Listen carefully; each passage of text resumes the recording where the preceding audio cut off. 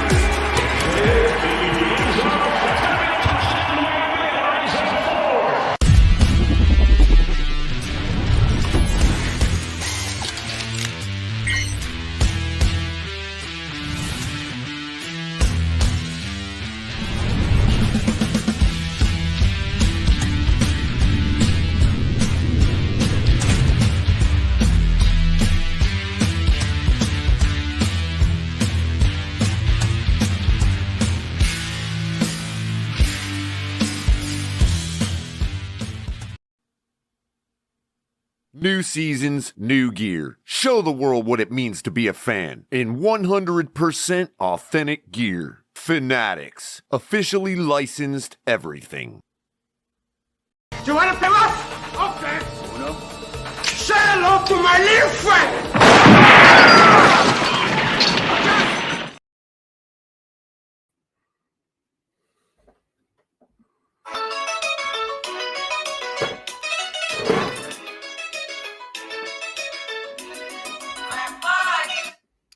What is up? ¿Qué pasa, mi gente? Happy Friday. What is up? I hope you are enjoying yourself. You ready for the weekend? I know I am. What is going on, everybody? Everybody in the building? Hey, man. At the end of the day, baby, we're here. Like the title says, this is the release, NFL schedule release aftermath. So, with that being said, yesterday, the Miami Dolphins released the schedule. And Dolphins are playing NFL teams, and the winner of those, the teams with the best records go to the playoffs, and the winner of that wins the Super Bowl. So, you guys are up to speed. Y'all have a good weekend. Thank you so much.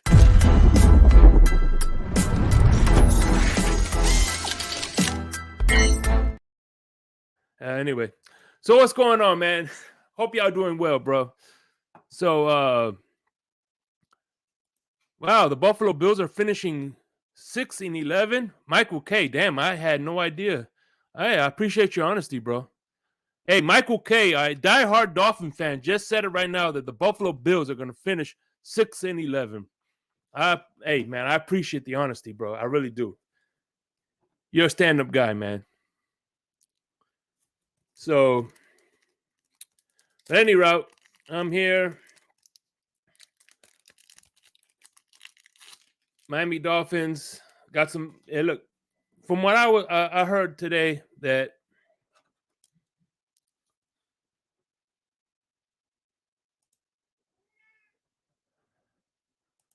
thank you, Facebook user. I appreciate your. I appreciate you, brother. Thank you, Scott Jackson. What's up?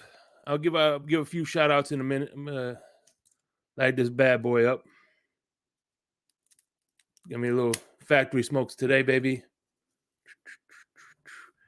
Of course, got me a little Mai Tai going. Mai Tai Miami, Tamiami Trail. It's it's a weekend, baby. Can't have a fiesta without a little Mai Tai.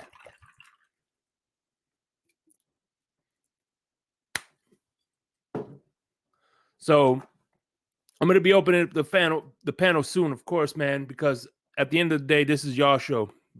I was put in charge here to let people get their opinion across. But before I do, I want to give a few shout outs. As always, Banana, what's going on? Shake Money, thank you for stopping by. Scott Jackson, as always, great. Hey, Crazy Dolphin, what's going on, baby? Welcome to the Wolf Pack. The ambassador is in the building, man. Hey, you were a great interview, Chef Jew. I appreciate you for stopping by in the blender. Jose Valdez, ¿qué pasa, man? Brian Brains, Miami 12-5. Hell yeah, I could get down with that, man. Miami 12-5, and of course we got the Bills residents, Mr. Amicus, and my favorite dude, Michael K, who says that the Bills are going to finish 6-11. That's right, 6-11.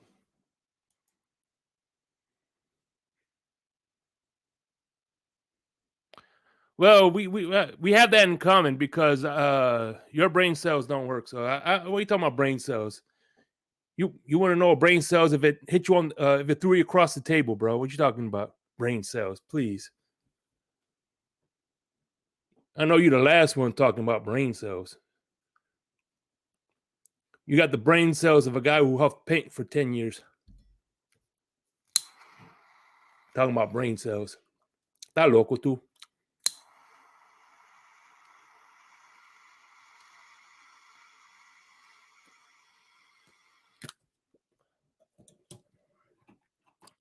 But I love you, though. Joe Levesque, what's going on? Got nothing but love for this man right here. Kane's 89. What's going on? Adam Sudowski. So, you're the one who, listen, Michael K., aren't you the one who says that the Bills are going to go 6-11? Don't put words in my mouth. You said that, not me.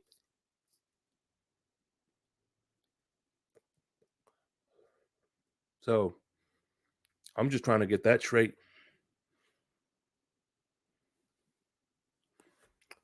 Man, but okay, Dolphins are 13-4. Got you. See, I appreciate that, your honesty. You heard that out of Michael K. The Dolphins are going 13-4, according to Michael K. So I appreciate you, brother. You're a stand-up classy guy, bro.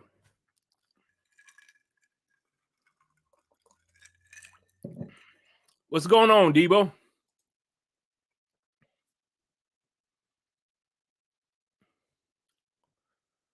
All right, okay. Well, that's something else. I really don't know. Let's make sense today. You want change for $1? Is that what you mean by cents? Josh Allen said he's in the gym watching film. Gym, is that a bar or a golf course? The gym. I think that's a golf course in Buffalo, ain't it?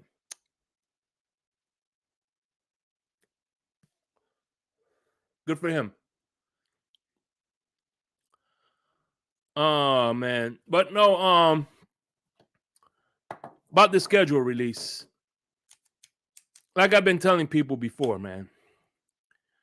If you believe that this team is a Super Bowl contender, it doesn't matter what the record is.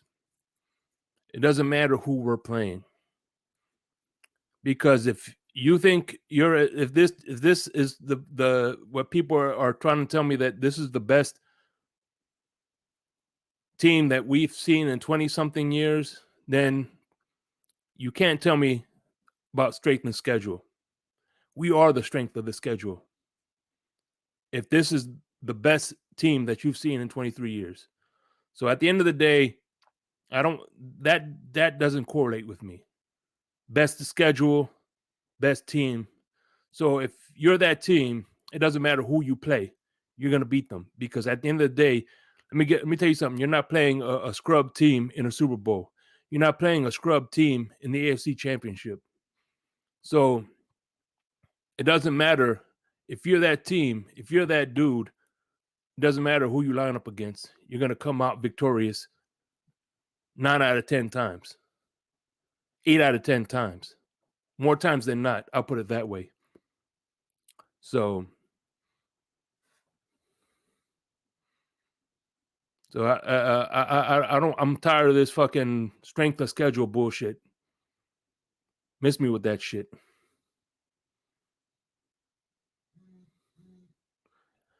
Amicus, you hit it right on the nose. If you're that team, the other teams have to worry about you. So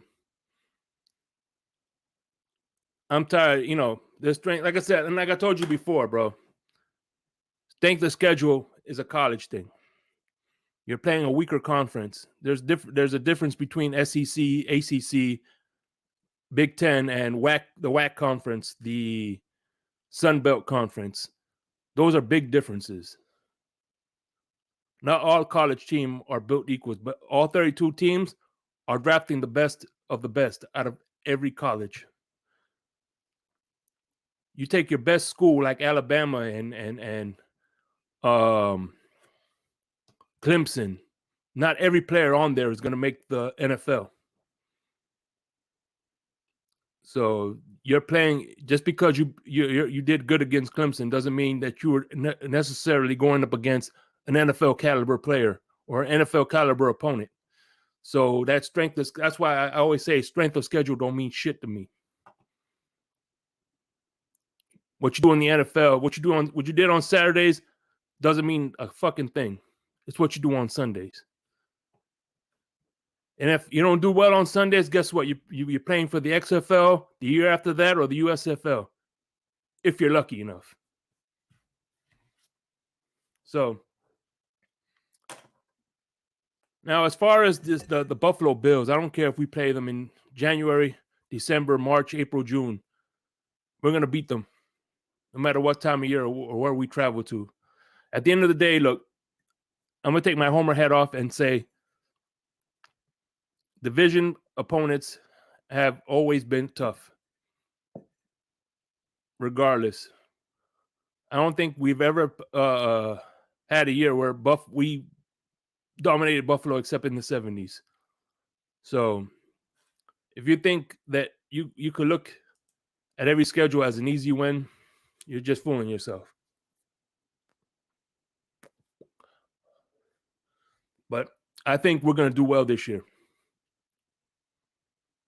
Yeah, arena football. If you don't make it in the XFL or the USFL, you could make it in the arena football or semi-pro, which ain't, to be honest with you, if you're following your dreams, I think you whatever.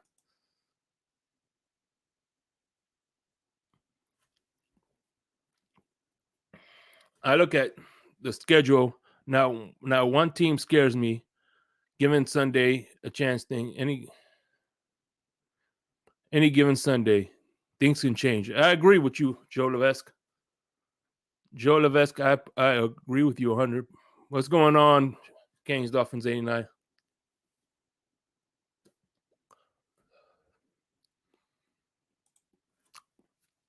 Let me ask the comment. Besides the Chief, do you guys see a team on this schedule that you could say it's going to be a hard-fought game out of division? Can anybody tell me Bon Joe, what's going on, brother? How you doing? Good to see you, fam. Yeah, man. Y'all ready to come up? Let me know. I'll drop the link. Let me know. I'm going to drop the link. The hell with this shit. I already had to say what I had to say about strength of schedule. So, and Michael K was so gracious enough to give us his schedule prediction. So, according to Michael K, let me get this straight. Dolphins are going 13-3, and Bills are going 6-11. So, hey, Michael K, I gotta appreciate your honesty, bro. I really do. I really do, bro. I really do. I really appreciate your honesty. But y'all ready to come up? Come on up, baby. Let's get this party begin. Let's start the fiesta.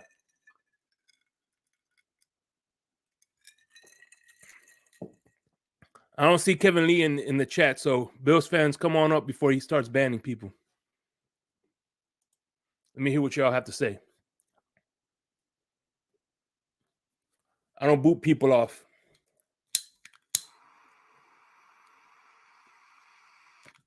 Because El Capitan told me not to. Not because I don't want to. But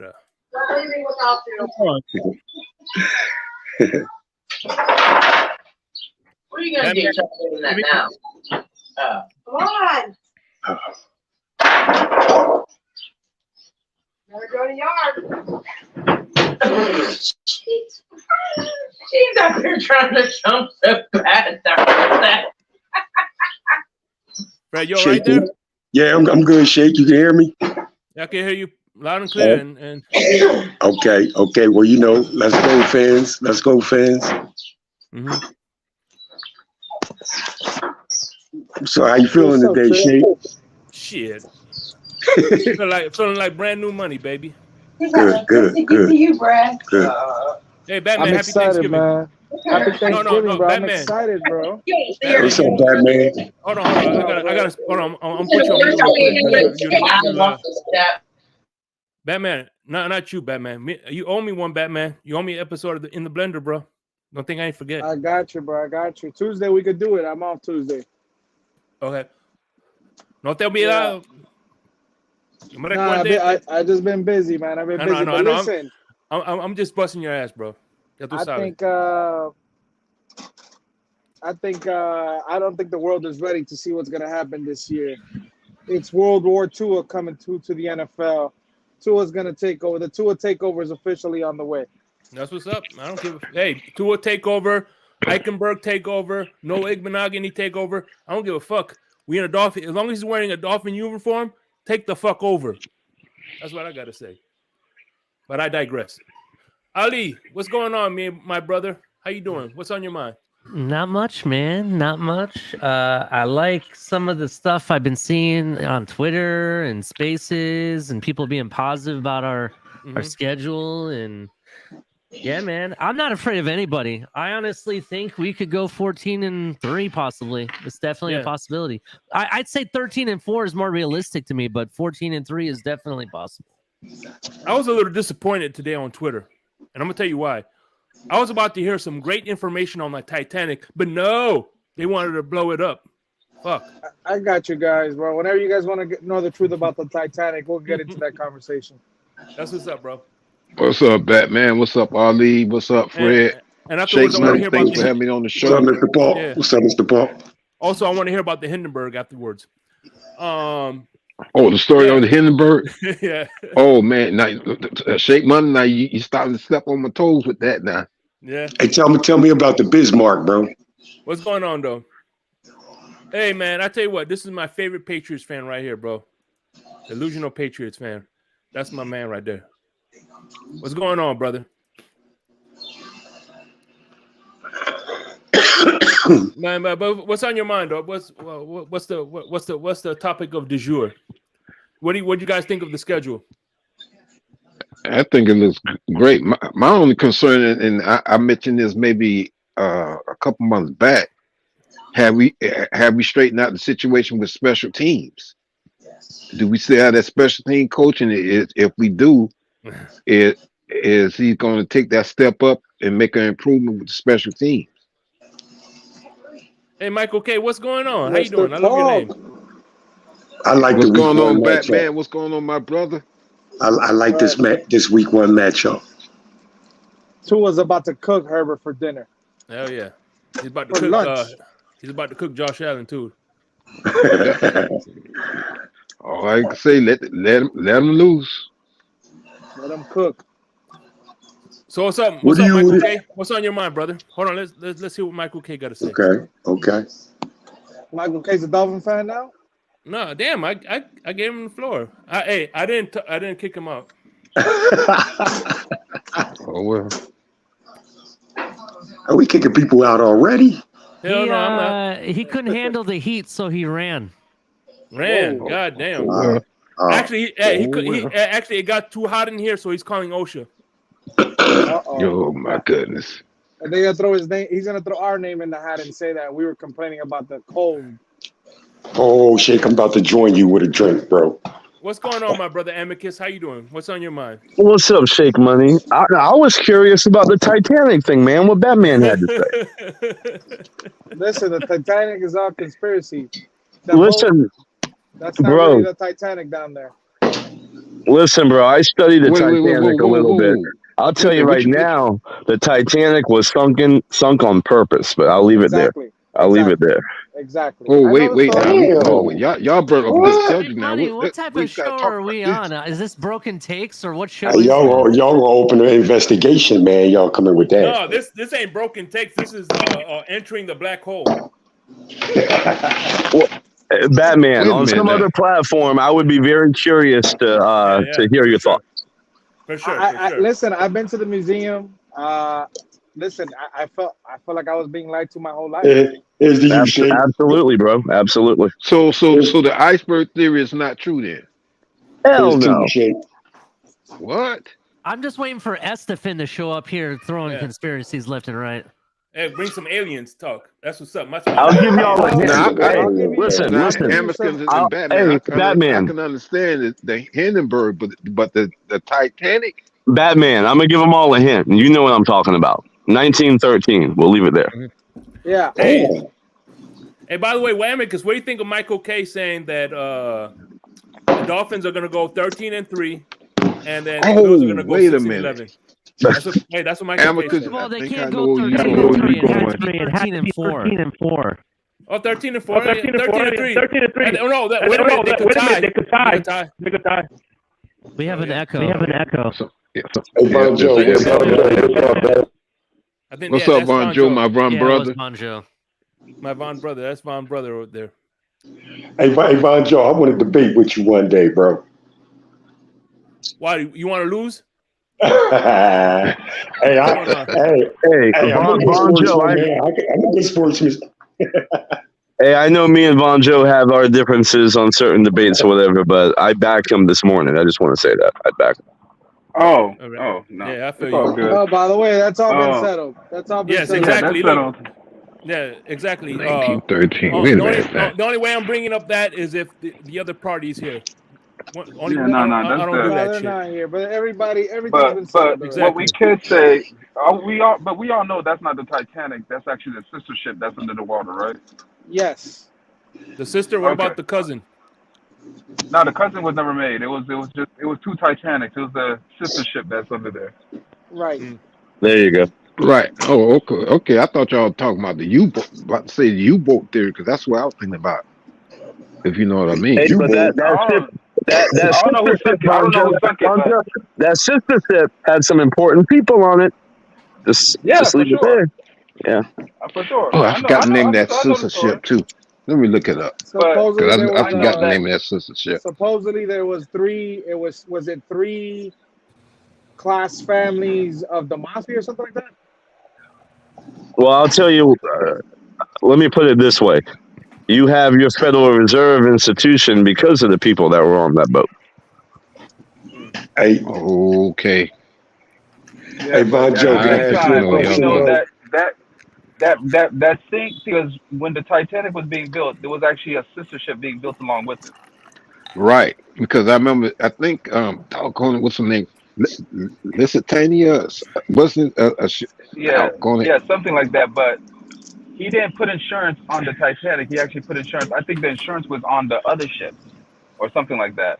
But most of the money was on. Bro, I forgot how I go, but I know that's the sister ship that's on the bottom, not the actual real Titanic that was built. So the one, I think it's called the Lusitania. They portray on the boat on the movie Titanic wasn't really the Titanic, the one that crashed into the iceberg. That's all. That was a love story, Anthony. Come on, man. I seen Leonardo. I seen Leonardo DiCaprio drown, so that was real. How do you believe that, but you don't believe in Tua, Anthony? How do you believe in that, but you don't believe in Tua, Anthony? Please tell me that. God damn. Hey. No, I'm critical. Hey, wait, Batman. I believe in Tua, but I don't trust that he can stay healthy. There's a difference. So Batman, are you trying to say, Batman, that we've been lied to about Tua this entire time? I want to ask you something, man, when they're done, man. He's the truth. The truth. Because I want to say that middle linebacker from Jackson State was talking very highly of him, Batman. Yep. You remember in the space I said that he actually get more run than Tyndall? Yep.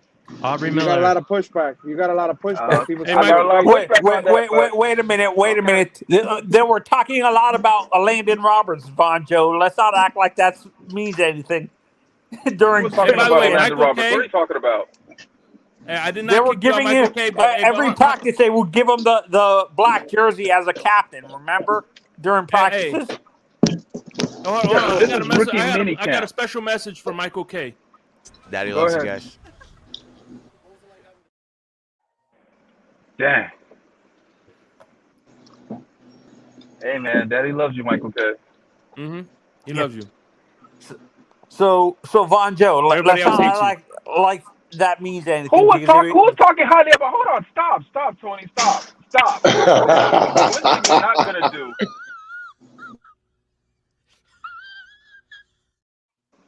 Stop right there. I'm 'cause everybody knew the confused, man. truth about Landon Roberts. No. They kept on giving him the captain's jerseys the whole during training camp. Remember? That's Flores' He's trash. He's trash. He's trash. This is captain stats. Okay? Nah. Again, this young man. Well, what do you Aubrey mean? Miller, That means the coaches trusted him. So that's Flores' fault. Again, everything's Flores' Hey, fault. you know what? Yeah, I must say, the Titanic was Flores' fault. Yep.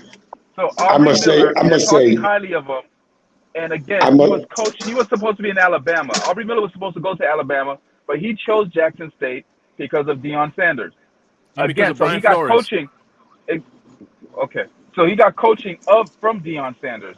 So and if you look at this guy's film, he knows how to diagnose plays. He's smart. He's intelligent. Exactly. So, hey, how you know that, Von Joe? When it comes to Tyndall lacked the intelligence. That's why we didn't see Tyndall.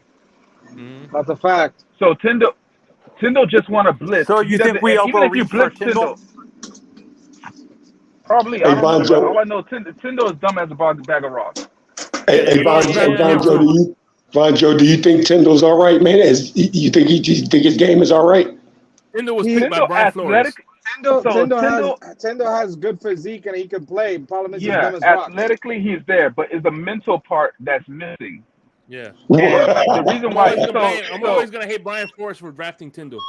So that's the thing. Here's the reason. And Von Joe, hold on. Let me land. The reason why I'm high on Aubrey Miller is because of the mental aspect, not just his physical. So with this new system, and we know that Fangio's defensive system is not an easy one. You can't dumb it down. There's a lot of moving parts. Yeah. So that's why I believe Aubrey will actually catch on to this because of his intelligence over Tyndall. And that's why I think he'll get more runs. Hey, has anybody seen Pete? So you don't think Tyndall will get any play? You don't think Tyndall will get any play this? He has an opportunity, of course. Tyndall's very athletic. Tyndall's play is going to depend on his ability to grasp that system, the Fangio system, the Fangio defense, his mental, not his physical. Because we'll see Tyndall on special teams. And by the way, I'm gonna say it again. If they put Tyndall over this Aubrey because of draft status and not because of play on the field, that's a fireable fucking fence. Yeah. Oh no. yeah. And you would say it on the field. Guys, I have a question. When it comes to the linebacker position specifically, doesn't it sometimes not every player can have the mental thing right away and stuff like that? Maybe this is what I don't like with our fan base. We're already saying it feels like we're saying this kid's a bust already. No. Yeah, man. Whoa. When did you hear that come out of my mouth? Yeah, you're not saying outright, but the way you're talking about him feels like it's a Anthony. Let me explain to you, Anthony. Anthony, what I think Aubrey, what he's saying is, I think Aubrey, and correct me if I'm wrong, he feels that Aubrey will come in as a better fit to the system that Tyndall would. Remember, Tyndall was not picked by Fangio, so it has everything to do with scheme. Like, you know how you were telling us. You know how you were telling us. I literally said, hold on, Batman, Anthony. I literally said this. Tyndall's limitation and his ability to get on the field will not be his physical. It would be his mental. So it's up to him. Yeah. Hear me clearly. No, I understand. Hear me clearly, Anthony. I'm not saying he's a bust. It's up to him and how he grasps. Tyndall has the athletic ability that he could get on most NFL rosters and have an opportunity to make some noise and be able to potentially start. The thing is with Tyndall, the biggest issue we had is going into last season was he couldn't grasp, like Fangio said, the playbook. He had difficulties when it comes to analyzing where the ball is, when the play is, what the hell is going on with the ball coming at him. He has to overthink things. If he can get better at that, Tyndall's going to be a home run. He's going to be a home run. No, I want to piggyback on what Batman saying. Batman. For me, when I look at Tyndall, I blame the lack of him not diagnosing plays because Georgia didn't play him in one position. He was either a pass rusher and a traditional coverage outside linebacker and a middle linebacker. So I blame the fact that he was playing multiple positions at Georgia. Here's the thing. If you go back and look at his film, because I went back yesterday and looked at Channing Tindall's film, and part of what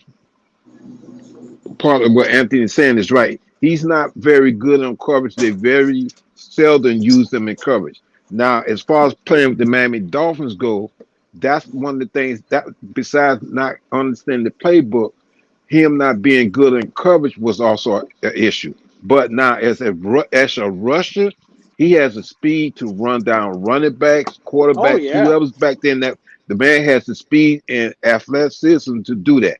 But 100%. Unfortunately, because I like Channing Tindall, but unfortunately, from what I'm hearing with Fangio, he doesn't really fit Fangio's scheme. So that's a hurt right there because you got a man that's so talented at middle linebacker. So here's the thing.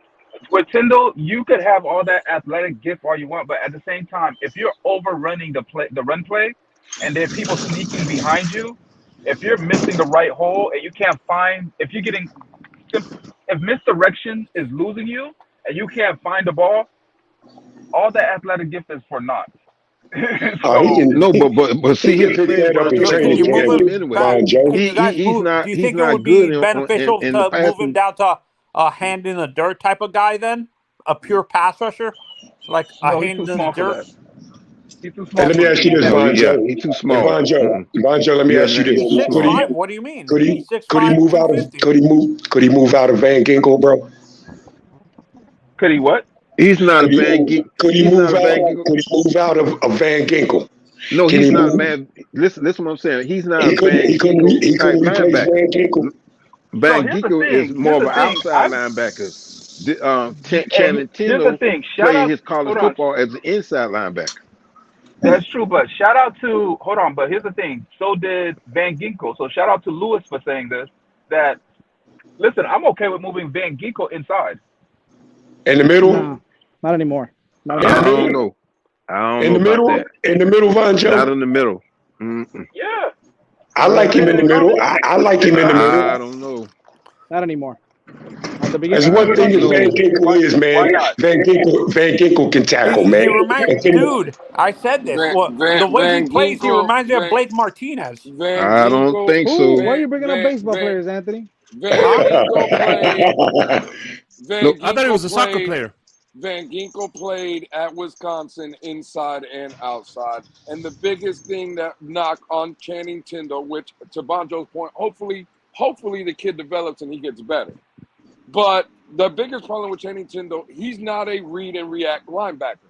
He's a go get the ball type of, or be a spy on Josh Allen, to Mr. Paul's correct. If you tell him, sit in the middle, you have one job. If Josh Allen tries to escape, go attack the ball, Channing Tindall's your guy. But if you're looking at Channing Tindall to read, react, diagnose the play, he's not that kind of linebacker. He needs an elite linebacker. That's on for that. He's not that guy. Listen, again, when they played last year in Tampa Bay, and again, it was only the preseason. But what I noticed Channing Tindall a lot of the times doing in the preseason, Channing, your assignment is to hit the A gap. He's going to hit it. He's just not going to know what's coming at him or what he's supposed to do in the gap because his head is always down. He's just running like the light bulb hasn't clicked in there yet to where, hey, okay, I know I'm supposed to be in this hole, but let me read, react, let me find the ball, attack the ball. Why I'm in this hole? Exactly. Exactly. He just doesn't. He's like, I'm in this hole, but why am I supposed to be in this hole? Right. And that's his biggest problem. And once he does And where? that, I think Hey, he'll be Lou, a monster. hey, Lou, where was No, he but drafted Lewis, at? Where did he get drafted at, Lou? Third What round. round? What pick? In the third round. Third round. Late Oh third wow, round. Late man. third round. right? But see, Oh man.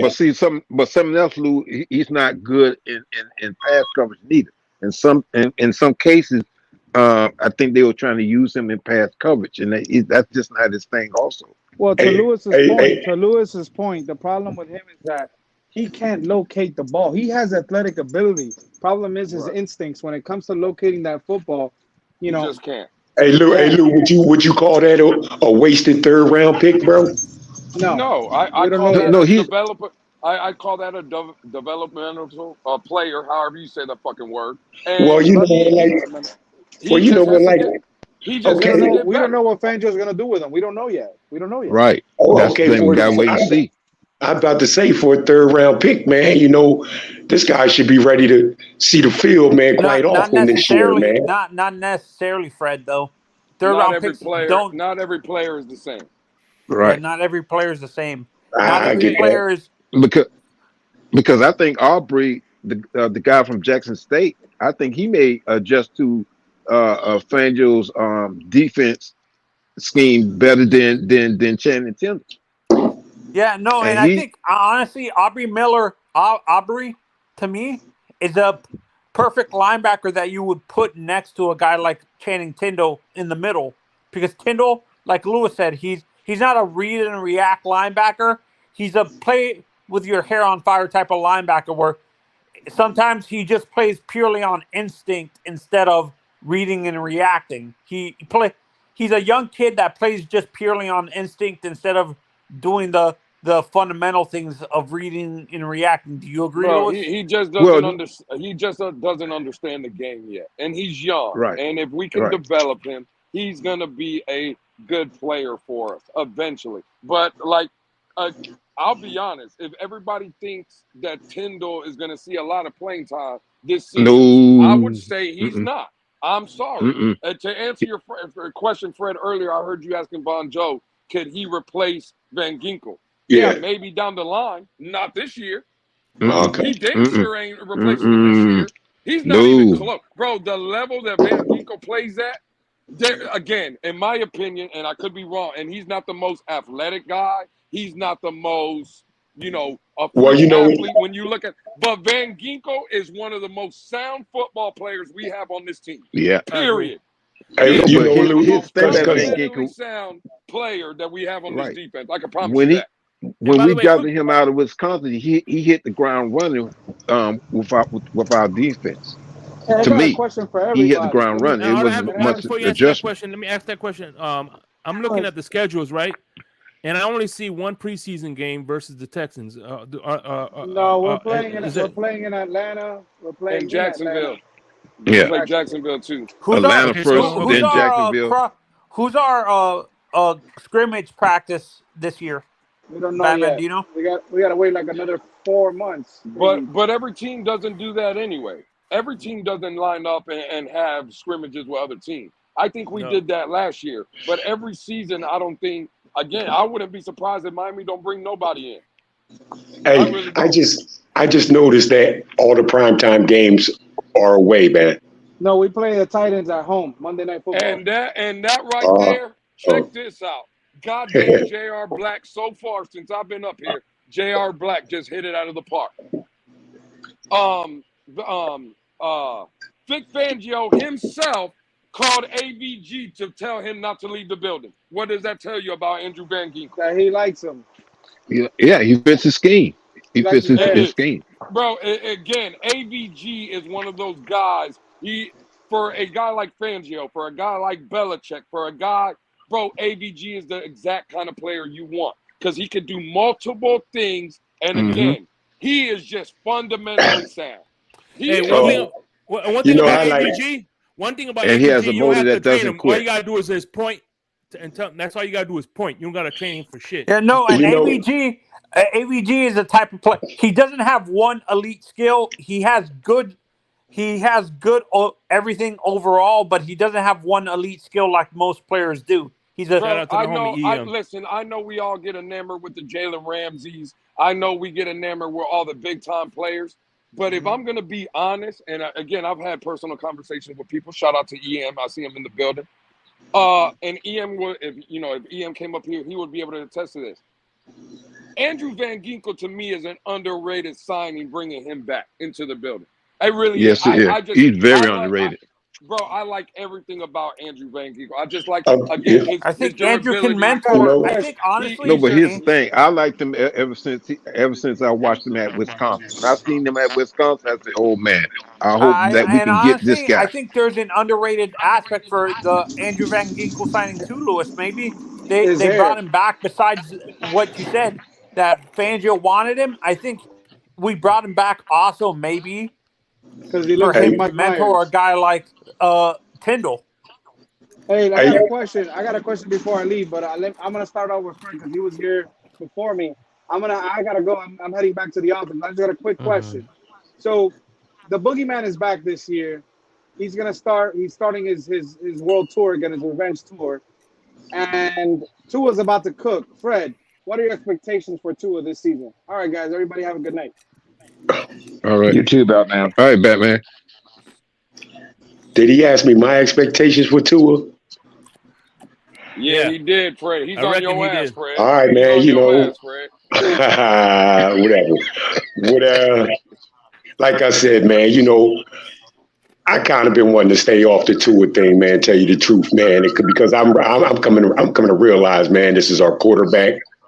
I got to ride with him, support him. You know what I'm saying, man? I'm a fan, you know, but there's still part of me, man, had doubts about him. But hey, I got to go with him, man. It is what it is, man.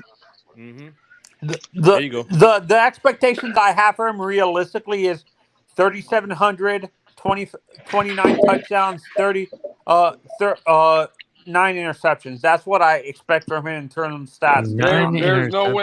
There is no way in hell, Anthony. I'm with you if you want to say 3,700 yards. Okay, that's fine. In my opinion, that expectation is too low. Where you miss me, Anthony, is 29 touchdowns. The man had 25 touchdowns in 13 games. If you're telling me if Tua plays the 4 more regular season games and a playoff game or multiple playoff games, and he's only finishing with 29, that's a bad season for Tua Tagovailoa. I'm sorry. And if that hurts people, no, it's realistic. No, I'm being realistic. Hold on. That was with a defense that couldn't get off the field, by the way. I can see. Hey Lou, you know what, Lou? 29 touchdowns is too low. I'm sorry. It is too low. Go ahead. I want to go after Fred. Go ahead, Fred. Go ahead. I could see his touchdowns being kind of low, only for the simple fact that the running game. Exactly. I expect them to get the running game going more. You know what I mean? We need to get that going. We got to get that going this year. And by the way, if that's your expectations, Anthony, hey, that's your expectations, bro. My expectations is that he's going to throw for 3,800 plus yards. So I'm saying plus yards, and it will be minimum of 30 touchdowns or more, to be honest. And the reality is, for me, is I need to see more consistency from Tua. For example, we'd have games where he was super hot on the money, and then the very next game, like against the Niners or the Chargers, it was like, hey, I want to take a 2 weeks off. I don't want to see that. I need you to be, playing at 100%, good to go every game throughout the season. Now, I understand if I can give him one bad game, okay, I'll give it to him, but not 2-3 bad games in a row. I won't do that. Okay, my expectations of Tua is for him to stay healthy, and then as far as his skills go, take it to the next level and ball out.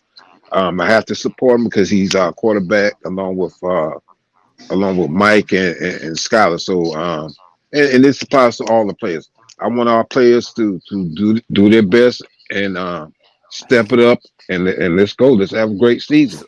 Let's go to the Super Bowl. Yeah. So Ali, I have a question for you. Actually, when it comes to the defense specifically, me and Shake and Lewis talked about this on other platforms, and I said to me, I understand people think X is going to have a bounce back year, but the way he uses the corner positions, usually the corners don't lead the team in interception. I said this with Lewis and Shake on other platforms, but to be honest, based on how he uses the safety position specifically, I think Javon's going to lead the team in interceptions, not X or Jalen, to be honest. Here's the thing you have to remember when, all we're doing is speculating, based Sorry on about that, past guys. I'm back. performance and past history and what they've done. You have to remember that Vic Fangio has stated that he has a new scheme that he has dialed up that he's going to present. And when we see that, it may not be like what we've seen in the past. What I will tell you, though, is that I think we're going to be using a lot more corners in our scheme than you will see linebackers at times. Yeah, that sounds that's what I've good. been hearing. That sounds Yeah, good. and I'm saying this. I think Cam Smith starts day one. I think he does too. I think he does too. In fact, don't be surprised if we have 3 safety formations, or you might see situations where we have like safeties playing linebacker roles too. Yeah, no, and let's not forget he's gonna use. He said he's gonna. I think in his interview, who's he starting over? Who's Cam Smith starting over? Yeah, replacing who? I'm saying no.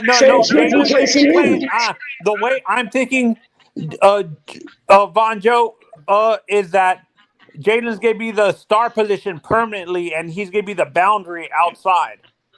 Yeah, basically what I think is going to happen, we're not saying that he should start over somebody. What we're saying, Vanjo, is that Vic Fangio in his new scheme and what types of players he likes players that can play multiple roles. He likes corners that can play safety, and he likes safeties that can play corner. All right, certain packages there. In addition, I find that he's going to be playing his safeties as a hybrid linebacker role too.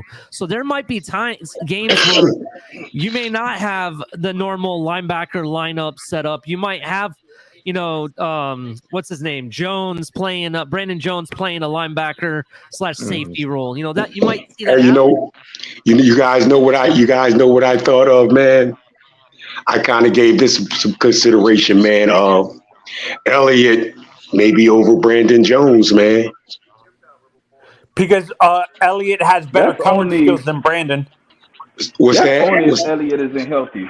That's only if Brandon Jones isn't healthy. Yeah.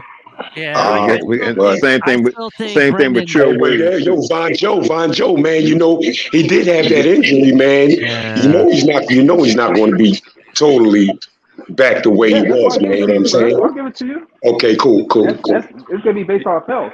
Yeah. Right, same thing with Trill Williams. We get Trill Williams back too, and Trill Williams was wrong before he got hurt. This is going to be a big secondary, Von Joe, man. Yeah. I'm telling you, man. It's a big secondary. And honestly, what I can see happening is maybe Ollie. I'm not sure if you can see this happening. Maybe playing the Bear that Bear defense that you saw that the Bears played in the 80s with with Singletary and stuff like that. Oh like yeah, that Singletary and refrigerated Perry. Yeah, that 4-6 defense maybe. Let me pop in with a couple sobering thoughts here. First of all, you have to remember that when the season first starts, you're going into Los Angeles to play the Chargers, and you don't know about the game one health of Trill Williams, Brandon Jones, or Nick Needham. That's one. Mm-hmm.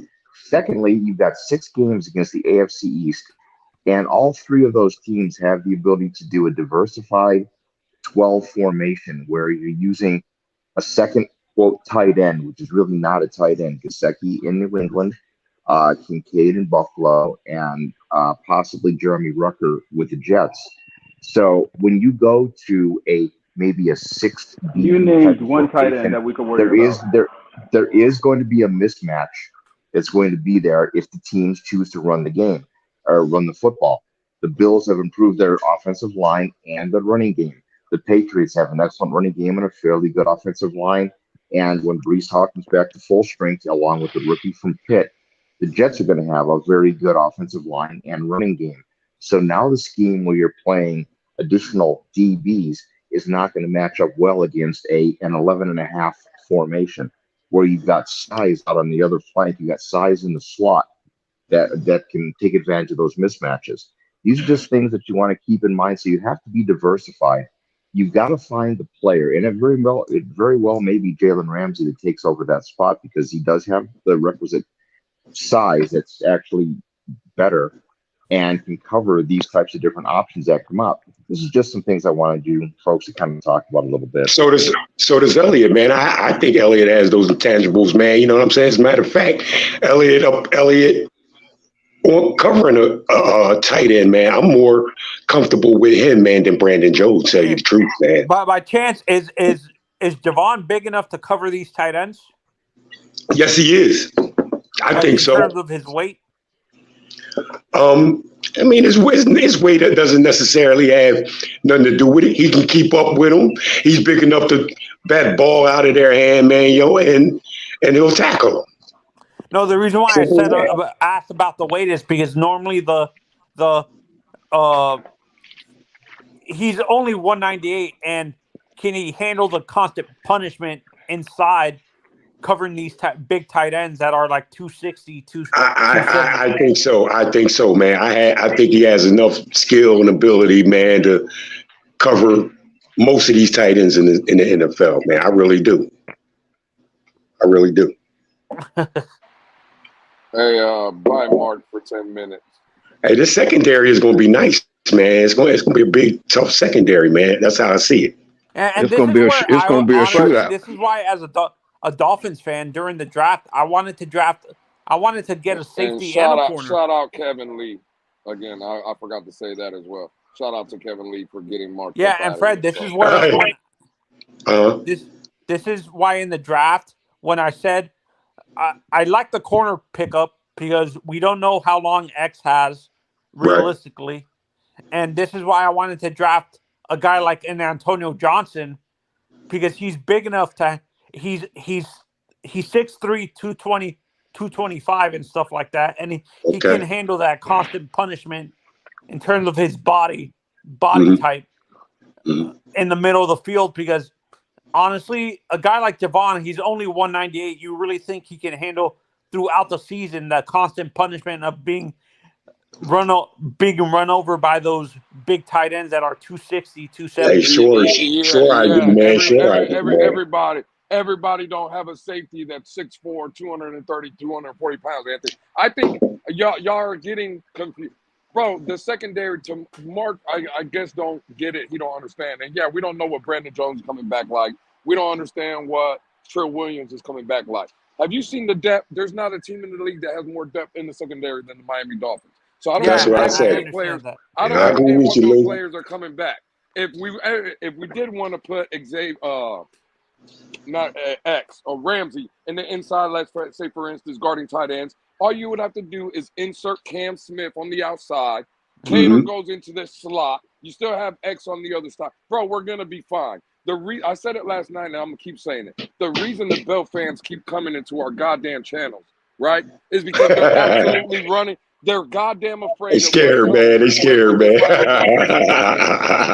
They're trying to tell you now. They're trying to tell you now that the Jets. They're trying to tell you now that the Jets are going to be number 1 or number 2 with them, and it's. Bro, this is a Miami Dolphins division to fucking lose. I'm not worried about none of that. So, Mark, I get it, but have a good day, bro. It was a cool story. Miami's busting y'all's ass twice. I like that one, Lou. Go with Lou. Go with. Exactly. And because with Aaron Rodgers going to the Jets, I'm gonna tell you, I'm not putting Aaron Rodgers down, but I'm not really scared of the Jets, even though he's there. I'm not really scared. Who do you guys think leads the team in sacks? Is it gonna be Jalen or Brandon? Jalen or Brandon? Bradley Chubb or Jalen. It'd be Jalen Phillips, bro. It'd be Jalen Phillips, man. It'd be Jalen Phillips. It should be, and by right, it should be. It should be. But don't you think they would want? Honestly, for me, I think it's gonna be the veteran guy, like the older, because of the based on the contract is what I'm saying. I think they don't want to be overpaying for a guy who's only giving you a certain amount of sacks throughout the year. So I understand what you're saying, Anthony, man, but on just pure quickness, power, and speed, man, I just think Jalen Phillips will have more sacks, man, and be more of an impact than Bradley Chubb.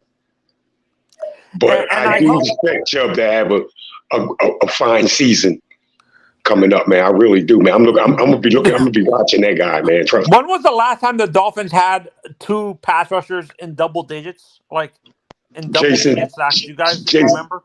Jason Taylor and was on the Trace other Armstrong? side. Was it Trace Armstrong? No. If I may have my years mixed up, man, but was it Gunlier, man? Where they went 1 and 2 in sacks that year. A year they played together, they were 1 and 2 in sacks, bro. If I'm not mistaken. Play with Wade? Or am I tripping? No, I don't. Did he play with Wade? No. No, I don't think so. JT was gone. JT was gone by the time. Wade got there. Yeah, Jason didn't play with Cameron Wade. But when he played with, I think it was either Trace or Adewale. Like it was Adewale or Gunley. They were 1 year. They were 1 and 2 in sacks in the league. That is Prince Adewale Gunley. That man is royalty. Okay, yeah. That man's not royalty. Where's the proof? No, seriously, no. Seriously, he's royalty. He's a prince in Africa. Actually, that was the 1-2 combination. Scott Jackson has it right as well. It was Olivier. Oh, okay. Olivier Vernon and That's right. That's right. That's right. That's right. Because Olivier ended up going to he left the Dolphins and went to the Giants. Were they 1 and 2? I know Cam Wake was part of that. So. And were they 1 and 2 in sacks though? Were they 1 and 2 in sacks? You know what I mean? They were in the top 10, but they weren't 1 and 2. No, they weren't. Not. Okay. Anthony, you gotta put some respect on Prince Adewale Aguzli's name. That's what I'm saying. To be honest, this is gonna be the third. I think this is gonna be the third dual pass rushers that's gonna have double-digit sacks. So I think Bradley's gonna have like 16 or 17, and maybe a guy like Jalen Ramsey's gonna be around 11 or 12 and a half sacks. Yeah. If they both can get 10 sacks, for me, man, I'm very much satisfied that they can both get 10 sacks. Well, I'm satisfied with our defense already. I have a question, but on the other side of the ball, let me ask you guys. Maybe you guys already talked about it. I had to step away for a moment because I got a phone call. With the news that came out today about Delvin Cook being released on after June 1st, right? With the June 1st designation. Let's say we bring him in. Mm-hmm. Could we possibly get that success at the running game like we used to with Ronnie and Ricky? Yeah, I think we cut, and I think we cut Mostert. I think we come if we bring in a guy like Dalvin Cook. I think Mostert and Wilson are gone. No. We're gonna keep Mostert. Not Mostert. Wilson will be gone. It'll be Wilson and Gaskin that will be right. gone. That's what will Because happen. No. Yeah, you know, Ahmed Wilson and Gaskin are the only people that doesn't have money on their contract. I know, but they'll keep Ahmed, dude. I'm telling you, they will keep Ahmed. Yeah, they're gonna keep Ahmed. They're gonna definitely take a cap hit. But Wilson will be gone because Jeff Wilson only has like 250,000 guaranteed, bro. That's it. No, but not just that, man. You know, Wilson wants to be on a team where he can start. Also, you gotta remember that Jeff Wilson wants to be on a team where he can start. That's why he left San Francisco. Yeah, and to tell you the truth, he wants to be on a team where he can start. I don't care about this Dalvin Cook. Before I worry about Dalvin Cook, I want Wilkins re-signed. I don't worry about Dalvin Cook either, man. Because to me, man, you know, Dalvin Cook is that guy, man, giving him the ball 20, 25 times a game, man. And how you going to do that with Mostert, you know? Yeah. No, my thing is this: if we can get him, bring him in. If not, we got a good running back roster what it is right now. But if we can get him, yes, you go and get him because that's an upgrade. It's a waste. It's a waste to go get him anyway. Thank you, Lou. Thank you. Why you say that, Lou? Because it is. Because we're fine in the running back room anyway. And that's what I'm saying. So. I'm saying I'm all right with that. But hold on. I disagree with you, Lewis. I disagree with you because both of our running backs, Jeff Wilson and Mostert, no offense to them, but they're injury prone, bro. And look what happened last season. We had multiple games where only one of the running backs were available. I think they only played one game where both of them played in the game together. If you go back and actually look at it. Well, didn't Dalvin Cook just have an injury? Didn't he just come? Ain't he right off an injury, man, with the shoulder? He's been injured. Yeah, but he's also put up 4 straight 1,000-yard seasons. I mean, come on. Yeah, but 1,000-yard seasons don't and matter. He played the entire season too.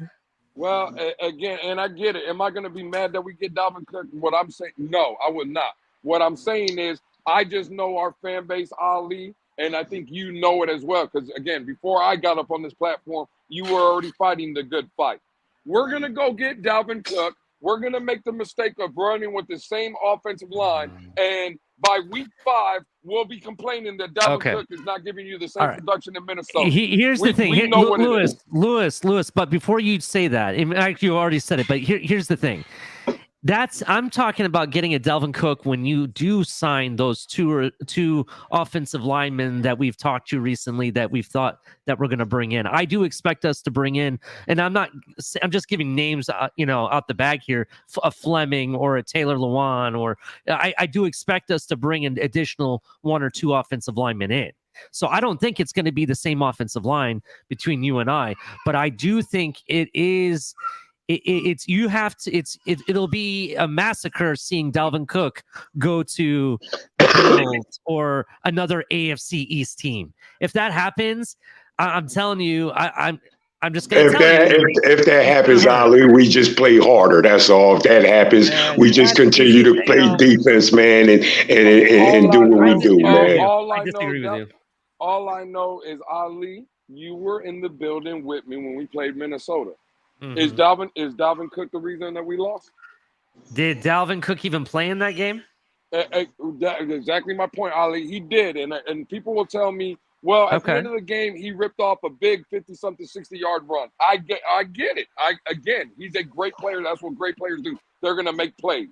But I would just say the first 3 quarters, I think it was 12 or 13 attempts for 25 yards. Let me ask you this. Let me ask you a question. Has Mostert or Wilson won us a game? I believe. See, that's.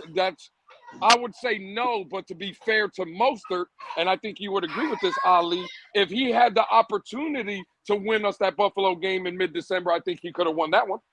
See, my issue with Mostert is the fact that when he gets to the second wave of defenders, he gets past the first line, right? When he gets to the linebackers, he always misses that. He always hits that one last linebacker that takes the runaway every time, right? Dalvin Cook gets to that level, he's gone, bro. I don't think he gets tackled if he gets to that level. No, man. No, man. I'm not going to debate you on that, but again, we drafted that player in the 3rd round this year because Dalvin A-Chain, if he gets past that front 4, he's gone too.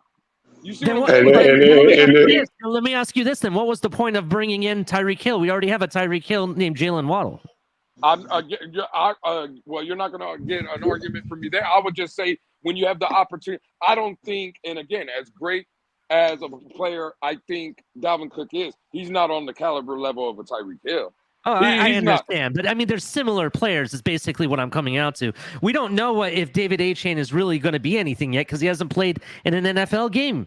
You can't really say that. You could say, based on what I can see, he has potential. But Dalvin Cook's been doing it for 5 years? And for the last 4 years, bro. 4 years straight. Well over 1,000 yards, more, 10 touchdowns in 2 out of the 4 seasons that he had, and he's very formidable in the receiving game. Plus, you can also use him in special teams, bro. We've seen it. Look what he did to the Colts last year. I mean, that was ridiculous. Ali, man, Ali, the Well, guy no, gets the no, ball. no. The guy gets the Dalvin ball Cook. 25, 30 times a game, man. Dalvin Cook. Dalvin You're Cook is bound to not rip off playing. something carrying the ball that many times, man. Dalvin Cook's not playing a lick of special teams if we get him. He's definitely not playing no special I'm just teams. saying is he can do it is what I'm trying to say. Hey, man, Mostert is capable of taking it to the house at any time too, man. Ali, I don't think Dalvin plays a lick of special teams. Listen, if you tell me you got Jalen Waddle and Tyreek Hill with back there, and you were scared to throw them back there, right? You're not going to tell me you're going to throw Dalvin Cook back there. There's no way in hell. So, they threw Mostert back there. Yeah, well, but again, if you're going to, because the thing with me, and I'll be completely honest, this is where the Dalvin Cook argument loses me. We heard, and again, I'm not saying that they're true. I'm just saying this is what was said. Batman has 2 years, $16 million guaranteed. That's $8 million a year. Mo was out there earlier saying 2 years, $14 million. That's $7 million a year. I just don't understand why our fan base, again, I think for me, and I could be wrong, this is just my opinion, I think we fall in love with a player's name, right? You hear Dalvin Cook and everybody gets enamored. Bro, the NFL is telling not only the Miami Dolphins, every team in the league, you go draft a running back, whatever round it is, and you use them for the 4 to 5 years you got them, and then you move off of them. The league is devalued running back. So why would I go and get a guy? And that's why I don't think he's going to get 14 or 16 million for 2 years. I think it'll be less than that. Well, hey, by the way, real quickly, hold on, Lewis. I apologize. I was cooking dinner, so I wasn't watching the chat. But I seen Kevin Lee said I missed a super chat, so I'm here. Kevin Lee, I apologize for missing the super chat, and it says Shake in the panel. I think we go 6-0 the first 6 weeks. I also think we beat Casey in Germany. I'm not too hard pressed to disagree with you, Kevin Lee. And thanks again for the super chat, and I apologize for getting it to it late. Sorry. Yeah, I'm Go sorry. ahead, continue. I wasn't looking down at my phone either. So I'm shout out to Kevin Lee with the donation. I'm sorry I missed it. But yeah, to answer Kevin Lee now, if we're just gonna move off and we can go back to the running back, but just to answer his question, see that I'm with him there too. I do believe, looking at the schedule the way it's shaked out, I don't think Miami's losing the game until week 7. That's where I think our first loss comes to. It's Philadelphia. Eagles, I do have them losing. I do have them us losing to Eagles. the Eagles. I have them losing to the Kansas City Chiefs, and this is why I don't like the game. If this game, and again, week 9, I don't care about the week we play in. I just think we lose to them in Germany because of the travel and stuff. I don't think we're just ready to. If that game was in Arrowhead or Miami, I got us winning that game. But that's a loss. The Black Friday game against the Jets, the day after Thanksgiving, I don't like that game. I'm going to give that one to the Jets. And then I have us, like I said last night on the panel with El Capitan, I got Dallas and Baltimore also being a loss. But I do believe we sweep this division and go 12-5. I do believe, or we 5-1. Sorry, I got us losing one time to the Jets. Hey Lou. Let me ask you this, Lou. Like, what do you think about week 1 against the Chargers, bro? Given that, you know, they're supposed to have our offense figured out. And then not only that, No. they don't have our offense were figured out. That's a narrative that everybody paints out. Well, Lou, they did shut the offense down, Lou. They didn't shut again. Wrong. In my opinion, they didn't shut us down. We just didn't execute. That's what it was. I'm so sick and tired of people saying they shut us down. That's what people will say against the 49ers. I didn't see that. People will tell me all the time, well, the linebackers, they made an adjustment. They dropped the linebackers back. Okay, I'm not saying they didn't. We all had eyes on the fucking game. Did that stop any of the passing lanes for Tua? No. Did you see people still running down the field, middle of the field, wide fucking open? Yes. It was that Tua had a bad game. They didn't execute. They didn't play well. The 49ers didn't figure us out. Neither did the San Diego booty Chargers. wide open. Those are misnomers that people in the fan base will tell you. If I said it last night, I had Ali agree with me. I had color commentary agree with me. And if Cap, I don't know if Cap and Shake agree with me, but this, in my opinion, if the Dolphins execute, the Dolphins are the only team that can beat us. Period. We're the only team. This is not the 2019. This is not the 2019 Dolphins. This is not the 2020 Dolphins. Where I just think we are ready to win, and barring any injury and us playing like absolute dog shit, bro, I'm not scared of nobody in this league. I'm not. Okay, well, if there's one game that I'm looking at. Let me real quick, because I'm eating. I'll let you get Fred, but hey, listen. Of course, I agree with you. I don't know if you heard my opening monologue. That's why I say when people say the strength of schedule, it's pure bullshit. At the end of the day, if you're a Super Bowl contender, if you're the team, people should fear you, not the other way around. So I do believe in that statement that the only people the Miami, it's our team, it's our division to lose, and we're the only ones who will beat ourselves. So that's I do agree with you, Lewis. I appreciate that, Shake. And again, I could be totally wrong, and I would be the first one to come out here and say, God damn it, I was wrong about this team. I put my Homer hat on, and I was just seeing with aqua and orange glasses. But I really don't think that's the case. I've never been a homer. I was always considered a hater. But right now, there's no way someone can convince me from 2019, when we tore this team down, to where we are headed to in the 2023 season. And again, I will call people out. I could be wrong. I'll still call you out. If we were in 2019 and I told you 4 years later we had this roster, and you guys would tell me you would be upset again, I just think you're gonna live a miserable fucking life, and there's something wrong with you. I really do. Like again, how can we sit here and be disappointed with the team that we have around? I don't understand. But we'll sit here and we'll say, well, look what the Jets have around. Oh, look what the Buffalo Bills have done. But when it comes to Miami, that argument doesn't hold water, right? We're the only team that can't realize what we have done. It's always about what the other teams have done. Bro, what are we talking about? I don't know, man. Like, well, as far as the Chargers, man, to me, this is going to kind of define, where Tua is at, where he can go, and where he's not, and where he's not going to go, man. This game against the Chargers, man. Everybody healthy, so we shouldn't have no excuses on that. It's week 1, and that's kind of like one of the games, man, that I'm going to be real interested in, man. Not only that, but it's week 1 too. Yeah. I think we fucking dog walk the Chargers. All I know is all I heard all off season is what their head coach was going to be fired, right?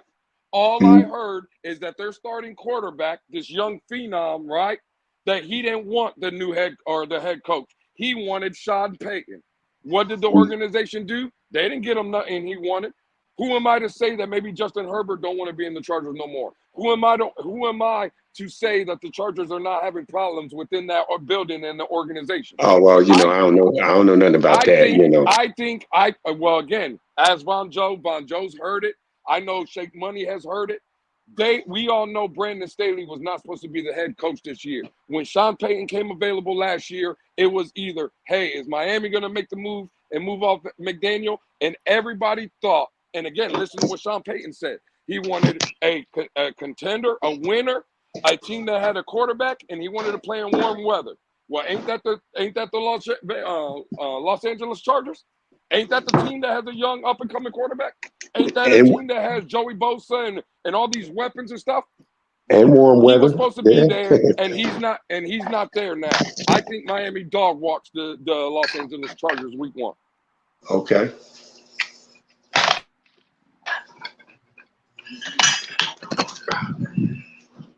Oh, damn.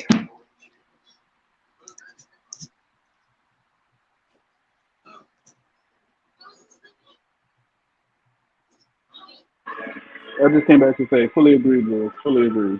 Hey, I told you, Von Joe. Von Joe, I told you I'm gonna come up with a cooking apron, and it's just gonna put in the front of it. It's just gonna say "cooking folk." Because you ain't cooking nobody, Lou. You ain't cooking nobody, Lou, man. Cooking motherfucker, Von Joe. God damn. You ain't been cooking. Hey, Lewis, look at my avatar. That's what you're doing.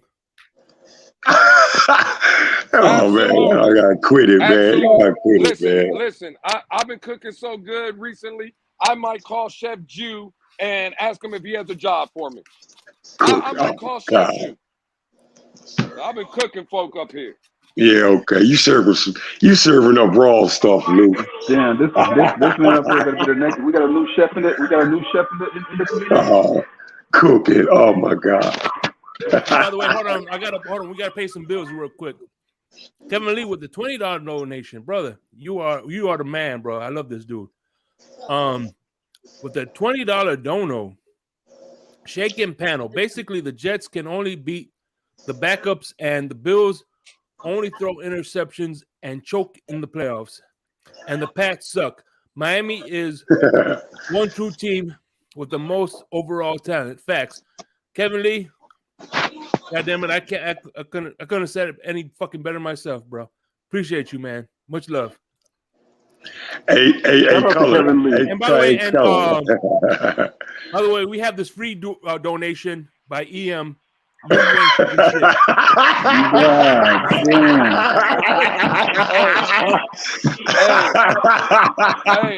Hey, you know what I do? You know what I do? I give people PSAs. EM is just mad because they got that green light on his motherfucking ass. As soon as that green light was put on him, now he's all in an uproar. His panties are in the butt. Don't worry, EM. I've been made a couple phone calls. You're good in the 305, homie. You're good. Don't worry. Me and Von Joe ain't gonna let them. They scared to come outside. Hey, Von Joe, we're gonna have to save EM when he comes down to the 305, man. That green light is on. Hey, Von Joe, you said Lou cooking too. But he's still not wanted in the 813. I'm just saying. You said Lou cooking too, Von Joe. Shake. So I heard somebody was up here cooking people. Yeah, So man. Lou's cooking everybody, man. I figured we needed some Gordon Ramsay up in here. What the hell is this shit, man? Lou, I'm telling you right now. I wouldn't serve this to my fucking dog, man. Color, I'm telling you, Color. He just served up a nice plate of Fred Dunlap right there, boy. Oh my God, no, he didn't, man. Medium rare. Is spoiled. Look, y'all still ain't going. Look, I still ain't gonna come out of my. 86 the chicken. Hey, shut this whole thing down. Oh my God. I told y'all the other night I'm coming out with my professional apron. It's called Cooking Folk. That's all. Hey, Lou, you gonna make me go back to myself, man. But there's roaches in the beans. We gotta pay some more bills here. Craig Sebring with the $5 donation. Thank you. Salute to you. Hold on, let me get on camera here. My bad. Salute to you, my brother. With the $5 donation, Craig Sebring. I think Miami goes 13-4, and both offense and defense finish in the top 5. Dude, from your lips to God's ears, brother. Much appreciated, Craig Sebring, and anybody who gives super chats. I'll make sure that you guys are on the priority list. So, much love to you guys, man. Continue the conversation. The crab cakes are frozen. Lou cooking. Hey, Fred, I know you're not used to cooking. Hey, Lou, your steaks are half done, bro. He's serving half-done steaks, bro. Hey, Fred, I know you're not used to cooking. I know you're used to boiling water. It's okay, all right? Okay, all right, Lou. Listen, Fred, do me a favor. Go put a hot Fred be boiling water. Hey, Lou, you know what, Lou? Don't nobody's toaster strudels taste better than mine, bro. Yeah. The problem is you're microwaving those toaster strudels, right? That's the problem. Come on, bro. You ain't making that out here. All right. Hey, you telling me that Fred out here serving soggy toaster noodles? Yeah, man. He said I was serving. Yeah, man, toaster strudels. I said, damn. Hey, you go. No hey, flakiness in the crust, no nothing. Von Joe, listen, you go to Fred's house, and when you ask him for something to eat, that man serves you a Hot Pocket. Oh man! Hey, nah, Von Joe. Hey, Von Joe. Hey, Von Joe. You come to my house. Is it at least one of those like gourmet ones that are like steak and potatoes inside? Hey, Color. I'm that dude that you come to my house and ask for something to eat. I tell you, go ahead and help yourself, man. That's the dude I am, man. By the way, Hot Pockets. Number one, Hot Pockets are delicious, but Hot Pockets. Hot Pockets, don't eat it right out the microwave unless you want to taste rubber for a month. Right. Or taste nothing for a month. Dang. So when I go to Fred's house, you gotta sit there and say, "Hey, Fred, man, you know what?" No, I say Von Joe. I say Von Joe. Go ahead in there and find what you need, man. No, I'm the same way, Fred. I tell all my guests first off the bat, first time they visit me, I'm like, look, I'm gonna tell you one time. I'll get you a drink one time, but if you ask me for something to drink again, I'm gonna tell you no because you know where the fuck it's at. Yeah. No, hey, Color, I'm gonna do better than that. I ain't even gonna answer you, man. Well, no, I mean I'll outright tell them no. It's like I told you could have anything you want in my fridge. So if you're asking me, I'm gonna tell you no because you know where the shit's at. I ain't nobody. I mean, I ain't your servant. You know. But as far as long as you don't take my last Mountain Dew, I'm all right. We're cool. As far as Lou, Von Joe, well, they the only two so far I know, man, talking about some cooking, man. You know, hey, man, you guys, man, you taking it too far, man. You guys are taking it too far. And start cooking. I don't cook. I mean, I like to, but I don't. So, like, if a friend of mine was over and started whipping up some freaking steak and eggs or something, I'd be like, okay, whatever. Yeah, man. And then I'm sitting here, man, trying to be open-minded about, you know, the players, coaches, you know, all this, man, you know, man. But they're gonna try to tear into me, Color, man. But I'm gonna keep my composure, man. Fred. Okay, we got plenty of flip flops for you to wear, Fred. You're allowed to like Tua again, man. Fred. But right there, when you say, "Oh, I'm trying to be positive," I'm trying. Yeah. Again, you make it seem like the players we have on this roster is trash. No, Lou, it's not. No, Lou, no. Like we're trying to convince you that Xavier Howard is good. No, that's because Jalen Ramsey is good. Like, what are you talking about? No, Lou, no, it's not none of that. My main issue, man, and you know, like I've been trying to, you know, fall back on it, but I still have the main issue at the quarterback position, bro. I really do, man. I really do. Hey, but I gotta ride with it. I gotta ride with it because he's our quarterback and going into week one, and so. Hey, it is what it is, man. I gotta ride with it. I ain't got no choice but to ride with it. And see that, and that's the difference. And no one's gonna kill you for that opinion because I would tell you right now, Fred. I still have my questions about Tua Tagovailoa. The difference between me and you, right? And again, I'm not saying I'm right. I'm not saying you're wrong. I'm just saying the difference is that you'll tell me Tua played like dog shit last year. He's trash, and I don't think so. If you were talking about his first 2 years, I don't know how many times I got to say it. I'll say it until I'm blue in the face. To be the 5th overall pick, I don't give a fuck about who he was throwing to. I don't give a fuck about who he was getting coached by. He was underwhelming for his first 2 years. But last year, and again, while he was on the field, again, did he have a bad game? Yes. Here and there, yes. But for the most part, the kid played well. Let me tell you. Hey, Color, let me say one thing. I got this, Fred. Here and there is the opposite of 3 in a row. No. See, no. He played bad in San Francisco. There's one. He played good or bad against the Chargers, in my opinion, right? There's your 2 in a row. He came back against Buffalo. He played a very good game. That was a very good game by Tua Tagovailoa. Now, did he miss a throw? Okay, he missed a throw. I get it. Are we going to say the whole game was bad? No, I liked Buffalo. I thought Buffalo was great. Okay, so that's not 3 in a row. Then he came back and he followed it up with Green Bay, and in the second half, he played like absolute dog shit. That's 4 straight losses, Lou. That's a losing record. Hey, Lou, that's a losing record going. Okay. Let me correct myself. Wait a minute. We're going Because of one good performance peppered in, sounds like the good performances are here and there. That's true. But hey, listen, we're going in circles here.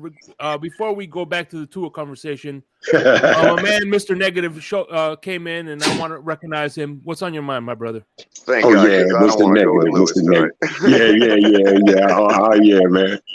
Hey, go ahead, cooking color. How are y'all doing today, guys?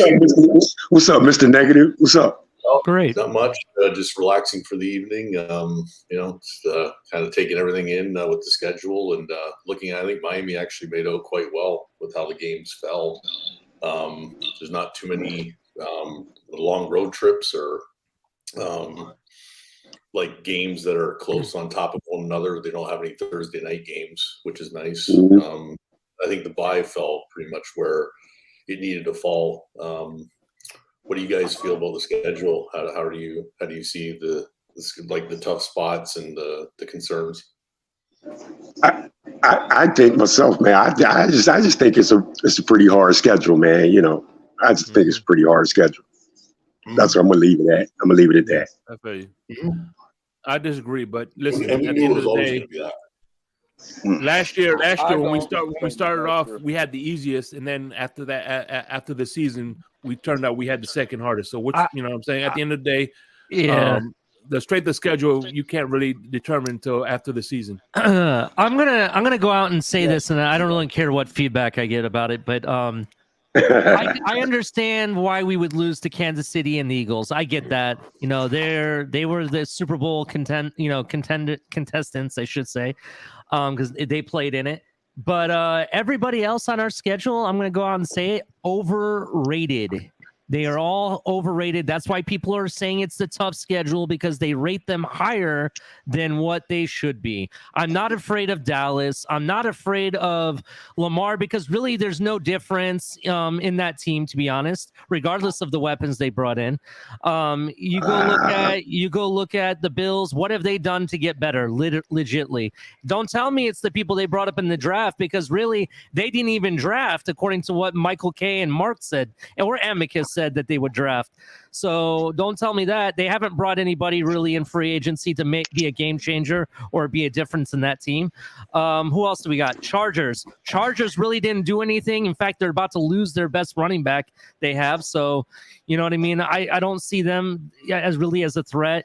And let alone, I'm willing to bet money that Herbert throws an interception in that game that cost them the game in the first place.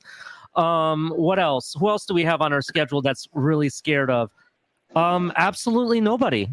Titans, I think we're going to wipe the floor with. Carolina, Commanders. We're scared of them. Commanders is going to be the only cold game we play all season next to Baltimore. One of the two is going to be a really cold game. But beyond that, I don't see anything that I'm afraid of. We like what Lewis said. If we execute, we should have no problem beating 90% of these teams outside of Eagles and Kansas City.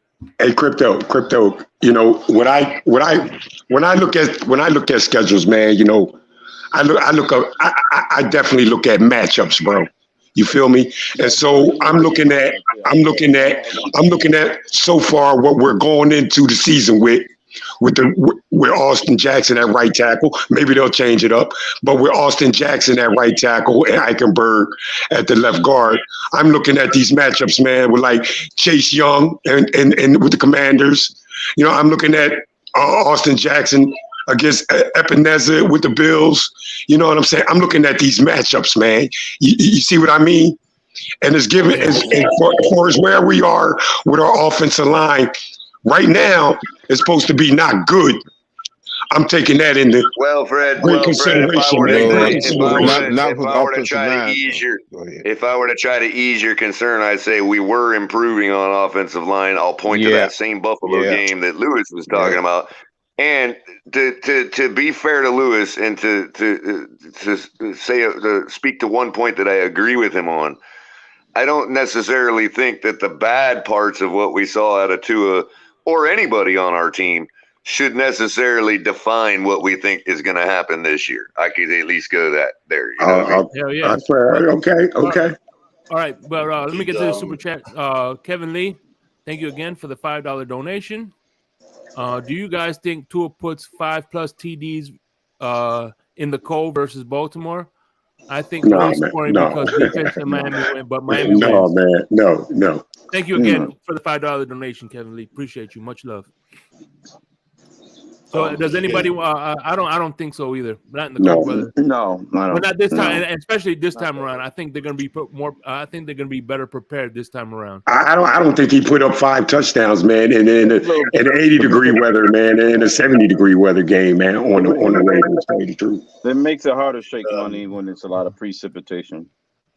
And by the way, a public service announcement from G: do not eat the mushrooms.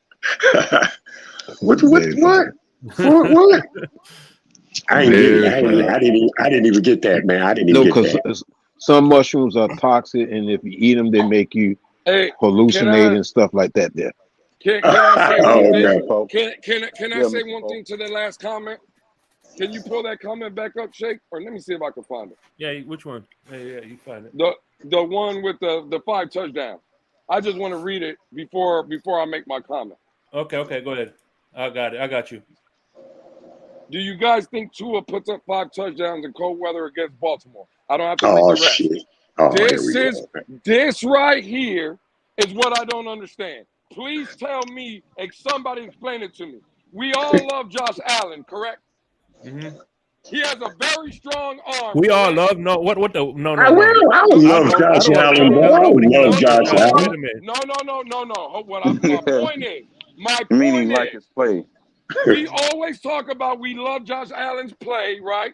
He has a strong arm, a cannon for an arm. When was the last time Josh Allen threw 5 touchdowns in a game in Baltimore? When was the last time Josh Allen threw in a cold weather game? He threw 5 touchdowns. What the fuck does it even matter?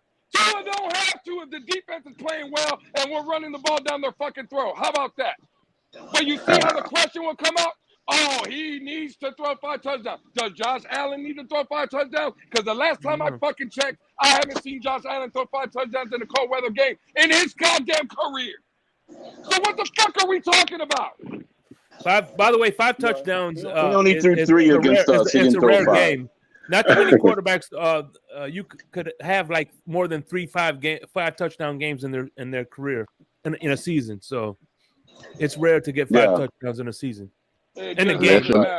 I guess your name is Al Bundy. Never thrown for 6 touchdowns in a game? Yeah, Al Bundy.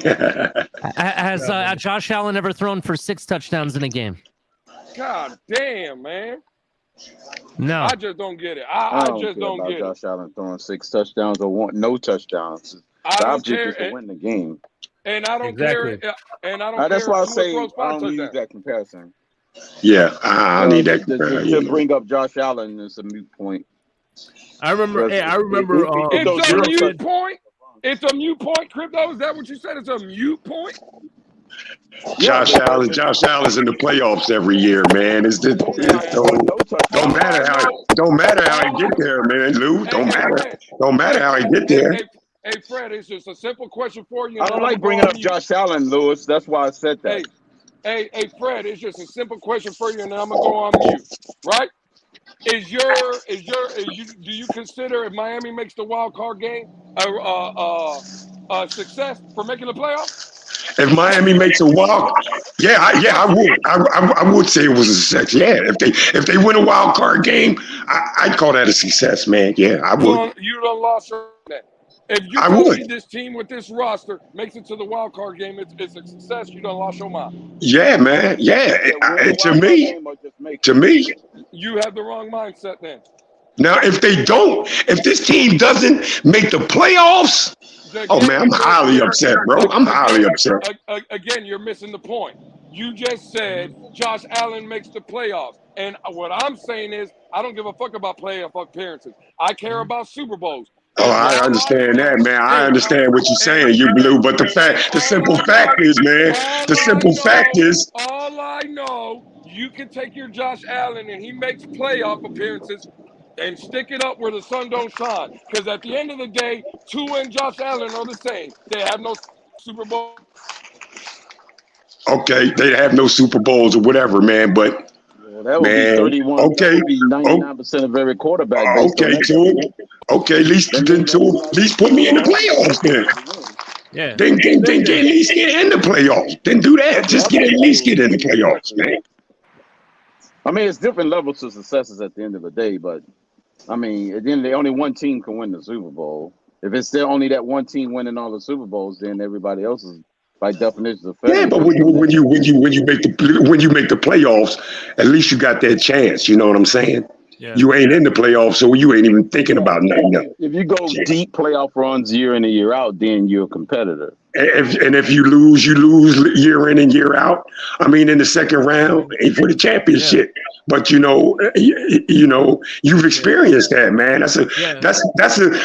That's confidence in going in the next season. You know what I'm saying? I'm not trying to be the next Tony Romo or Andy Dalton with the Bengals and Cowboys. I'm trying to make deep playoff runs. I want to be like the Heat, because the Heat, anything short of the championship is a failure right now. Regardless, I think we built a strong enough roster where we should have higher expectations. Regardless, you're right, Shake, man. It's not enough just to conquer the regular season and be regular season champions. You got to be playoff and Super Bowl champions. Yeah. We'll be like the Saints after Katrina. It's been too long.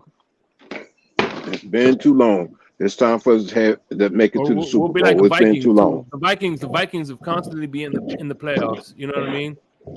But never get over that hump. Yeah. We got to get over that hump. They sitting at 4 Super Bowl losses too, just like the freaking Bills. Exactly. The Bills. 4 Super Bowl losses. The Vikings and Bills. Boy, I love losing Super Bowls. So if we don't make the playoffs, that's a failure. Who's going to catch? That's a failure. Who's going to catch the shade? Who's going to catch the shade? It's going to be multiple. It's going to be multiple people that catch that. It's going to be multiple. That's what I'm saying. Okay. Multiple. Who, Mr. Pope? Tell me who. Tell me. Put some names on it, Mr. Pope. Who? No, you can't really. I mean, you might have to look at your head coach. You might have to look at some players. It's not going to be just one person. It's going to be multiple people that will contribute to that, because we got who are they on this team. Who are they talking about? The main person, Mr. Pope. No, it's no talk. It's no talk. What I'm saying is it's no talk, because my opinion is not pointing at one particular player or one particular person. It would be multiple people that would cause us not to have a good season. Are you talking as far as the staff and the players go? Okay, even staff. Okay, yeah. So okay. I'm not gonna name them, because we just gotta see how everything plays out. We got a second year head coach.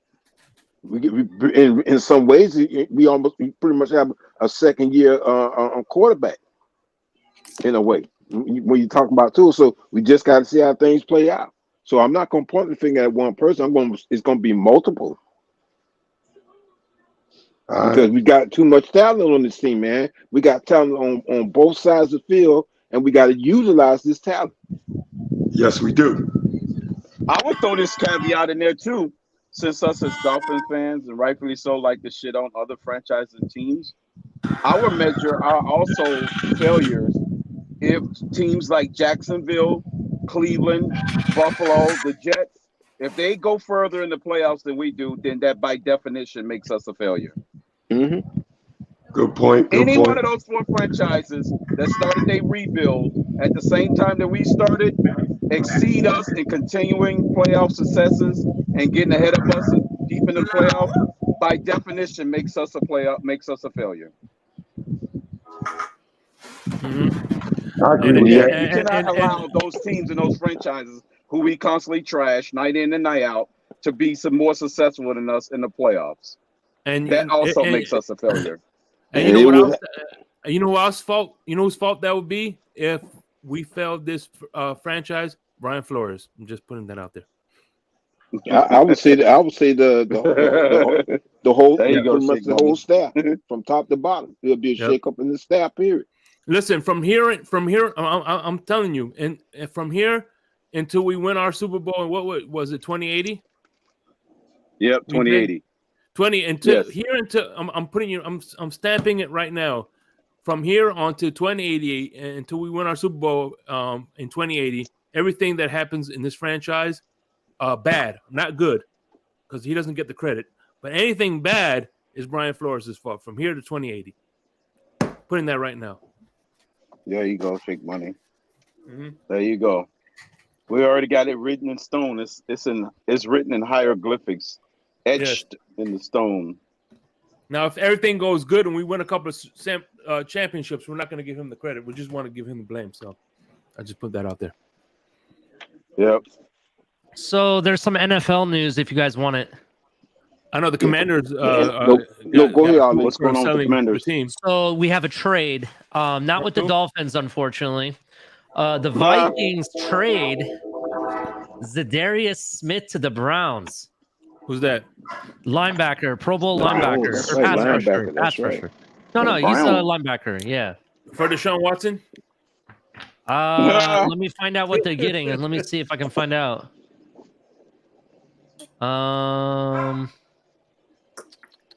It doesn't tell me what they got. Ian Rappaport hasn't put that. Let me see if there's any updated news. What's going on, my brother Concrete? How you doing, man? It's good to see you, brother. It's good to see you as always. Yeah, long time no see, Concrete. Well, and what's up, Monty fans? I ain't see you up in here, Crypto. Yeah, man. Look at this. Michael Hey, what's K. up? Just in. The Buffalo Bills still suck. Hey, I agree with you, Michael K. You're the man. Michael K. just said the Buffalo Bills suck. So hey. Josh Allen will be out of the league sooner than later. I agree with you. You and the Josh Allen Bone Stroker Club. And Devontae Parker will come back to the Miami Dolphins. $1.99 Take us to the Super donation. Bowl. Guys, Kevin Lee. Man, Mr. Polk. I hope we go out to cook. I hope we go out to cook June 1st. Man, that would be so nice. Listen, I don't care what nobody says. I want cook. Look, we didn't.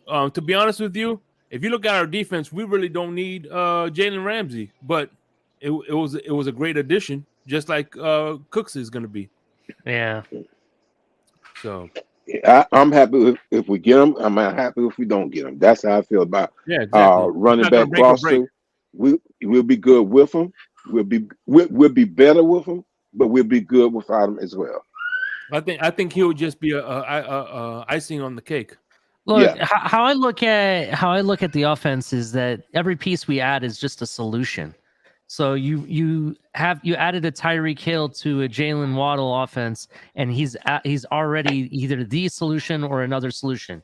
You add Cook, solution. A-Chain, solution. These are all solutions to games, tough games when we need the points. That's really what it comes down to. So I'm okay with this. You know, I don't think he signs for the top dollar like everybody thinks he's going to. I don't think so. I think it'll be cheap. I agree. Yeah, I think Cap was spot on. It's like four million or so with incentives up to 8. I think that's exactly what it would be. I think something like that. Mm-hmm. And here's the other part. Let's quit worrying about the money. It's not our money. Everyone's all worried about the money. Yeah, like, why do we care? You're right. I never It's worry not about our the money. money.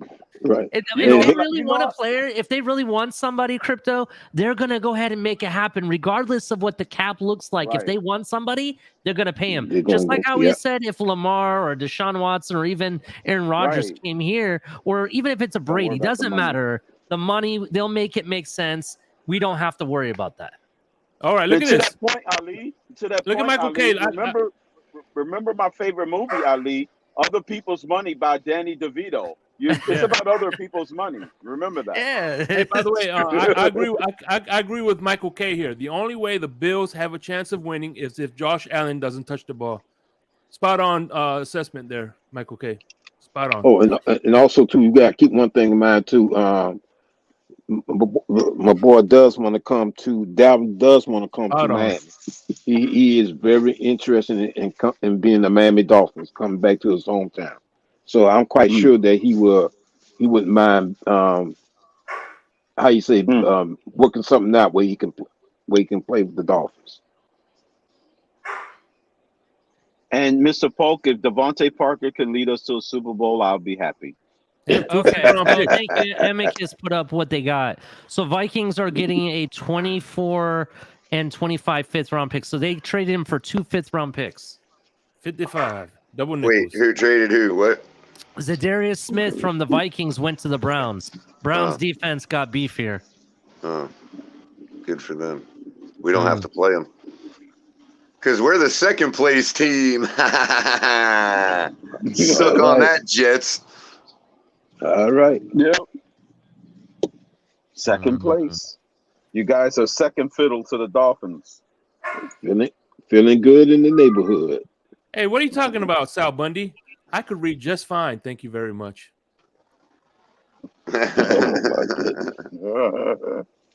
Especially with them glasses that are tinted with aqua, right?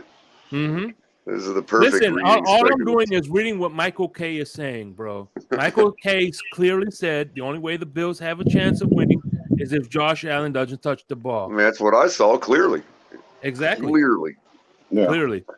I think they need they need Trubisky back.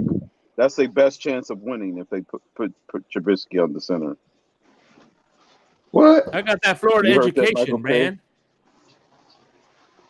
Hey, you could also say, Shake, the only way the Bills win is if Allen touches the ball. Yeah, he might mean that. Kyle Allen. Oh my goodness. Right. Wait a minute. Well, what do y'all think about?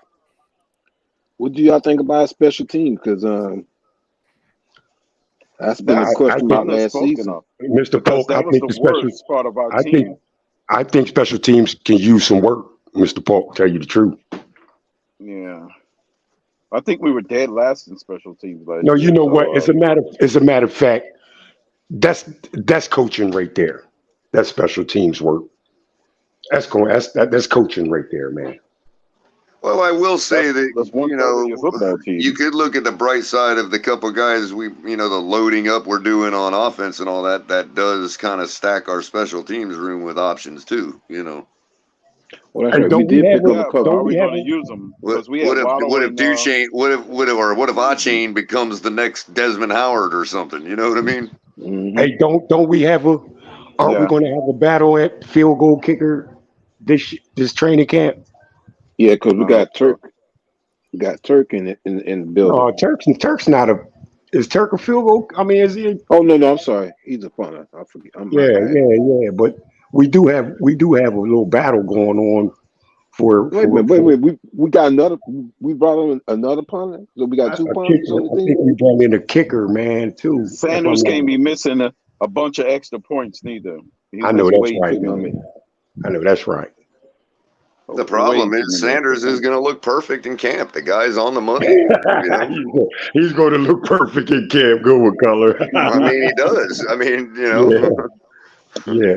I think he missed like 3 in that Cleveland game. It was ridiculous. He missed some important field goals, man, last year, man. Important.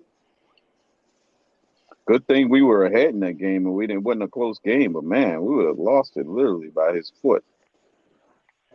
What a way to go out, let me tell you. Man,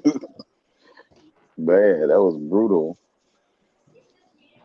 In that Jet game, we all know what happened in that Jet game. And Turk, are we talking about Matt Turk, man? Matt Turk? No, we talking about his. I think it's his cousin. I'm going to say Matt Turk. Matt Turk's been around for a minute, man. No, it's his nephew, bro. Francis, I am blaming Flores for everything, including the gas prices and inflation.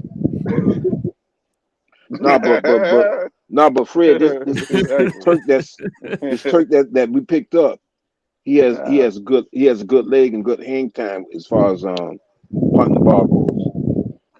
Okay, yeah. Because when I seen that Turk, I said, wait a minute, man, we ain't talking about. We ain't going that far back, man. you know what I mean, getting guys that old, are we? You know the Matt Turk I'm talking about, Mr. Poole? No, yeah, but this guy here is either his nephew or cousin or something like that, and he has a good leg and good hang time when it come down to punting.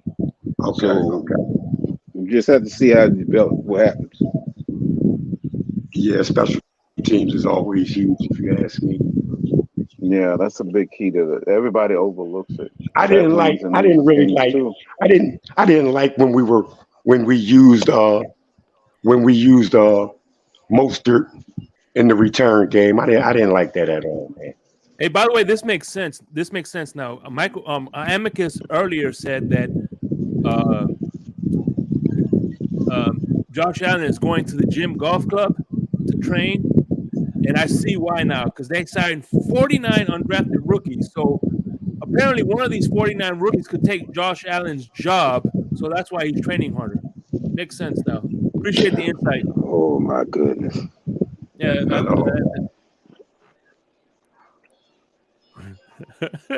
Judo move. Dude, could you imagine that? Something like that happening though? Like a linebacker. Yeah, like if he arm tossed a linebacker or something, it'd be hilarious. No, I'm being serious. Like, imagine this. Imagine a linebacker goes to hit him high, right? And he ducks and then like lifts his head up at the point where he can flip the linebacker over his shoulder. You know what I mean? Imagine that happening, you know?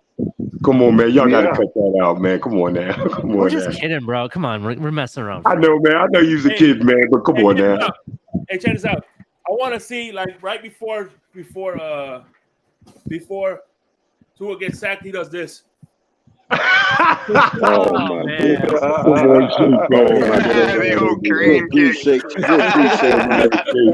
Shake money. You had to bring the Karate Kid into this. Huh? You just made me think of a good meme, Shake. Color, correct me. Mike McDaniel on the post next to Tua on the post, you know, doing the crane kick exercise. Color, correct me if I'm wrong. But in the event that Tua does actually use some of his learnings from judo or jiu-jitsu, whatever he's learning, could it be possible that we might see a lot more holding calls this year? Well, if he uses his jiu-jitsu, he's gonna get flagged for illegal hands to the face. Hey, man, come on, man. You can't be serious. Judo, I don't know. Hey, Crypto, do you think you would notice Tua doing a judo move, man, when he's about to get tackled, bro? You think you would notice that? I don't know, man. I can't say. Yeah, like what's it going to look like? Where you're gonna notice it is when he takes a sack, when he takes a fall, how he ends up, forming his body and all that. That's where you're gonna notice it. I'm gonna look for that this year, Color, man. They teach you. It teaches you how to transfer. It's just like wrestling, just like pro wrestling. It teaches you how to transfer the energy from the fall. Mm-hmm. So like with these guys that fall in wrestling, when their back hits the mat, you can see them reach out their arm and slap the mat because they're sending the energy from their back down their arm to the end of their hand, and it's being released in the mat. That's why they can take those falls all night like they do.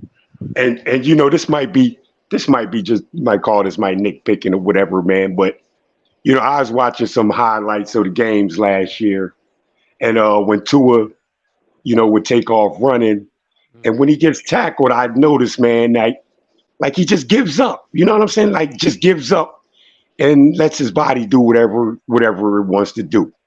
You know what I mean? It's like no putting no elbow down, or you know what I'm saying? Like and I think B McD hits it too. Like it's gonna help him shake off people, like because judo kind of teaches you how to get out of the grapple. You know what I mean? It's like he would just give up, like, and just hit the ground. You know what I'm saying? And because I was looking for that, man. I mean, let me check this game out. Let me check this. It almost seemed like he was just thinking in his head like what he's heard throughout his life. Like when you're falling, you try to relax, so you don't, you know what I mean. So you don't stiffen up and break something, And maybe he took that too far. And if you're relaxing too much, the back of your head slams against the mat. You know what I mean? Yeah, man. But And I was looking at him. I looked at a couple tackles. I'm like, he just gives up. He, like, just gives up. You know what I mean? But you know, man, like you talking about when he's taking off and yeah, when he take off, like what game was it specifically? Man, he had a nice long run. It was a nice long run, and the cornerback tackled him. But the way he went down, man, is like, you know, like he didn't fight for no more yards, which he probably couldn't do. But I was just checking out the way he just like gave up, and his body just. It just like went dead, man. When he I'm just concerned that he's going to be thinking too hard about it. You know what I mean? Exactly, Like thinking about it too hard. At the point not thinking about it like worry, but like more like thinking about it like, okay, I'm getting handled, so I'm going to forget about trying to make a play and focus on falling the right way. You see what I'm saying? Like it's distracting, man. Hey, who said holding on to the ball? Who said that? Me, I said that. Good point, man. Good point, Crypto. Good point. You would lose concentration enough to not concentrate on holding the ball. It'd be like if you had to look down at the gear shift every time you shifted gears, bro. It would give you a little disadvantage in the race. You know what I mean? Right. Of course, when you look down, you take your eyes off the road. You know what I'm saying? Which you shouldn't do. Right, and I'm not saying he wouldn't be looking, but if he's thinking about, okay, now I've got to, I'm in the process of getting handled, so I've got to implement my judo training. That's too much thinking going on at that moment in time. You know what I mean? That's too much, man. That's too much, man. That's too much. That's too much. You got to remember, tackles happen in split seconds too. So this is like exactly, man. You know, so I think, man, the only way you can you know what I'm saying, protect yourself whenever is, man, you got to do it yourself. Can't nobody tell you how to fall, man. You know, you gotta figure this shit out on your own. That's what that is. Protect yourself. It may also be the fear factor where that when he does take off with the ball and he gives into getting on the ground quicker, might be because he's scared to get hurt. Hey, he may have that hip issue in his mind too. This is one thing I was talking about, man. Like it's too many things that Tua is going to be thinking about it. And you can't say he ain't going to be thinking about him, man. You can't say that. Right, but it's too much stuff. It's too much stuff to fathom. You know what I'm saying? And just getting tackled, man. It is. Right, but if he wants to take that step up, then he's going to have to sort of, I'm not saying he's going to have to get over that fear and take that step up and do what he got to do. Because I hate to say, this is a kind of a critical season for him coming up. It's almost a do or die season. I mean, your coaches off. All they have to do is tell you, look, just fall forward. Just fall forward. Because most of his injuries is him hitting the back of his head. You know what I'm saying? Fall forward. That's all. On your side, as much as you can. I mean, he'll get it one way or another, or he won't. Exactly. You know? He's going to have to get. He's going to have to find all this shit out on his own. Ain't nobody. Looking at the schedule, I think our season actually starts in freaking November. But what starts in November? What starts in November? So what you talking about? Our season starts in November. All actuality. Look at the schedule. It's that Germany game. That's when it really begins. So we don't have any issues until December. I mean, would you say November? No, I'm saying as far as when it picks up, as far as most teams are in mid-season form and making a playoff run. Oh yeah. Everybody, it's amazing, Crypto, that these teams get 13 wins every year because they seem to be losing all throughout the first half of the season, bro. I don't know where you're getting this from, man. Crypto, you brought up a good point, and thank you for bringing this up, Crypto. Do the Bills really want to see Miami when they're in mid-season form or in that playoff run form? Do they really want to see? Maybe not. That's another I reason don't think why so. Yeah. I'm not afraid of the Bills, because we didn't play them in mid-season form in the first game where we won. You know what I mean? Imagine what happens where. Go ahead. Yeah, you're right. No, I was gonna say the color to your point. I was only saying that for teams that's not perennial regular season champions. No, right. And even on your point though, I'll give you the first couple weeks. Like I know the good teams out there, they don't get like still sleepwalking over the summer, you know. Well, it's not so much that they don't get impatient early in the year, so they're not, they don't get all Chicken Little if they drop a loss first couple games of the season, because it just like Belichick, they kind of all use that as an extension of the preseason, and then they get in that form game 3 and they're throttling everybody the rest of the year. You know what I mean? Right, because after the first quarter of the season, that's what I meant to say. Maybe the first quarter when really things get going. I'd say yeah. Like you could give for instance, we beat a few good teams last year in the first quarter. I still give us credit for that, but I see what you're saying. That like, yeah, okay, Other than the Bills, we whooped their ass. You don't play the starters until nobody played their starters in the preseason. So really, first 4 games is the preseason for the starters. You could almost say that about our offense too. Like the switch was flipped at halftime in Baltimore. You know what I mean? Yeah. Damn, Michael K. Yeah. Michael K. Does that turn you on? Me rubbing one out to Josh Allen's highlights? Oh my goodness. You need to stop drinking, bro.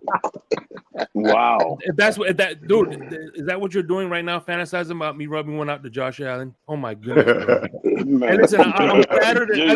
I'm flattered and everything, but no, thank you. Goodness sake. God. I mean, I don't roll that way, but I can think of worse people to think about rubbing one out. Oh man, well, y'all need to stop, man. Y'all need to stop. It's Friday now. Y'all need to stop that. By the way, I'm not offended. Just so you know, man, I'm quite My flattered. goodness, what the hell's this turned to the Benny Hill show overnight? Mr.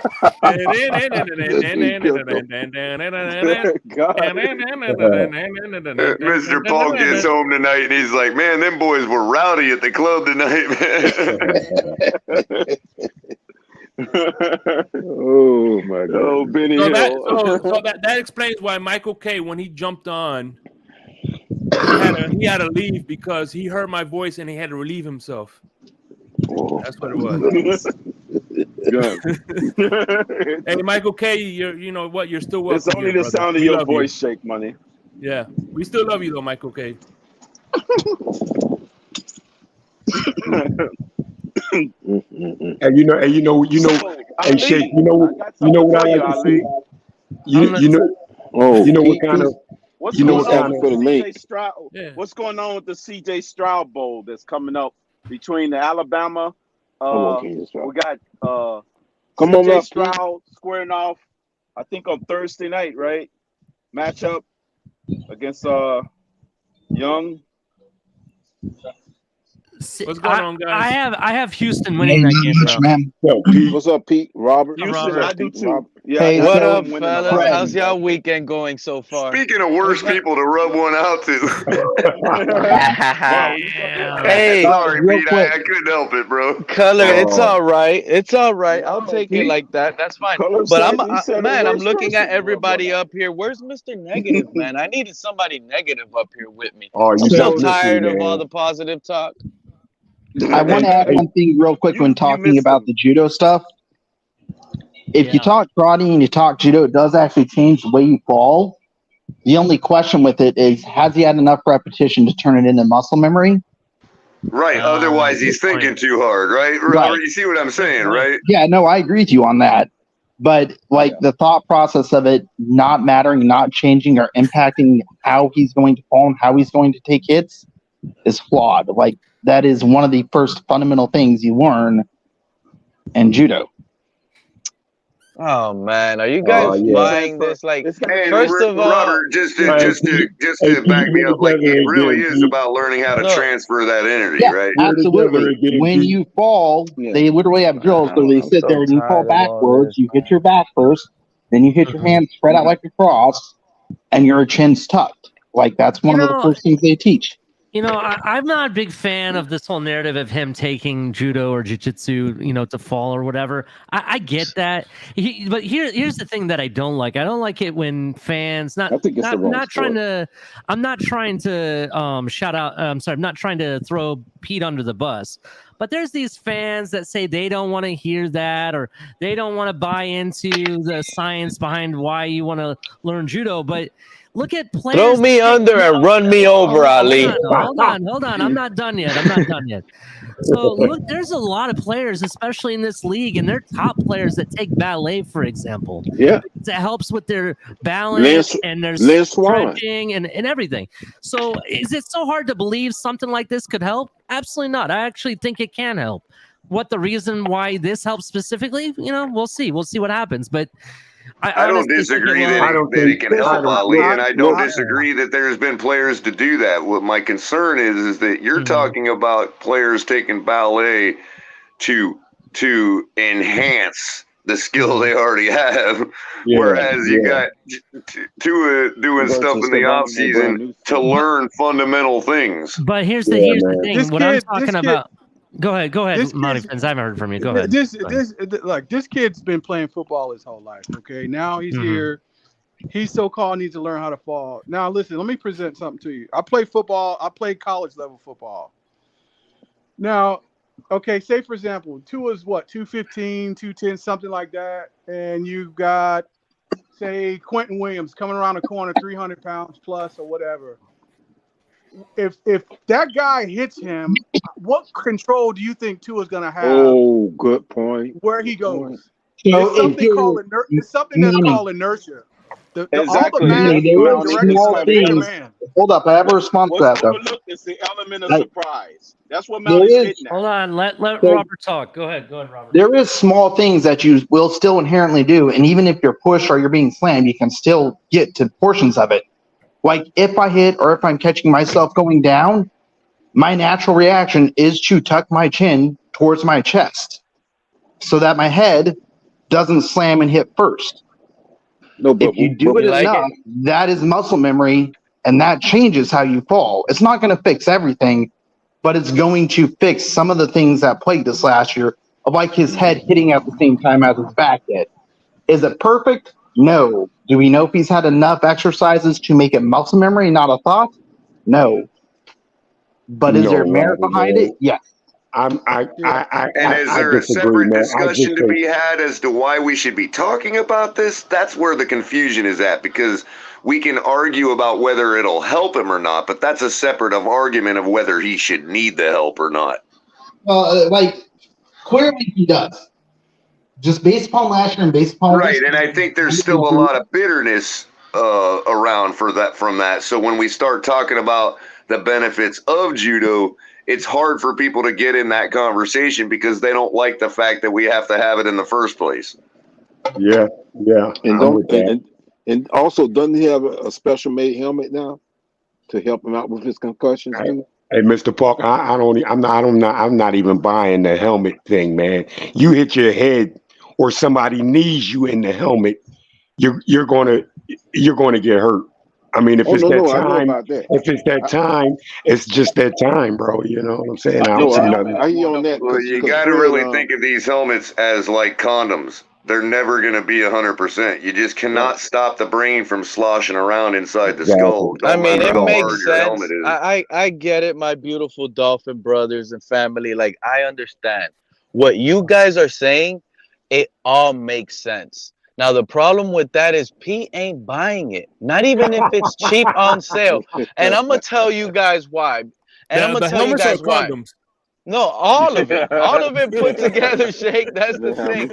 And I'm not buying it because I see that there's a clearance sign walking on top of it, and I'm still not interested in it. I know it's not going to work out. That's the difference because, look, hear me out. Tua has averaged 20 sacks per season. Would you guys consider that a high amount of sacks for a quarterback or a low amount of sacks for a quarterback or a mid-tier amount for a quarterback? Mid-tier. If I'm being honest, but I'd have to go look. I don't know what the average number is for. I'd say it's a mid-tier. I'd say mid. Mid to low. Boy used to be real low. Okay, it's almost at low. So okay, I agree with that. Mid to low. So the thing is, Tua has taken 61 career sacks just in the NFL with a Dolphin uniform on alone. He's gotten injured like I'm gonna say a handful of times, maybe 5 times. So you take away 5 sacks. That's what 57, 56 almost sacks. 55. 55, 56 sacks that he's taken as a Dolphin. Yeah. And I've seen this guy. This is why I've been triggered lately, because I've seen Tua take a sack and fall perfect. I've seen Tua take a sack and actually go towards the ground where the defender can't put all his weight on him. He knows how to fall. That's what I'm trying to sit here and explain to this fan base. So I think I disagree, Pete. You remember Tua's rookie season? Yeah. Yeah. Who was the first game we played? Was it the Rams? The Rams. That was his first start. Aaron Donald. Michael Brockers lifted him up. Dude, Aaron Donald folded fucking Tua. I thought Tua was hurt. No, man, that was Michael Brockers, bro. It was Brockers. That was Brockers that did that, bro. He never missed any time after those hits. Yeah, luckily. Yeah. Luckily, no, dude. I thought luckily, he just said he was fine afterwards. That's what I'm saying. Well, that's what Pete's trying to say. Is that the injuries are coming from luck, not for lack of knowing how to fall. Right. Thank you, Color. Right. Hey, by the way, I want to say cheers to all my Fins family out there. Cheers, brothers. Hey, Shake, you gonna make me go get another drink, man. You gonna make me go get another drink. If I go get another drink, if I go get another drink, it's gonna be me and Pete. You want to know? It's gonna be me and Pete for real, man. If I go get another drink, man, y'all don't want to do that. Get a drink, Fred, because I'm ready to talk, man. I'm gonna get a drink, Pete. Hey, Pete, we're gonna get a drink. I want nothing but truth on this stream. That's what's up. Pete, you want to know who's taking? You want to know who's taking more sacks than Tua? Everybody. Probably Burrow. I'm going to give you 3 quarterbacks. Mahomes, Burrow, Josh Allen has taken more sacks than Tua. So you say Josh Allen, and I show up just like magic. What's going on, Amicus? Wait a second, though, Ali. I think. What do you like? What do you mean? I don't get what you're saying. No, I think you. Hold on, because I think. I'm not done yet. You guys don't let me talk, so how am I supposed to be done? But wait a minute, Ali. I want you to clarify before you finish. Okay, well I haven't finished yet. So I know, but you said something that needs clarifying, and what I'm saying is my point of why I'm bringing this up is the fact that they have averaged more sacks each year than Tua has. So the fact that they have taken more and had less concussion injuries signals to the fact that Tua just doesn't know how to fall, bro. Right. See, he was backing up your point. I got you. We should have let him finish. Now, wait a minute. Now, that's not fair. Well, he's actually on the other side, Color, because he's actually No, he just backed up what you were saying. No, he was just backing up what you were saying. He was saying that those other guys take more sacks and get injured less. So he's verifying your point that Tua takes less sacks and gets injured more. But Pete's point was the fact that he knows how to fall. So what's the whole point? Oh, I see what you're saying. See but that's the nuance that I disagree with you on too, Ali. Or I shouldn't say disagree. I wish to say that I was clarifying Pete's point that it is kind of. Is it luck? Are the injuries bad luck, or are the injuries because he doesn't know how to fall? If it was because he didn't know how to fall, then you would think he'd have more injuries. Well, they're bad luck. They're bad luck too, Color, because when he got hurt against the Bills, man, he was cheap shot. He was late hit it, man. He was late hit. Exactly. That was a late hit. By the way, hold on, Pete. Hold on 1 second. Hold on, because I know Amicus is gonna get banned. I'm gonna give him. Before I ban you, I'm gonna allow you. I'm gonna throw some veto power in this motherfucker. I'm gonna give you 5 minutes to say, so you can say what's on your mind, and then I'll No, bro, you don't have to do that. If Kevin Lee bans me, he bans me. It don't fucking matter. Go on and finish the conversation. Let me, because I just want to hear what you got to say. That's all. I'll give you 5 minutes. So go ahead. I need 5 minutes. I don't have nothing to say right now. I mean, if I was saying anything, I would say that that a lot of it might just be bad luck too, man. Like what Color said, bad luck. But yeah, it's a mix of that's both, what's up, brother. That's all. I'm just trying to give you an opportunity to speak. No, it's definitely. hey, it's all good, bro. But here's one thing to look at. Do you guys know how many times Joe Burrow was sacked in his second year? No, I think it was high, like over 40, wasn't it? 51 times. Yeah, 51 times he was sacked. Yeah, Tua's not surviving a year. Can you imagine Tua taking 50 sacks, Ali? I'm sorry. Go ahead. I guess that's what Pete's trying to say, Ali. Even if it was a case of him not knowing how to fall, and let's say he learned it, based on him though, and his physical, what he can withstand. Here's a guy takes 51 sacks. If Tua took 51 sacks, do you think knowing how to fall is going to make a difference, or do you think the injury number is going to go up? Pushback on that. Injury number is going to go up. I have pushback on that. So the assumption we're going with is that the body doesn't change, and they don't go through and do specific things to build the bodies in specific ways. And Tua's body from year one to now is not at all the same as it was.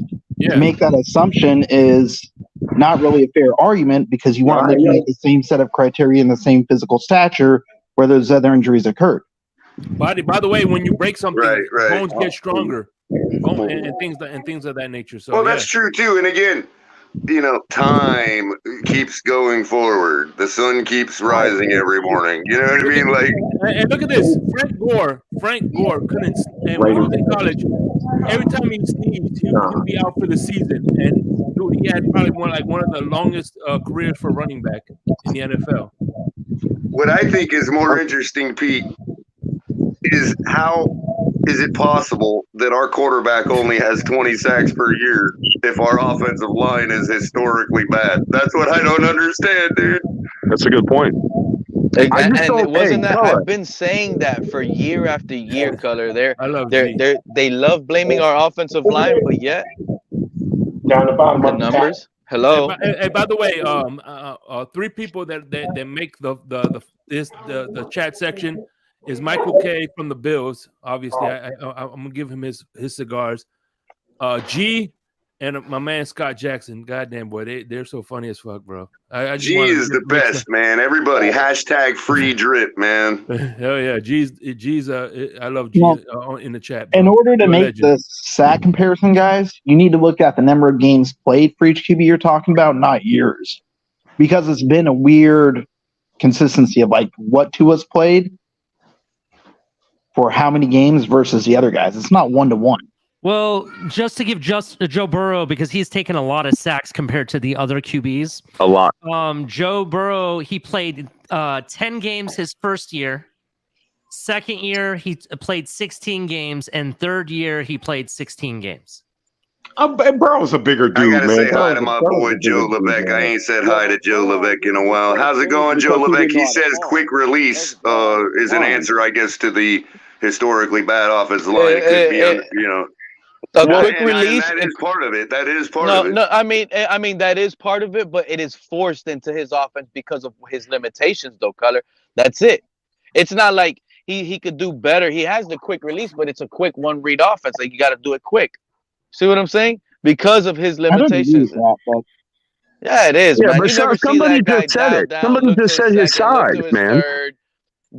Break down the defense, look at it. You don't see Tua doing those things. It's starting to get upsetting, man. We cannot. You know what? I'm starting to thinking like, you know what? There is absolutely no way Tua's going to be week 1 starter right now, man. Oh, here we go. It can't be. We can't do this again. We can't. Listen. And especially now, like, let's be honest here. We're playing the Chargers week 1. The team that this entire fan base was sitting here projecting 40 points. Oh, we're going to beat the Chargers 30 points. Their defense is ranked 25. They suck. We're going to run all through them. Tua's going to be 75, 80% completion. We're going to dominate those guys. Herbert is going down. That's all I heard on every Dolphin panel last year, right before we were watching the Chargers, playing the Chargers. And guess what happened? Real quick. It's starting already. You're not done? Go ahead, Amicus. No, I'm done, Amicus. I was just going to say, somebody said the magic word like a couple of minutes ago, size. Like, it's to his size. I'm gonna call it out. It's not due to his size. You look. It at has to be. Let me hold on. Let me land, Ollie. Let me tell you why. Go ahead, If go you ahead, take, and I'll respond. if you push a 250-pound man, right, to the ground, and then push a 10-year-old child to the ground, who's going to hit the ground fastest? That's what I'm saying, right? So, Amicus, there's no way but he's hold gonna on, make hold on. Let me finish. That means if you're going to the ground faster, you have less time to react. The whole point is him not falling correctly, right? That's an inherent thing. You don't learn how to do that, but the reaction time may not be there for him to protect himself. Okay, If but you I gotta play correct sports- your question, So Amicus. you're telling me- Hold on. I have to make a scientific correction to Amicus's He's a question. small dude, color. I have to make a scientific correction to Amicus's question. You asked who would hit the ground faster, and your question was fallacious. You should have asked You say fellatio? who is going to be impacted by mass more. Well, because that's in what a I mean. We're vacuum, not. they both Yeah. will fall. They both will fall But at we're the not same talking. rate. We're not talking about dropping a rock versus a bolt from 100 feet. We're not talking Right. about that. So the question should have been the compounding weight. Who is it going to affect more? Not who's going to hit the ground faster, because they're both going to hit the ground at the same speed. I can do. You know I what? can do. I want to respond I to. can I do want to you- respond to Amicus real quick. I can do use one better. I can do use one better. What He about runs away. What about a knee to the helmet? No, I'm gonna bring Defense Amicus from back. the defense, possibly your own player. Amicus, don't leave. I'm gonna jump back out, but I had to jump back in because my buddy, my friend Pete, is up What's here. up, Lewis? And I love going at. If there's two people I'm starting to enjoy having a debate with, it's Color and my buddy Pete. Pete, let me ask you a question, Pete, because I just heard you say, Lewis, can I I just want to talk to negative people, hold on, Lewis. hold on, Stay hold on. away, buddy. Can I just finish what I want to say to Amicus real quick, and then I'll let you talk. Oh, absolutely, Ollie. Go ahead. I really wanted to finish. I'm going to call bullshit on the whole fact that it's his size. First of all, you look at Kyle Murray, right? Kyle Murray has not sustained the types of injuries that Tua has. And in fact, in seasons, he's actually played more games than what Tua has. And he's a smaller guy. So don't tell me. Yeah, but Hey, you got me there, Ollie. Ollie, you got me. I concede. It fit your narrative. So yeah, Pete. Yeah. And think about this. And think about this. Most running backs Don't are forget 5'10", Jalen 5'9". I want you to think about that, which is small. Oh, you think it's because it doesn't fit my narrative, Ali? Is that so? But you guys, what about Jalen? What narrative? What narrative, Ali? I heard you. Hey, can I just respond to Pete real quick? You Can I guys are just one mic, please. Yeah, Lewis. One mic. Hey, I was going to say you guys are underestimating one key element to this equation. It's the element of freaking surprise. All this stuff is going to be done in microseconds. Whenever somebody's hitting you, that's the element of surprise. You can prepare when you're not surprised by the hit, but when you're done, this is going to be done in microseconds. Yeah. All of this stuff that's being learned. I mean, all this. Crypto, what are you talking All about? this. Well, Pete, don't worry about this. I think this conversation is going nowhere quick because it's All right. just All right. I want to say something to this real quick. All right, check this out. When SWAT teams go in to do raids, they do trial runs. And the reason they do trial runs is to kind of do like a memory thing. So to kind of react. So they can have like a muscle memory. So at the end of the day, Tua is going to be hit with certain scenarios. So at the same time, when this happens, when this happens, I got to do this. When this happens, I got to do this. This So is at the end what of the y'all day- train to like learn from every athlete, though. Shit. Yeah. So, that doesn't amount like imagine but- you could have been saying that to about What? Pete, every athlete. Dude, I'm gonna do do this real quick. Thank I you. don't buy that shit, man. I don't buy that, man. I don't buy that. I could do that too. But anyway, listen. Let me finish what I'm saying, and then I'll bring y'all back up. Anyway, like I said, it's all about muscle memory, bro. Y'all can come back up. Thank you. Hey, hey, Ali, is Ali still there? Yeah, go ahead. Hey, Ali, man, that comparison to Kyler Murray, man. Hey, man, it don't happen. That shit don't happen to Kyler Murray, man, because Murray's got that. He's got that juke this, that juke, much better open field skills than Tua, man. Was he not injured last year? Yeah, he had a non-contact injury. You heard his knee. You heard his He had knee a on the non-contact injury. Yeah, you By right. the way, and by the way, I don't know. thank you, I don't know. I'm Kevin just not Lee. sold on Kyler Murray either. So I don't like Kyler Murray at all. More sacks than Tua Well, did. he had an MVP. So- He had an MVP like season before he got injured. He can Hold on, he let me can read the juke super chat and real all that all he wants, but he's still Kyler Murray is too small. Let me My read the super point chat is real size quick. doesn't matter. Hold on, That was Ali, my point. Go ahead. Let me read the super chat. Size does matter. Shake, It I does. banned Bills fans today. Come on. Tired now, of don't y'all make them saying taking that. a hit. Man, TFG stock plummeted because of Bills fans. Thank you, Kevin Lee, for the $10 donation, brother. Thank you. All right, go ahead. Continue. Is it my turn? Is it my turn to talk? Yeah, now? go ahead. Go ahead. Oh, what's up, wanna Lewis? hear You what still you here? got I'm to glad say. you're still here. What's up, buddy? I want to hear what you got Did to you say. get the By the roaches way- out of the beans or what, man?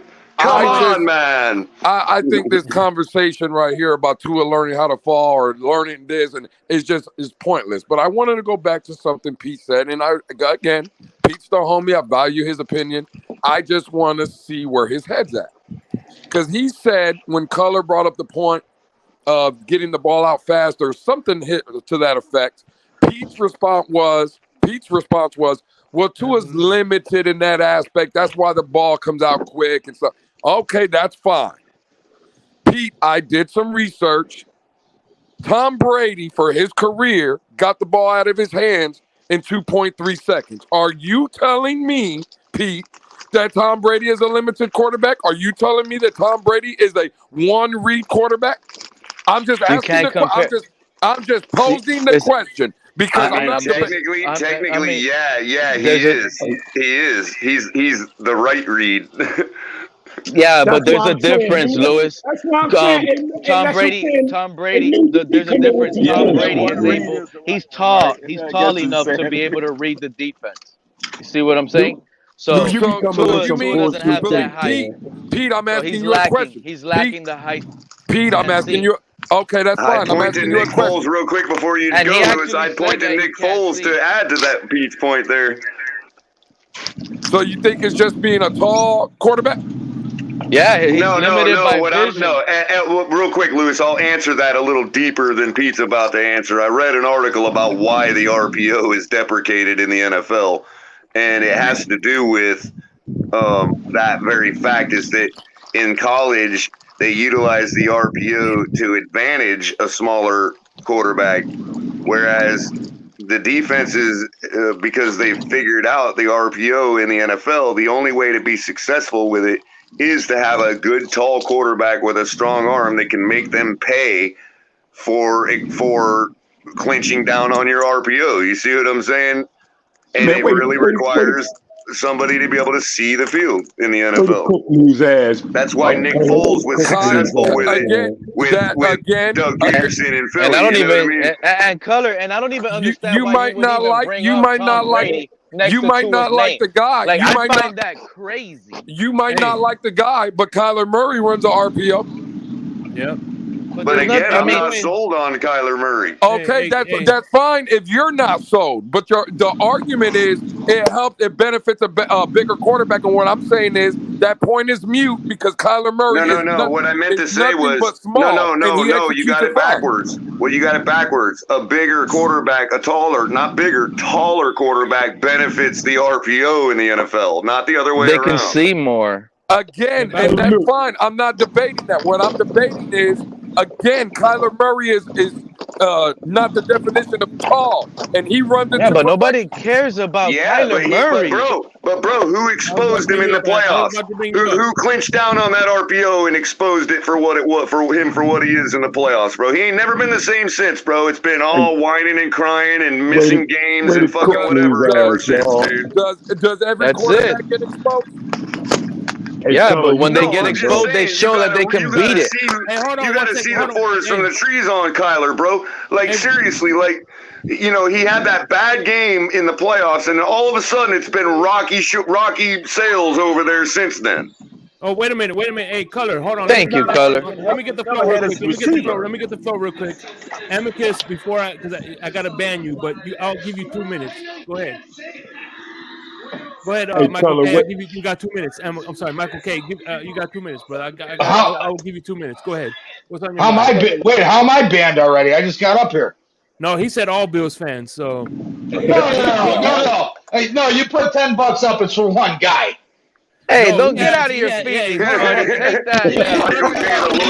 Michael K, the lawyer. He's gonna call Capitan. Yeah, get out. Hey, imagine. Hey, Shake. Don't let no Bills fan put down in here. That's right, Shake, man. Down in here. No, Michael K. is the TFTG time me out, and I'm a fan of the team, and they time me out, and I don't even get these privileges. You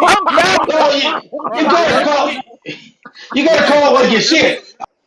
Let me speak, and I'll bring you back up. Let me speak, all right? All right.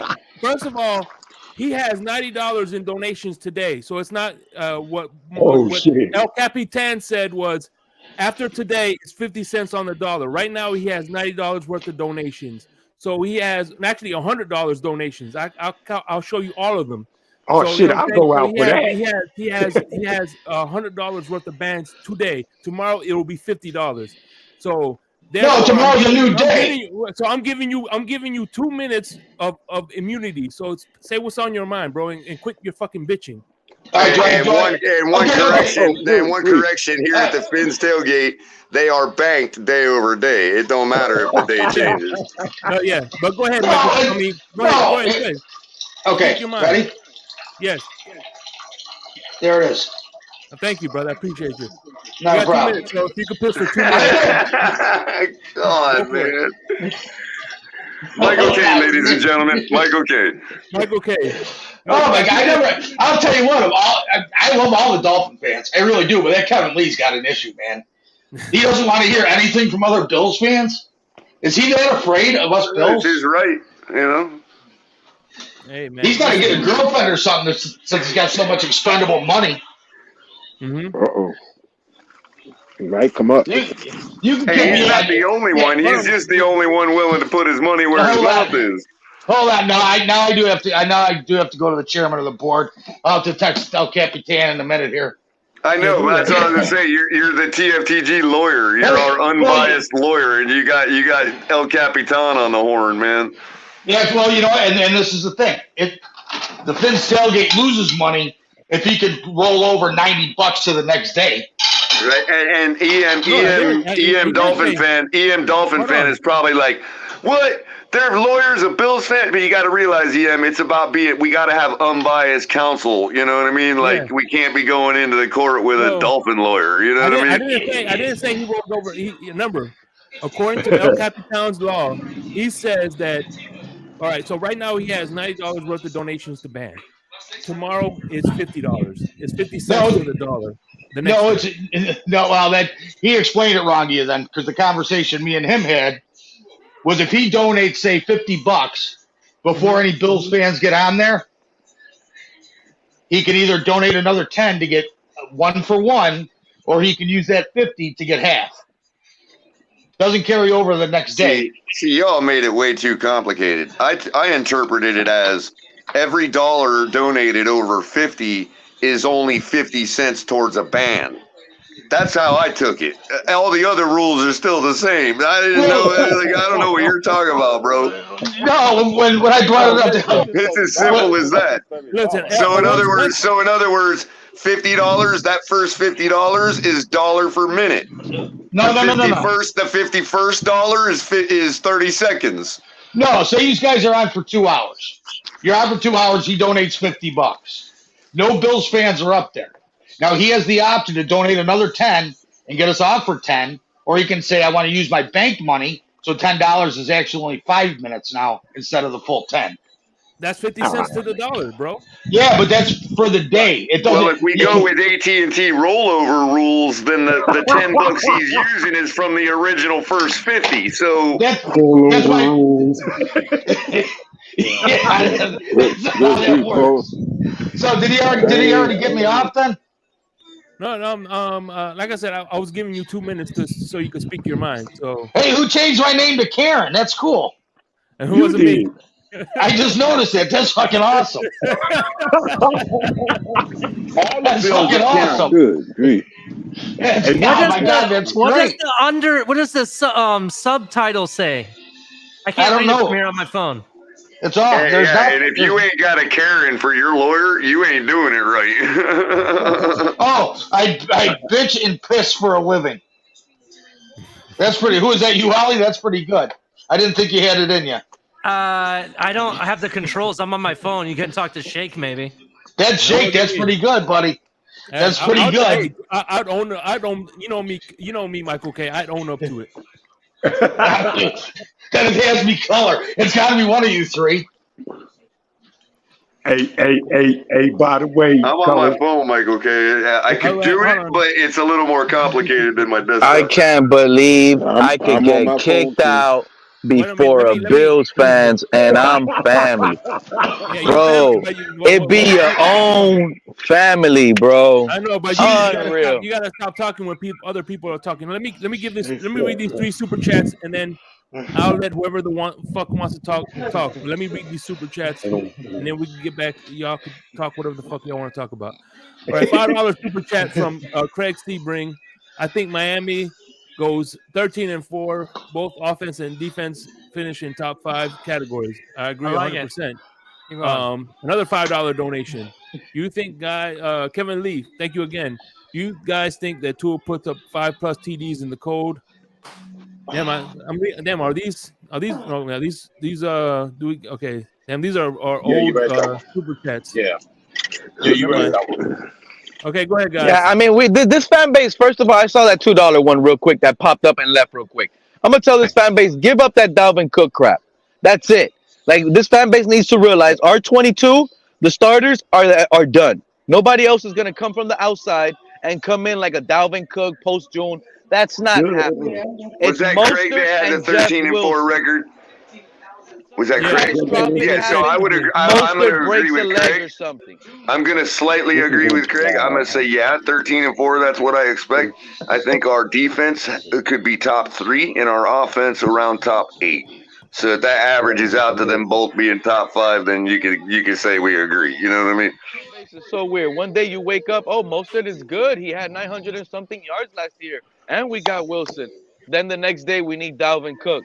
Like, I ain't concerned about the running back room. See, I ain't like other fans, Pete. I understand what type of offense we're building because I've done the actual research. I ain't concerned about the running back room like other people are. And I don't care if Mike McDaniel apologized for getting away from the run. That's literally the type of offense he's building. Why does he need to apologize for it?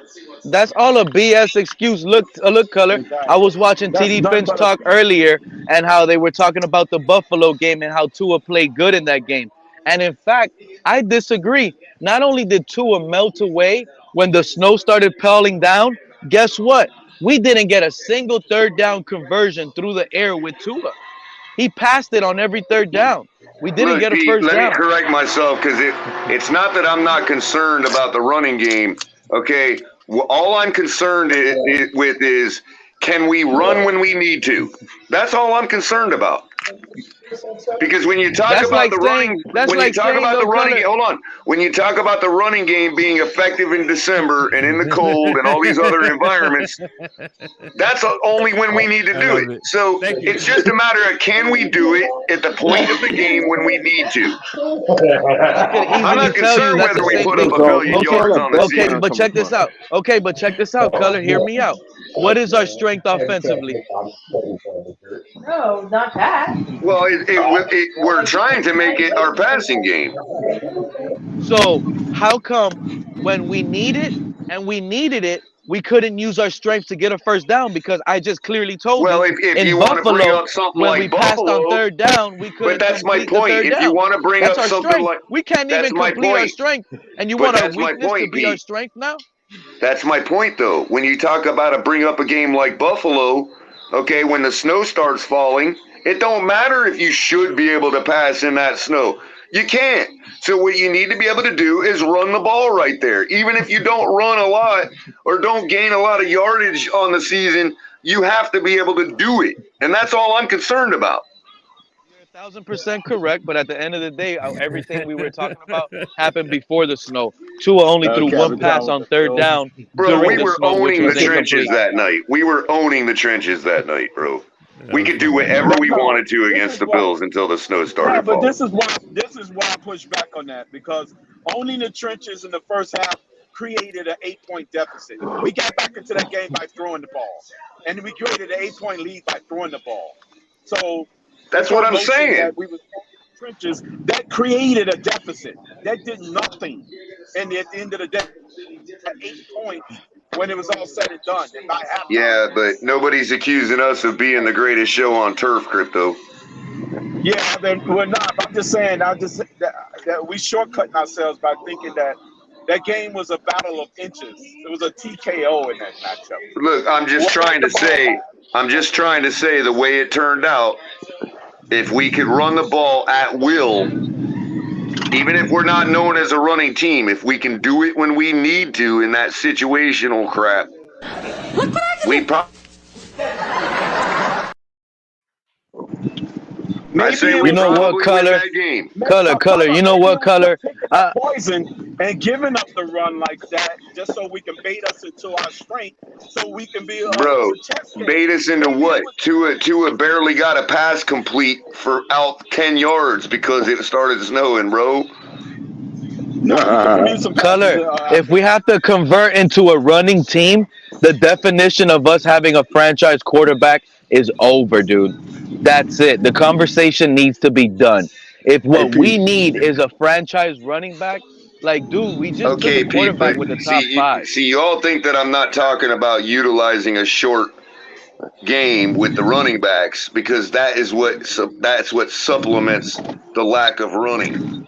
So, Pete, if Tua, instead of handing the ball, if 50% of his Color, handoffs, didn't you scream at us that we had a 4.9 rushing yards? Listen to me. If 50% of Tua's handoffs are a toss out to one of the running backs in the flat, is that a franchise quarterback?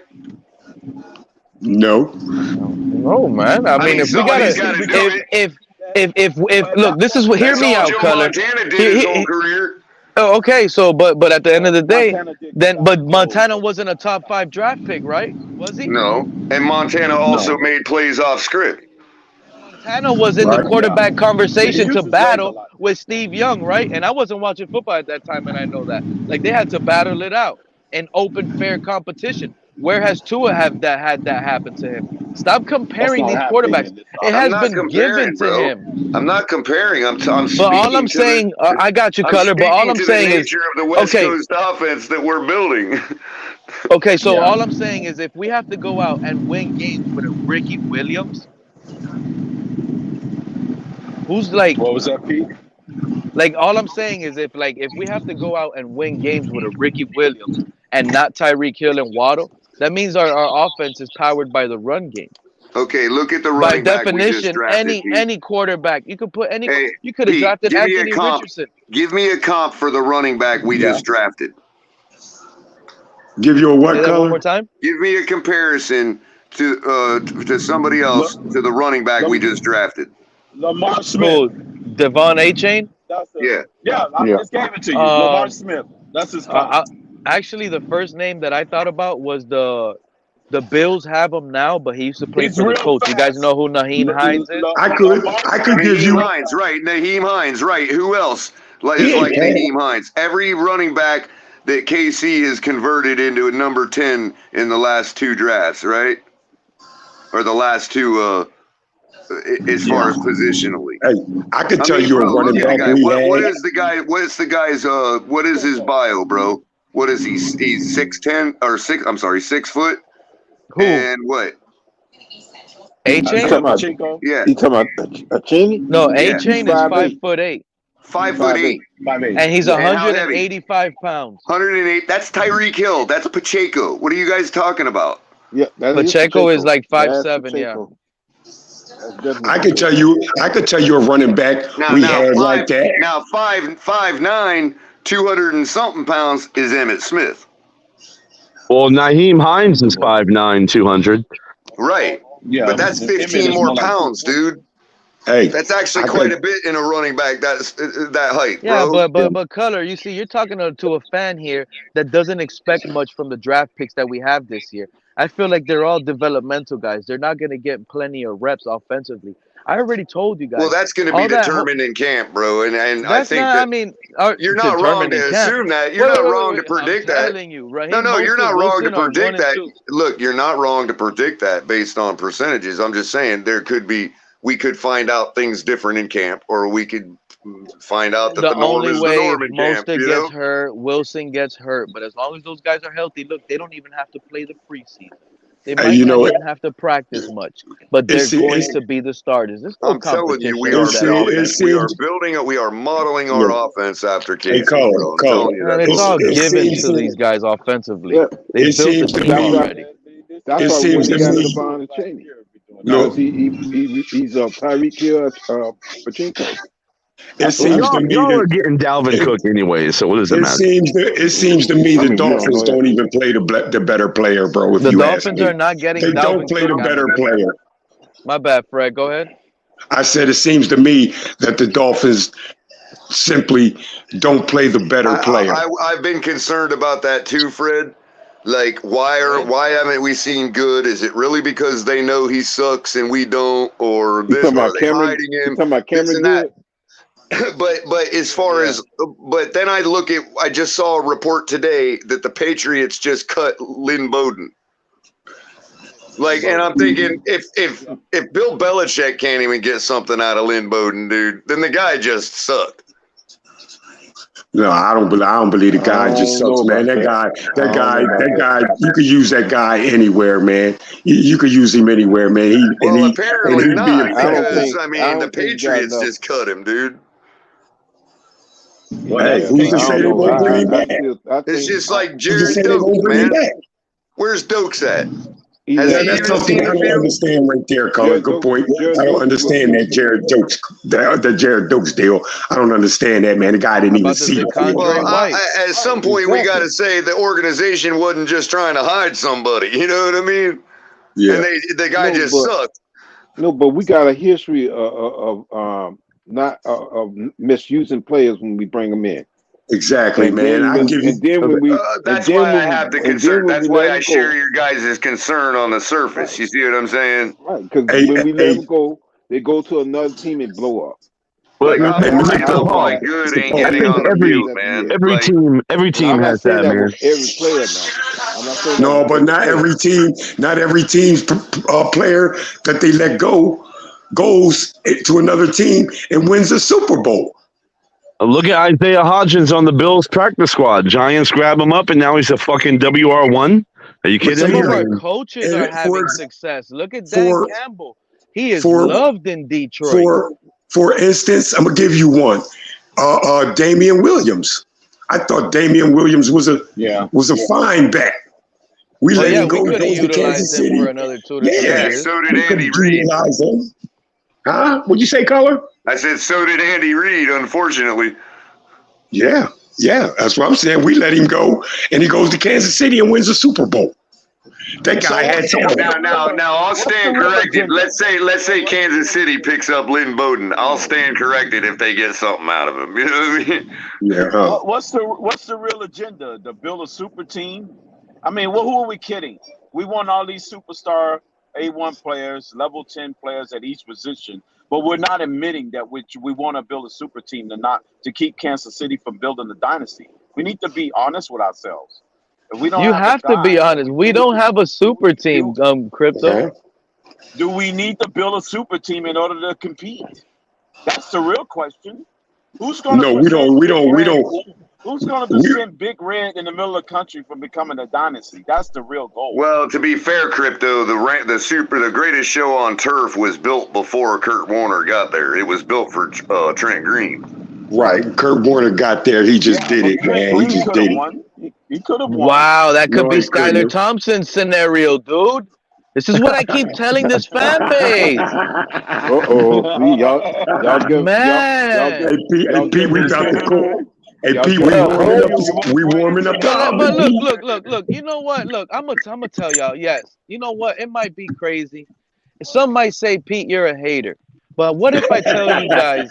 No, what? Let me let it out, man. Nobody would say Tired of that, having Pete. it inside, Go ahead, man. Pete. I swear to you guys, Say man. your thing, Pete. From the bottom, look, I've already had 3 cups of wine, okay? But Pete, listen, hey, Pete, listen to me.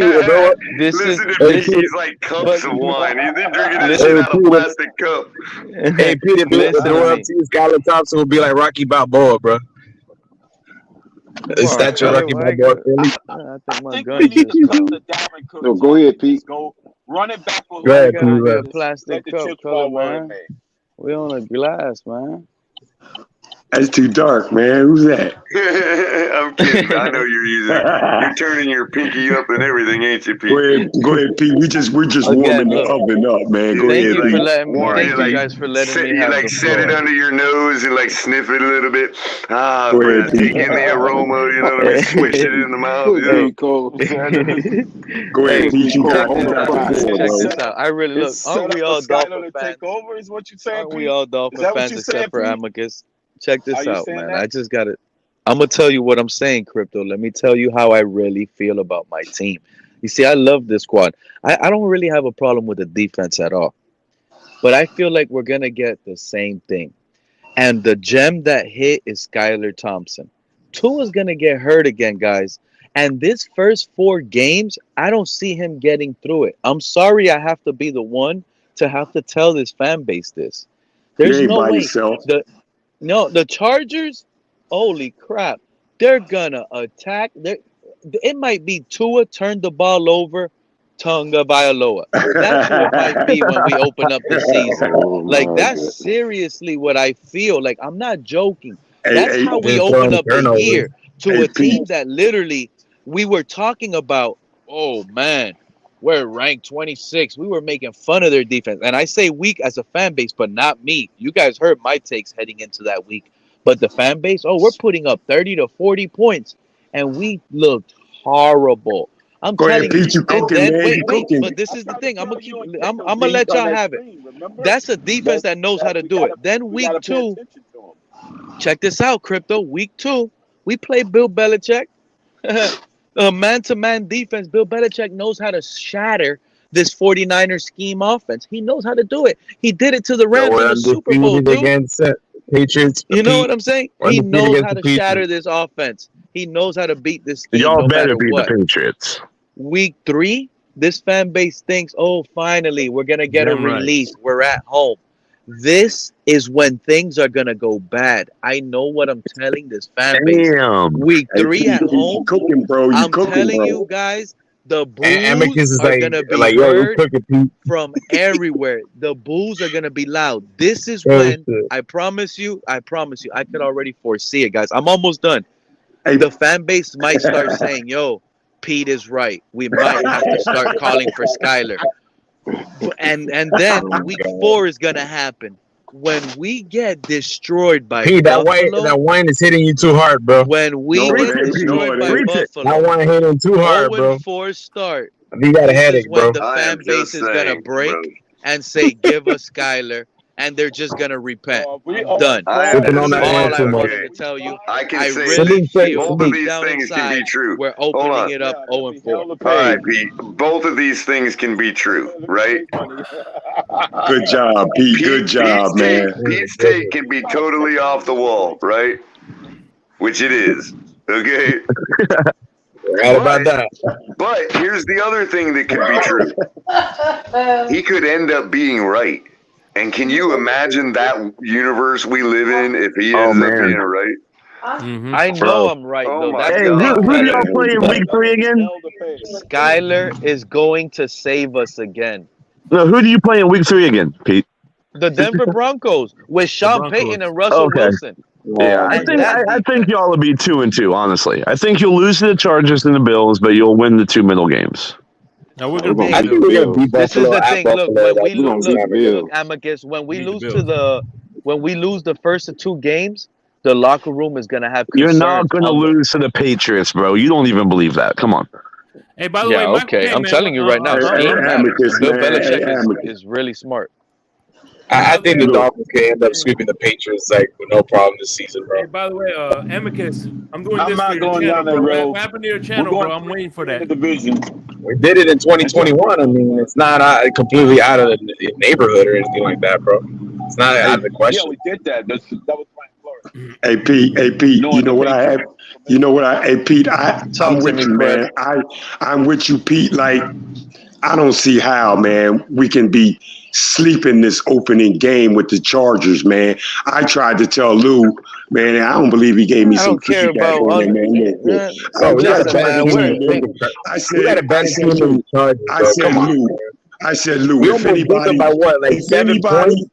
I said, Lou, if anybody figured out this offense, it was the Chargers, man. You don't think they're going to do the same thing again because we're running the same thing? Bruce Staley is part of the Mike Shanahan tree, Fred. He's part of that. He knows that system. He's friends. They're all friends. Salah is a better coach than Mike McDaniel. Now, I do like Mike McDaniel. I think he's smart. All he is a good motivator. This guy is behind Mike McDaniel made the playoffs, bro. Come on, bro. Mike McDaniel failed. Oh my God. Oh, with all the injuries and all the him being a rookie head coach, he still made the playoffs and almost beat Buffalo at Buffalo. Exactly how I feel. And Fred is 100% right. Go ahead, Spider-Man. Thank you. Listen to Fred. I'm just saying, bro. It's harder to throw to your spot with man press, and that's what the Chargers did through everything.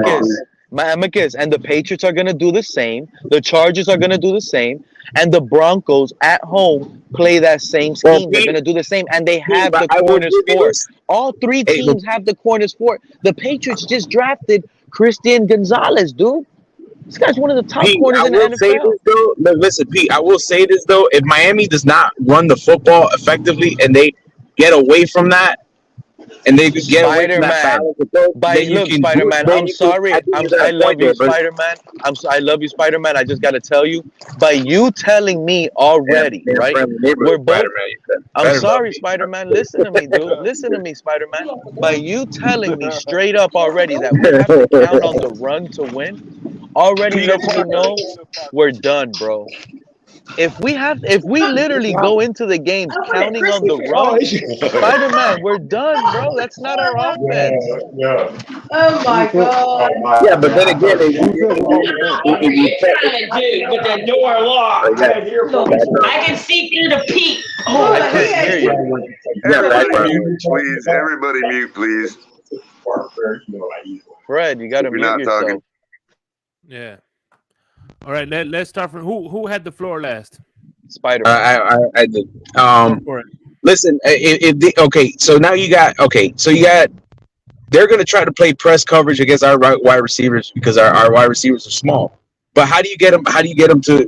That's why we added, somebody like Chosen Anderson. We're entering a second year with Eric Esukama, where receivers can't do that, right? You're going to add some height, receivers with bigger frames, and Higgins. And I'm sorry, hands, yeah, of course. And then come on, man, we're a 6th-round rookie. We're not counting on this, man. But anyways, you're not gonna listen. Rookie, bro. They just won the Super Bowl, man. Hey, but listen, sometimes you can't always play press coverage against Jalen Waddle and Tyreek Hill because if you miss off a jam, like if you miss on them on the line of scrimmage, you fail, you get your hands on them. Like, dude, that they'll make you pay with the speed, right? They'll burn you. They will. So most of the time, they're going to give you cushion. They're going to play off man a lot of like zone. They're probably not going to have Eckler. Yeah, but Irvin, check this out. What if they miss on the jam and we don't even take advantage because the route is a hitch? So Tua's still gonna throw the hitch route no matter it's up what to the because he's gonna quarterback to throw know to a what certain it's spot. up to the It's quarterback. not like Jalen Waddle could be like, "Ooh, I beat this guy off the jam. I'm gone. I'm gonna take off Again, and it's switch up it to the from a quarterback. hitch." It's up to the He quarterback has to to know. run the hitch. He can't I switch because got. Tua can't see. He just throws it to spots. That's the problem. He doesn't give us many options. But Pete, listen. He's right on that. As a quarterback, you're supposed to know what routes the receivers are running on a certain play, right? You throw to a spot because you're anticipating the receiver that you're relying on him to get to a spot before you release the football. So if the receiver knows the certain route that he's supposed to run on that particular play, the receiver is supposed to get to his spot. He's supposed to know what route he's running. He's supposed to get to his spot, and the quarterback recognizes the route, Spider-Man, we get knows it, where but the what if receiver I'm is going, telling and you? then he releases the What if football I'm before that. telling you the play call is a normal 8-yard hitch for Jalen Waddle? Yeah, but And you I don't have think that my Tua is going to hit the cornerback wide lined open up hitch? jamming him. Yeah, but it doesn't Again, matter. but you think the What you're quarterback is saying going is to? what you're saying is this was your argument. You can't jam him up because he's gonna beat you off the jam, right? And it doesn't matter if you lose the jam, though. Spider-Man, stop trying to move the goalpost. Again, you can move If the the play receiver. call is a hitch, Tua's But gonna you can throw move the him. You hitch. can motion So him. You can motion failing him. You off can the move him out jam of position. doesn't move it Yeah, much but it's because different with he can motion. come back. The motions don't always work. You Stop it. He's not that The type of concern, quarterback. Irving, Now, I think the Skylar, concern, Irving, is that with a quarterback with Skylar, I'm gonna be honest with you, Spider-Man. He's a see a receiver, throw a receiver where you're at type of quarterback. That's the difference. He missed a lot of wide open receivers on film. I mean, it doesn't Multiple matter. times. Remember what they were trying to Especially teach in him that Jets last year. game, missed him multiple Spider, times. listen to me. What they were trying to teach him last year was the timing and anticipation throws, right? Because he is the complete opposite. He's a see a receiver open, he'll throw the receiver open, he'll know where to throw it to. Quarterback. Okay, this is a rhythm But he and can timing. do what Hold on, Tua Pete, do, hold on. and even better. Hold on. Stop trying to That's even the point, compare it. Urban. It's not If it's even rhythm and close. timing, Can I I'm just thinking say Pete. something real quick to Pete's point? Hold on. Pete Can I has a just good say point. something real quick to Pete's point? Urban lost his battle. Hold on. I think what Pete's concern is that, and I share it, is that, you know, as the play develops, it can become apparent to a quarterback that can read defenses really. It can become apparent to a quarterback that who's talking. Somebody has background. Hey, if you're not talking, mute yourself. That's me. I'm sorry. No problem. If it becomes like to a quarterback that can read defenses really well, it'll become apparent as the play develops that particular throw you're talking about, Irving, is not there. Right. And the concern is that Tua can't make that adjustment during the play to go somewhere else. That he's trained. I don't want to say like, you know, trained basically to, you know, as people call it euphemistically, one read. You know what I mean? That's the concern. But at the same time, a lot of these one read type of plays are coming from the RPO because you're making your design. It's literally designed to go to make two reads, basically by studying on the first and second level. But there are multiple times on film where Tua is reading the coverage and he's looking through his progressions. Like there's one, you know, like if you look at the touchdown to Tyreek Hill, he knows he has a C. He knows he has him one-on-one with a single high safety, and he changes the play at the line of scrimmage. Color, hold on, Color. Before you cook, can you please put up a poll to see who won the argument, Pete or Spider-Man? Sure. In fairness, my though, name is also Complaint Department Shake. I'm sorry. Complaint Department, whatever. Yeah, those names. This is a. Well, hold on. Me and Pete have been going at it for years. What I was going to say was though, the RPO is really just another aspect of the West Coast, and if you really look at the numbers, it wasn't the bulk of our offense. No, it usually is. It hovers between 10 and like 18% of our total It's snaps. really just a read option, which is the fundamental basis of a West Coast in the first place. You know what I mean? Yeah. But yeah, I mean, exactly. It just depends on how you line people up and what your focus is, as far as what you're reading and what your option is as to what Yeah, I agree. separates an RPO from a whatever else. Yeah. But hey, Color, I think like what Pete was saying, like based on the whole jamming, like what the Chargers are going to do, right? Like Skylar has a better arm, so he would be more fit for success against that scheme against the Chargers. That's what you're saying, right, Pete? Because I agree. I'm sorry, say that again, Amicus. The whole point of the anticipation throw, all right? If you jam like the Chargers did, right, and give Tua a QBR of 28.2 and a 35% completion, that was his worst ever, I believe, and it's because of the defense the Chargers did. But to Spider-Man's point, if you're missing first off, if you miss a jam, man, the safeties are back there. I mean, they're all in tune on and watching that shit. You know, that's defense 101.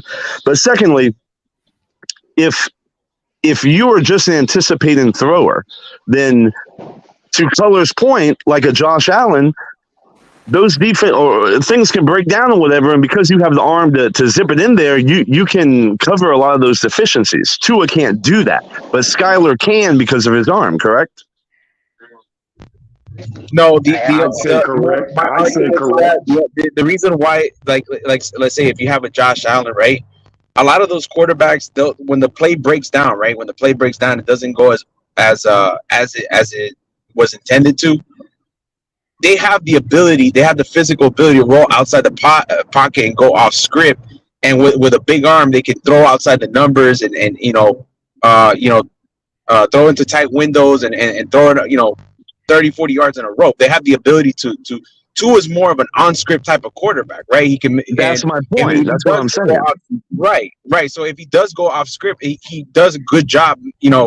Not only just evading pressure, but within the pocket, but also improvising within the pocket. But when he's outside, of course, he doesn't have the physical talent to go to his left and throw on the run off platform and throw 40 yards, right? He's not that type of quarterback. We know that. But he's a quarterback that understands his limitations in terms of when he's within the design of the play. He's like, let's say he's throwing on, let's take the 20-yard out route to Tyreek Hill against the Chicago Bears, right?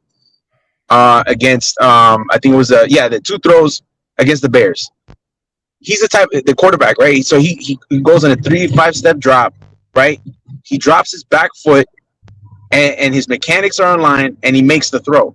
He knows his limitations, so he's a mechanical based type of passer.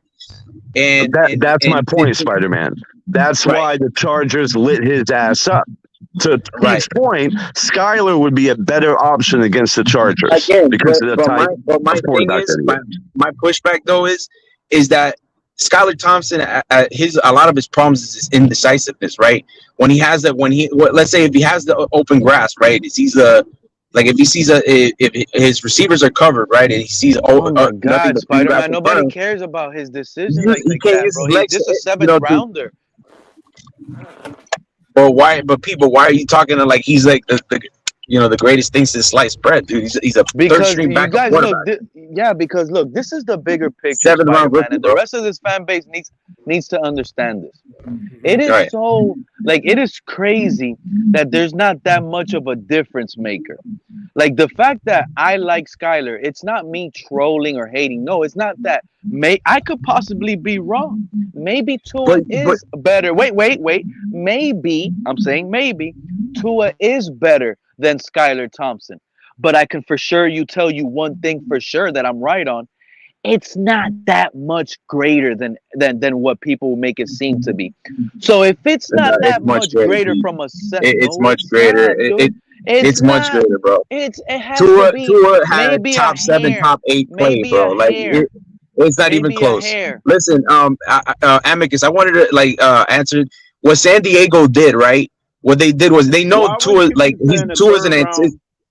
Listen. Before you change subjects, I want to make it clear what you just did there. Okay, you just basically credited Tua for something that Skylar hasn't even had the chance to do. Like, where's the 8 games that Skylar got to play? Where's the 13 games that Skylar got to play with the number ones? That's a good look. That's fair. but at the same time, they're playing under the same system, under the same coach. And Tua, with this offense, you look at the numbers, you look at the statistics, the production, like it wasn't even near. Bro, even in the advanced statistics, even the discrepancy between the starting quarterback and the backup was the greatest throughout the NFL. Like the drop off between the starting quarterback and the backup quarterback was very great in compared to other teams. Bro. Like that's because Aaron from what? From one game to another? From 13 game sample size to one game? Exactly. Again, that's a fair point. But this is taking in. This is taking in both Teddy Bridgewater and Skylar Thompson. You're talking about a playoff game that he almost won. Yeah, and this is for everybody that sits here, all these Tua-nions that call Skylar trash. Guess what? You guys I'm not saying he's trash. I'm just saying he's not as good as Tua, bro. Like, hold on. That's all I'm because saying. You guys said it takes 3 years to evaluate the position. You guys aren't even giving this guy 5 games. You guys say Skylar's trash. He sucks. He doesn't even know what NFL football anticipation throws are. Like, it is hilarious to me. I've seen the enough to suggest on how that you guys will he give needs a Tua lot of 10 work, bro. years, but not give Skylar. He needs a lot of work. I like him. I like his physical traits, but I just don't think he's ready to be a starter right now. Not even a second. I mean, we'll see if he could be a second tier backup. Like, Yeah, but if the quarterback is saying that they can't see over the offensive line, if he can't see you, he's not going to throw the ball. Do you think that guy should be an NFL starting quarterback? Yeah, go back and look at the numbers for Tua's first 2 or 3 games. You tell me that you would have said the same thing back then. But again, from a 5th overall pick. Go look at the game. I get that color, and that's fair. That's fair. I've criticized that he's been underwhelming for a 5th round pick, but in his 3rd year, he closed the gap between the 2 other quarterbacks. Right. So how are we going to sit here and even compare the 2 in that regard when that first year 7th round rookie with 1 game under his belt played our division rival toe to toe in a playoff game, no matter what his quarterback rating ended up being? And I give him that. Look, he showed moxie. He showed poise. Like, listen, I give him that credit, bro. Like, what? There were throws that he didn't. Like, I don't understand how people don't see more than a backup second-tier quarterback potential out of that. Yeah, but again, I just think that's like, throwing shade, you look at the film. You look at the film. You look at the statistics. Like, it's no. I get your arguments, and they're fair. They're fair arguments, bro. Okay, so take his stat line against the Jets. His very first. I practiced all week with the number 1s. I'm the starter. It's an important game. Okay, yeah, we didn't score a lot. Go look at that stat line of his for that Jets game and compare it to his game against the Chargers. Who the hell said a 26th ranked pass defense. And that's fine. And listen, and like I said, and you tell me that talking down Skylar's potential ain't throwing shade. But here's the thing, though. But take it from the defense's point of view. They weren't preparing for Skylar either. If you want to use that same argument, though. Oh wow! I'm just saying, you want to keep it fair. Anyway, if you want to keep it fair, well, that's another argument. You can use that argument too. But anyways, I wanted to. We don't say that Brock. That's what Brock made Brock Purdy great. No, don't run now, Spider-Man. You chill out. I'm not running. I'm chilling, bro. No defense knew how Brock Purdy was either. Is that why he was great? So listen, if you say the defense didn't prepare for Skylar Thompson, then that Alabama game where he threw the touchdown, you can make that same argument for. That's true. That's fair too. Hey, listen, I give you that too. I made that argument before in the past. Like, I said that a lot of people. The reason why, what's his name, Jalen Hurts struggled against Georgia because Georgia game plan for him when Tua came in, they weren't suspecting Tua because they didn't game plan for Tua specifically. They game plan for Jalen Hurts. Our defense didn't know anything about Ian Book either. Now my question to you guys is: if Tua went to Kansas State, would he have been drafted top 5? Listen, all I know is that Tua was the better quarterback last year. I mean, he's the clear-cut starter this year. We'll give him this year to evaluate him, and if he can't stay healthy and he regresses If you changed that statement to better option, if you changed that to better option, Spider-Man, I'd be with you, bro. Yeah, but Spider-Man, you can literally literally Yeah. Spider-Man, you can literally say what you just said about every position on the team. So why would anyone hate on any offensive lineman if you could use that take right there? Why would anybody hate on any cornerback or linebacker on this team if you can use that take right there? But you know what the more accurate take would be? That Tua is a better option against certain defensive schemes, and some Skylar would be the better option. And that's just the facts. And Chargers is a great example. It's a great example. And if you listen to what Sherfield Into a says, second year of continuity, even if they're even quarterbacks, Tua is still the best option because of just overall, simply, you got to be behind your quarterback one. You have to do that. Right. Otherwise, we're weak. If we show weakness to other teams, we're done. sure. I mean, it's not a viable option. You can't flip-flop back and forth. I get it. But, The fact of it is, I'm not saying that. See, that's where I don't throw shade on Tua. He's accomplished enough, you know, to say, okay, right now, whether we could argue till the cows come home whether Skylar will end up being or is better than Tua based on trajectory. Okay, we could argue till the cows come home, but I will agree with Spider that Tua is the better option on this team. I agree. I agree with that. To be quarterback one. You know, the only reason why I disagree, and I'm not here to debate or argue with anybody or, you know, go at anybody. Hold on, the only reason. That statement because Hey, Crypto, you got background noise?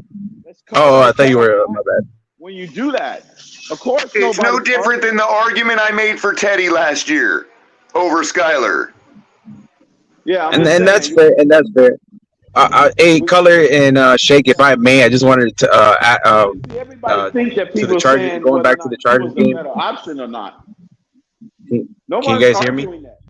No one ever argue whether Tua is the better option because he's the only one on the roster that's available at the moment. Well, yeah, Crypto, that's why I'm able to agree with Pete and also agree with Irving. If Irving changed his statement to better option.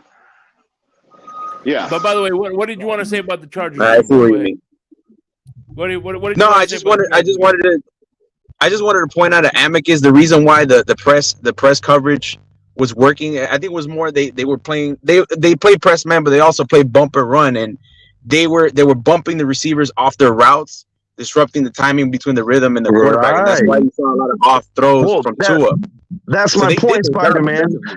I think, and I know people don't like hearing this, but what Sherfield said, right, when he left, that if you put 2 and 2 together, it explains the Chargers game. Because when you jam right there, it throws off the timing, and Tua is a timing quarterback. Where like another guy I was can a never pass up an opportunity to agree with AB because he hates when I agree with him. So I'm going to agree with AB right here where he says Skylar's a project. Yes, absolutely. I cannot argue against that. I'm just saying if I started a team today, who would I actually want if both quarterbacks are a quote-unquote project still? Okay, because you got to admit that Tua is still in the middle of his project. Okay, then I would rather, I don't know. I think Skylar talent-wise is the guy I would project. You know what I mean? So I agree with AB here. Spider-Man, what neutralizes the deficiencies of the timing? Like the timing being off. What's the great equalizer of that? Arm strength. You're right. Arm strength, period. Yeah, but the thing is, it's also arm strength, but it also what matters also is ball placement and accuracy. If you're able to deliver the ball on time, arms neutralize it too, Amicus. Cornerback with long arms. But listen, even if you play, but there again, that's on the other side of the coin. If somebody's telling me that Skylar doesn't have good ball placement, I'll show them video. I don't care. You know what I mean? I wholeheartedly disagree with that. Yeah, you can't play quarterback in the NFL without good ball placement. I mean, they all can throw the fucking ball through a keyhole. That's one of my biggest pet peeves is when people say Josh Allen's not accurate or even other quarterbacks. I mean, they're in the NFL, bro. They can fucking throw the ball wherever the fuck they want. I Just would like a agree with you, golfer can hit a Amicus. I golf would ball agree with you, wherever and the hell he wants. I would agree with you, Amicus. But I'll come at it at this angle, which I'm sure you can understand because I know you're the type that is interested in physics, right? Every one of them have good ball placement and can put a ball on a dime.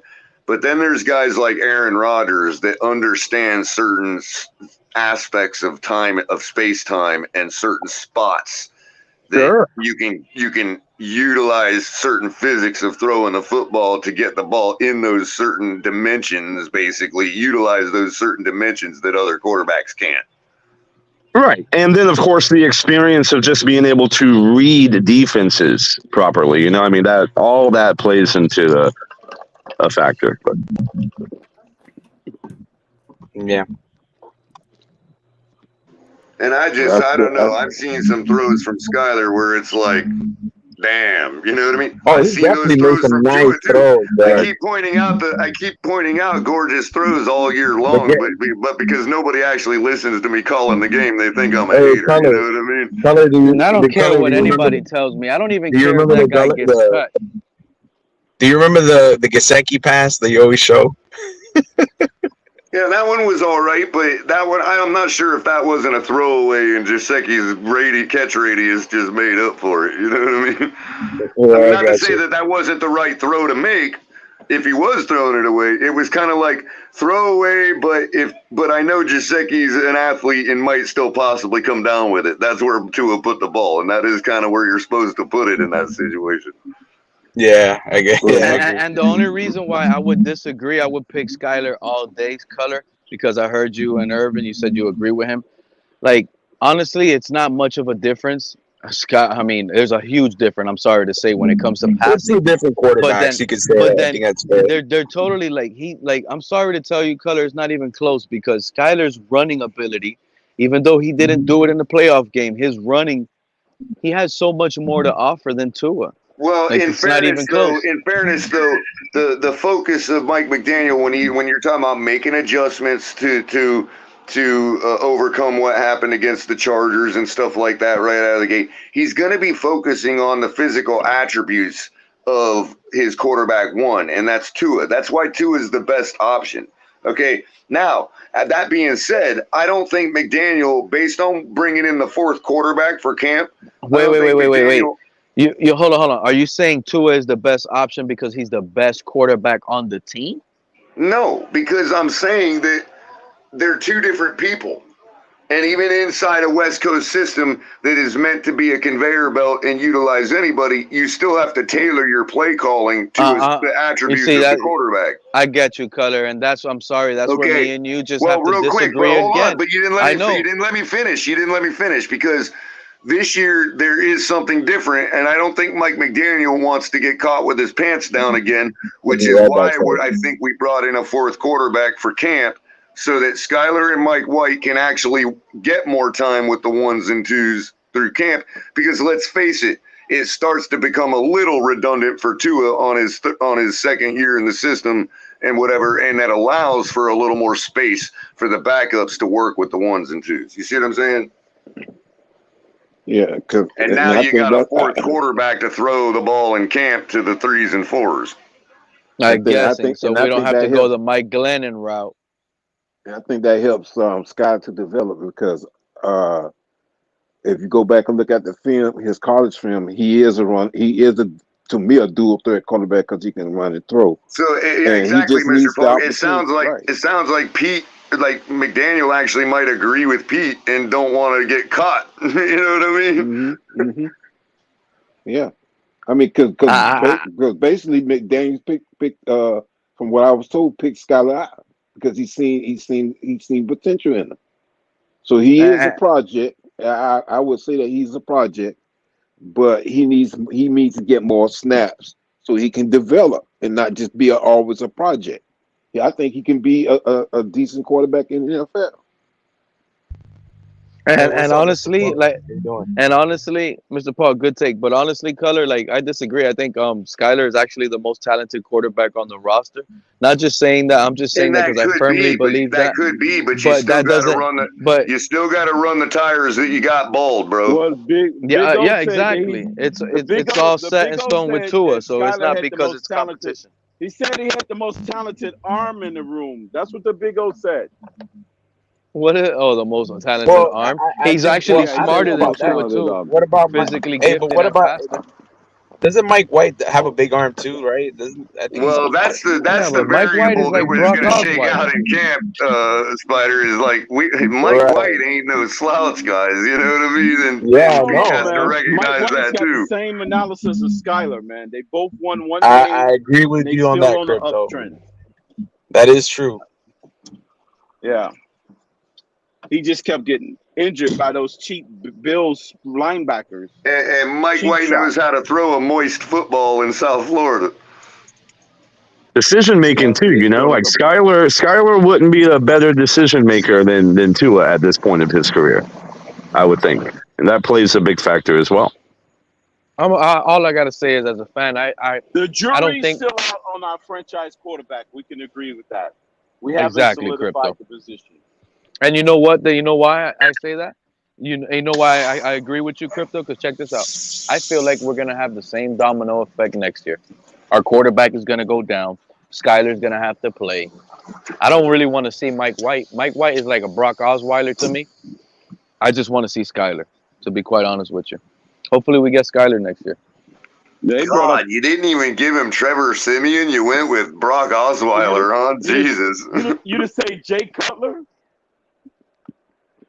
John Beck. Jay Cutler.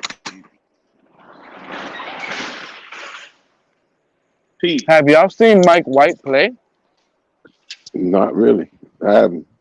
I have to go back and Yeah, check I've the seen him film. play. Yeah, I've seen him play. Like, not a lot, but I've seen some of him play. Yeah, like look Milano still has at his his rib. arm delivery. Look at the way he throws the ball. It's almost Brock Osweiler. It takes forever. Skylar is so. Hey Pete, how about this, Pete? How about this, Pete? How about Tua put some more work in with the twos, man? We're going to eventually need them sometime in the season. You feel me, Pete? You see, look, check this out, Fred. And this is why, I got to be honest with you. I love all of y'all, man. Look, there's a chance that Tua really might be the backup quarterback. Not this season coming up, but the following season. On his 5th year. There is a possibility. Let's say he just loses the job. Like, let's just say, right, like, real talk. Like, I'm being serious. Like, let's say he starts off bad. 0-4 start, like I see him seeing. Y'all don't have to agree. That's just Pete's take. I feel, as a Dolphin fan, based on the teams that we're gonna face and their defense, it could be easily take Tua out with that one read. If he trashes it and we do a quarterback switch, Skylar starts balling out, we make the playoffs, this coach and this GM are not gonna get fired. They'll just say the quarterback is Skylar Thompson. That's who, and they'll move on. That's who they drafted. And Tua might be the backup the following year to Skylar. Hey, Pete, the reason why I say that, man, That's is a disaster. the reason. Scenario, Pete. Hey, crypto. Let me say this to everybody. Really. Let me say this to everybody, man. The reason why I said that, Pete, is what if both the wide receivers go down? You mean Tua's not going to have any? You know what I'm saying? Like no. Fred, I don't think you need both. No, what's going with any? One of them. Hey man, you don't know that. You don't know. Even one of them goes down. You still need to develop some Receivers chemistry. go down. No, Fred. Man, you need to. If both receivers go down, it's going to turn into a flu bug, and the quarterback's going to go down too. Okay, Color. And then in the meantime, he won't have any chemistry. He won't have any kind of chemistry with the backups. Is what I'm saying. Skylar will come in during the Cowboys game because Micah Parsons going after Tua. 22-man roster, it's a 53-man roster. I keep hating this whole comparison with our rosters to other, but they only comparing like 9 guys. See, all them people that thought I was back on their side was like, "Ooh, Color's jamming. He's freaking backing up Tua tonight." And then I throw in that, the fluba Thanks, for bro. everybody. Y'all be doing your thing. I'm just so, you know what? I'm sorry to tell you guys this. I'm so sick of the hype, the hopium, the positivity, and it's sad that I have to say this. Like, I want the fan base to be happy, but I'm not there, so I'm not buying it. That's just my opinion. I'm not buying it. You guys can cook whatever you guys want to cook. To me, the positivity is just missing salt, and I like salt. You're not buying into the positivity with Tua? I don't believe in it. And you know what's crazy, Crypto? Check this out. With this same roster, if let's say I'm right, because I could be wrong, right? And it's just going to be a joke on the internet. Ha, ha, ha. Pete was wrong on Skylar. Who cares? I just feel like I could be right? If I'm wrong and we go through this disaster, what's going to happen? It's going to be worse. It's going to be worse. Pete, what would you say? What would you say if the Dolphins go 4-0 to start the season, beating the Chargers and the Bills? I'll say good shit. I'll say good shit to it. Good shit, bro. Good shit. You got to put more content into that. I'm sorry, I was reading a text message that I just got. You got to put more content into that. What if we go 4-0? No, 4-0. Yeah, beating the Chargers and the Bills. But wait, what if we go 4-0 and win by the defense? All games are low scoring. We're winning 16-13, and the defense always does it at the end. No, I'm talking about a scenario where like Tua leads y'all to victory. Like he's the guy. He's clearly playing well. Okay, so you're talking about just Tua balling out every basically, game. you're talking about Tua last year. Let me put it to you this way. What we did last year. What if all games are won 45-30? The offense putting up more points. Don't get me wrong, Pete. It's not going to happen. I'm just saying, No. hypothetically. I'm going to tell you right now. You can tell the future. I know that. Yeah. Hey, I'm going to tell you right now, Shake. Yes, sir. If the first 4 games we're putting up over 33 points per game, and we go 4-0, y'all could roast me all week. I'm telling you, we have to be talking Super Bowl, okay? Because I don't think this fan base realizes how big the defenses we're going to be facing the first 4 weeks are. You guys just think, oh, it's the Broncos. Man. Oh, it's the Patriots. Oh, it's the Chargers. Oh, no, these are big defenses that know our scheme coach-wise, schematic-wise. They know what it takes. Even with a bad roster, their team, if they scheme it right, they could shut us out. Even with all the talent we have.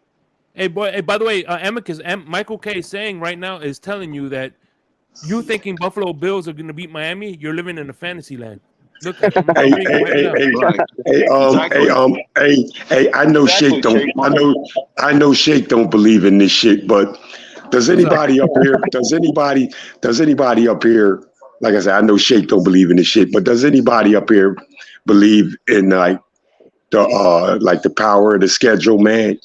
Okay. Like if it's a brutal schedule, and if it matters or not. No, I agree with Shake, man. I chatted it. I posted it earlier. Like, if you're that fucking team, all the other teams should be scared of you. Look, y'all, when I looked at the schedule last night, I was going to sleep. I gotta it might be creepy, but look, I was looking at the schedule last night, and I was looking at. Wait, listen to me. Hold on. And I'm listening, and I'm looking at it, and I'm like, man, I can already see the setup. Like you said, the power of the schedule, Fred. Yeah. Let me explain myself. Please, guys. You guys already know I said we're starting 0-4. Okay? That's how I feel. But after that, after we lose to Buffalo, I feel like the Tua's going to get benched. We're probably going to say he's got concussed. They're going to make something up. What about you, Mr. Polk? What about you, Mr. Polk? Check this out. Okay. The next thing that's going to happen is Skylar Thompson comes in. We're going to face the next 3. I think the next 3 games after that are like the 3 Alabama quarterbacks. It's the Panthers, the Patriots, and the Jalen Hurts. If Skylar beats those 3 Alabama quarterbacks, there's not going to be no conversation left no more. Yeah, and real quick, Fred. Fred, before you go to Mr. Paul. Go ahead. Hey, Fred, real quick. Do you think the Chiefs players or even the Chiefs fans ever look at a schedule and think, oh, we wish this would have been like this? Hell no, man. No, man, no, they not don't. at all. No, they don't. No, they. But come on, man, You're talking about two different quarterbacks, man. Exactly, because that don't even go right with me. Well, what about you, Crypto? What do you think about the schedule, bro? No, I'm saying my take is going to be like it did last year. I predicted 11 wins, right? But guess what? It's all contingent on the first week, like I said with the Patriots, right? If we lose to the Chargers, right? I think we need to implement the $300,000 per loss right away, immediately, because that means the Chargers would have instituted the dossier to perfection when they put out the 30-minute dossier on how to shut down our wide receiver room, and they implemented it to perfection. And that dossier is going to be passed around to the next 17 opponents or 16 opponents. So we might as well get ahead of the game and implement $300,000 per loss immediatly. Yeah, but we're not tanking. I agree. Let me ask one more question, Pete. Let me ask one more question. Does our offense lean more to our is it heavier that, like we're going to succeed and go ahead and win games, or does it lead more to like teams have us figured out and know what we're going to do? No, Fred. You know why? You got to look. I always tell the fan base this. This is important for this fan base to remember. When we got Tyreek Hill, and remember when Tua got hurt, he started saying he can play with any quarterback. Remember? He literally said any quarterback is here with any quarterback. So this is Tyreek Hill's he team. proved So it. He did it with Bridgewater. And he proved it. And he sure did prove it. So once whatever happens, Tyreek Hill is like the same thing is going to happen, Fred. We're going to play this upcoming season. He already said he wants 2,000 yards again. So guess what? That's all that matters to him is 2,000 yards. Well, I really believe, man, this is a tough schedule for us, man. I really do. And only because I'm not even going to say Tua. I'm going to say because of the offensive line, man. This is a tough schedule. Yeah, but the offensive line took a step forward last season. It did. I only seen the offensive line do real good 3 weeks straight, and that was when Shell was at right tackle and Robert Jones at the left guard. That's the only time I didn't see this offensive line struggle, man. Hey, Fred, can I make a point to you real quick? Yeah. Like, for fun, not right now, but later on, for fun, look at your schedule and pretend it's not the Dolphins versus all those teams. Replace it with the Chiefs and tell me what your record is at the end. Now, and if I'm replacing it with the Chiefs, I'm automatically saying definitely playoffs. Definitely playoffs. I don't care. Right, that's my point. You're either that team or you're not. That's my point. No. You can't do that because I got Mahomes. I got Mahomes at quarterback, and I'm as far as that, I'm saying 17-0. Shit, I can't say that. I can't say that with our quarterback. Let me stop. I can't say that with our quarterback. You got Mahomes as quarterback. You have Andy Reid as coach. You have Kelsey as tight end. You have. Dude, it's a recipe for success. I mean, granted, Patrick Mahomes is the greatest quarterback. You know what I'm saying? I understand that shit, but let me ask you. Well, now, let me finish cooking. Right now, if this same Patrick Mahomes team, right, was on, let's say Arizona right now, would you still say that they're in the playoffs with the same schedule? If Patrick Mahomes was on Arizona with the schedule, was with Arizona. Man, I think Patrick Mahomes will take the Texans to the playoffs. Not with Arizona. No, I don't. No, I won't. I think Mahomes will take the Texans to the playoffs. Yeah, because they got a good running back. Yeah. They got a good receiver. I can't say that because Patrick Mahomes feels he's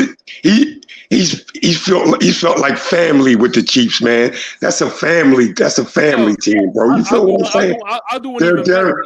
Can you put Damn, so when you're a franchise quarterback nowadays, they say you're a family to the team. When you're the real deal, the judges here, Fred. Exactly. When you're the You're the first real quarterback deal. ever to sign a 10-year deal, they don't even call you the GOAT. They just say you're family. You're the family, man. You're your family. Get us through this, man. Get us through this. Get us through what? They just won the Super Bowl, Fred. You ain't saying what I'm saying, man. You said put Mahomes on the Cardinals. No, I can't do that. No. Are you forgetting that the Philadelphia Eagles gave McNabb a 12-year deal? The Eagles gave man, McNabb a you. 12-year deal? Yep. When did that happen? Really? That never happened. Yeah. That never happened. When? I thought Mahomes was the longest ever. Yeah, Mahomes broke a record, Shake. It was a 10-year deal, first time ever. Longest contract ever. Come on, man. We got a lot of stuff going on with us, man. We got the offensive line going against us. I'm not gonna lie, I like McNabb. And you know what's crazy? Skylar kind of reminds me of a little McNabb. They're not the fastest, but when they're moving around, they're like shifty quick. You see what I'm saying there? And McNabb was like shifty quick to throw the ball. Go ahead, Crypto. Are the Chiefs going into the season? Are the Chiefs? Go ahead. I was going to ask Pete, you don't think Tua gets a 10-year deal after next season? Man, I already told you, Crypto. God. I'm not going to hold it behind. I don't need to be fake for anybody up on these platforms, for anybody to be accepted anywhere, okay? If they don't like the negativity that I see as a fan base, then at the end of the day, I guess I just will have to be canceled out at that point. But at the end of the day, I think Tua's going to be washed out of the league after week 4. My mistake. He signed a 9-year deal. Hey, Crypto. Back then. Yeah. Hey, Crypto. You can see a quarterback going 10 years, man, with the organization wondering if he's going to take that one hit that's going to end it all. You can stand 10 years of that. Hold on, Fred. Donovan McNabb signs 9-year, $70 million contract with the Eagles. All that matters is guaranteed money. The guaranteed money is what counts. Yeah. No, yeah, but what year was that? I forgot what year. It had to be like 2003, 2004. Mm-hmm. Something like that, yeah. No, man. There's no way. Yeah, but McNabb was winning championships too, man. McNabb was winning championships too. McNabb went to 4 straight NFC championship games. Yeah. Why not sign him? I just can't believe he got a 9-year deal. I never heard of that. That was weird. Hey, y'all's Miami Heat is up by 2 right now. Y'all better close this shit out. Yeah, damn right. AP, we cooking tonight, bro. We cooking. Chef Boyardee. Okay, shit. Man. Hey, man, I'm just trying to keep things in perspective, man. You know. It's still good food, though. It's still good food. Chef Boyardee. So, Shake. You got ravioli. Hey, who on the panel? Who on the panel right now is going to be to that Buffalo Bills game January 6th on the Saturday? Because I looked up the tickets, and I know the schedule says the 7th, but the Ticketmaster says the 6th on the Saturday. Well, check this out. My Amicus. If I don't go to the game, you have my word as a man. I will be at that tailgate. I'll be at the tailgate. Let's go. Just to meet with you, bro, and bring your buddy Michael K too, man. No, I'm bringing the wifey. You're gonna meet the wifey, but yeah, we'll be there, bro. It's already done. We'll be there. And hey man, things could linger over to the next season. Play spoiler because they'll be trying to go for their 4th win of the season at that point. So the Dolphins in a position to play spoiler for the Dolphins. Because they're going to be on their 4th victory by that time. I'm just afraid we'll be resting the starters and everything. So I mean, that's my biggest fear is we rest. Oh wow. Hey, when it comes to Lewis getting his money, he'll take the kind that jingles, but he prefers the kinds that folds. Okay. You just make sure he's at the fucking tailgate that day. You just make sure he's there. I wish I could see that, man. I really do, man. We're gonna put it on live. We're gonna do it live and see the transaction. Shit, yo, man, that's gonna be hot, yo. That's gonna be hot right there. That's what's up. Hey, Amicus, let me ask you a question. If you had Tua as your quarterback right now in Buffalo, what would your Yeah, how would you feel? prediction be? How would you feel about that, Amicus? How would you feel about that, bro? And don't laugh. Good I don't know question, why Pete. you find that Great funny. question. Great Hey, question, let me ask you, Pete. why do you Great find question, that Pete. funny? That's a joke to you? Pete is cooking. Pete is cooking. Pete is cooking. Oh my God, y'all. That's some funny shit, bro. Damn. Pete, good one, Pete. Oh my God. Hey, Pete. Listen, toasting he's got Stephon Diggs and Knox. It's like having Gasecki and Hey, by the way, Nice, Pete.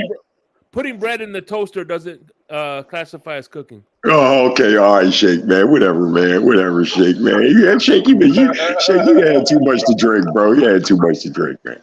But good question, Pete. Good one, man. That's a good Hey, question. Fred, that's what we have to start asking all these other fan bases. The other fan bases, exact. That's where you find out the shit, Pete. You're exactly right. And let me tell you something, Fred. I don't care. They be hitting me on Twitter. They be hitting me up on YouTube, on the chat. Oh, you're not a Dolphin fan. I don't care how anybody feels. I'm the biggest Dolphins fan out here. I do not accept mediocrity, and that's how I feel. Well, hold on, Pete. Can I answer your question? Can I answer your?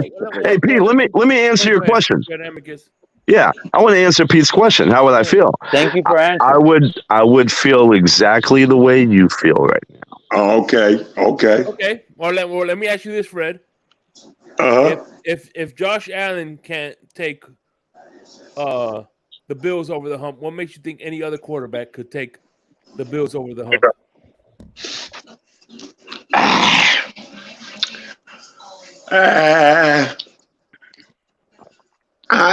Shake, man. I ain't got nothing for you there, Shake. You got me with that one, man. Good question, Shake, and guess what? You're absolutely fucking right. You got me with that, Shake, man. I can't answer that, bro. You got me, bro. This notion that Mahomes would take I might be the one drinking too damn much. I might be the one drinking too damn much. but Shake, I got to go with Pete on that. Pete, I got to go with Pete on that. I ain't mad at you, bro. Hey, question for you, Amicus, he never did give a straight answer, bro. I gave a straight answer. I said I would feel exactly like Pete feels right now. Oh, okay. But we giving Pete a lot of pushback right now in some of his analysis. The whole community gives me pushback, Fred. Yeah, Bills Mafia wouldn't give any. They would all feel like Pete right now. All of them. Hey, Pete, how would you feel if you had Tua? Good one, Pete. Good one. Yeah, man. Yeah. And you know what? I'm starting to feel like he's like, because I'm not buying it. You guys might fall for it. That's good. Whether the fan base wants to buy it or not, that's up to you guys. Everybody has their own opinion, and I'm fine with that. As long as minds are heard on the internet, recorded places, I like that. Because I don't, Hey, Pete, you know what? I have a friend, man, that's a Bills fan. I mean, he's a diehard Bills fan, man. He loves the Bills. I asked him that before, Pete. You know what he said? What did you say, Fred? I'm gonna tell you what he said. He said, "Shit." Exactly. See? That's just what he says. Is shit. Why the hell do you think I laughed for 15 seconds straight? Hey, check this out. I only have one rule on this forum, and that's one mic. That's it. That's all I ask for. One fucking mic. So let's not all try to speak all at one time. That's all I care about.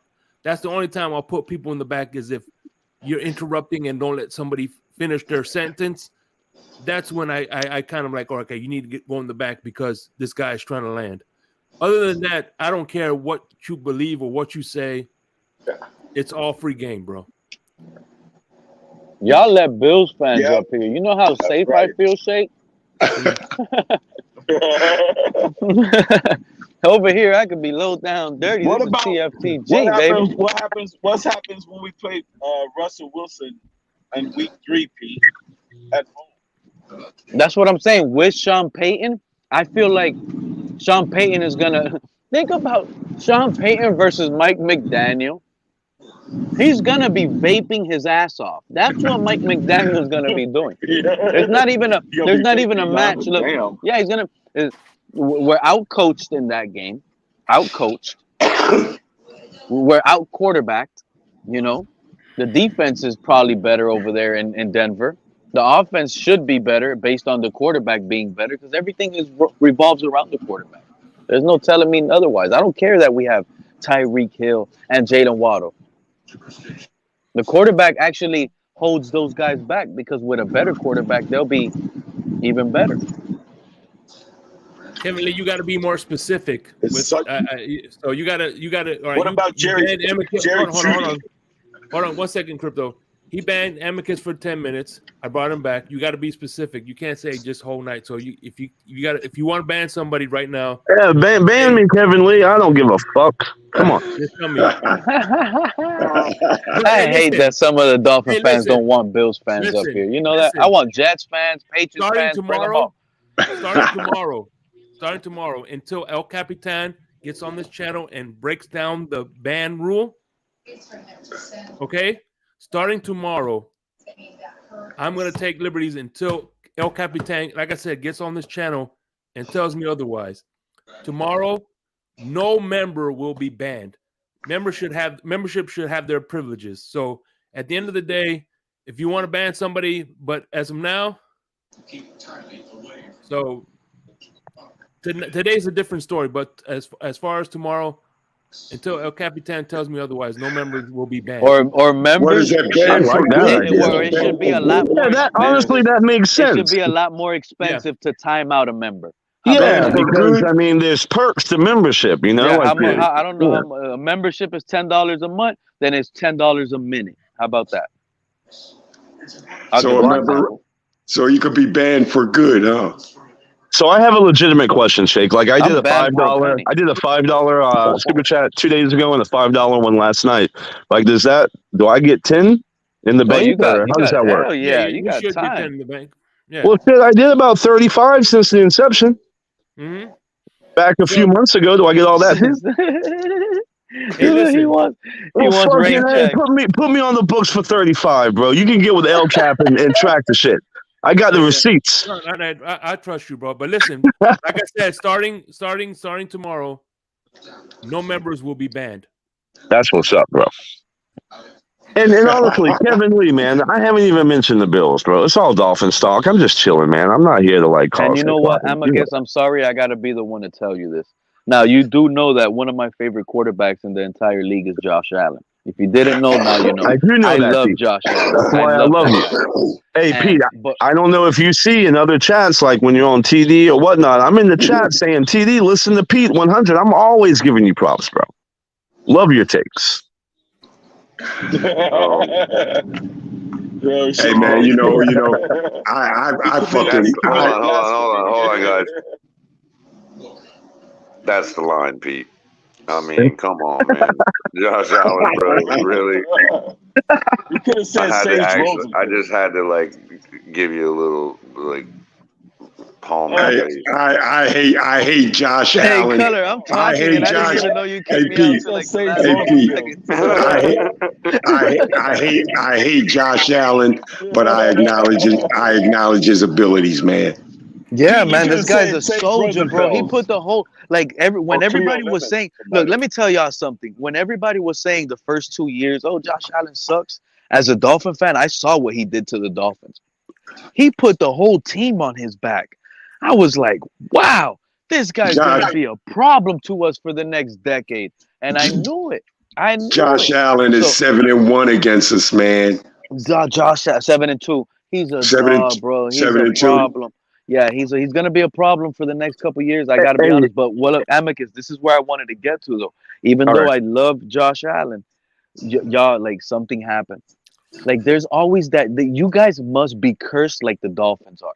I gotta be honest with you, because what the Jets just did to you guys was like, you guys did everything. You guys set it up. You guys did it all, and then the Jets just came in and swooped it and cock blocked and took your girl. I'm telling you right now, the Jets for the next 2 years are gonna sit here and beat up on both of our teams. At least a minimum. Bro. That shit Yeah, ain't happening. I'm telling you, But hey, Aaron real quick, Rodgers. I wanted to, hey, Shake, I wanted to negotiate something really quick. Okay, go what's up? Just to make all sides happy, all right? Okay. Kevin Lee's got 130 that he's bitching about in the comment section right now. How about this? If he's willing to put his 130 up right now, down to zero, deplete the bank account, I'll hop off for the rest of the night. I mean, technically, I went for 2 hours. So there's Mark, there's you, and there's Mark, you, and Michael K. So that's 10. So that's you got three times 60 is what? I'm just saying I'll bow out for the rest of the night. Just deplete it to zero. Kevin Lee, we got a deal. Let's go, bro. Let's go. 130 to zero. Let's make it happen. All right, so all right, Kevin Lee, you heard that. You want him banned for the rest of the day? Yes or no? And I'll abide to what you say. Let me hear it, and I'll remove him right now for the rest of the night. I'm gonna be on for another hour anyway, so it don't matter. That's cool. Because at the end of the day, listen, I have love for Kevin Lee. I have love for you too, Amicus. I love everybody that I have that's on here, bro. So, but at the same time, I think it's getting out of hand, this timeout stuff. It's all good, man. I mean, I love being timed out. It makes the channel a little bit of money. And listen, I'm a Bills fan. I get it. I don't give a fuck, bro. I'll be honest with you. I don't give a fuck. Time me out. But like I said, man, this is a football forum. You know what I mean? Football forum. Well, anywho, the offer's on the table. Commence. Oh, I'll even ban myself for the rest of the day. Hey, Shake, did you ever have Mr. Polk on the blender? Because that would be a good one.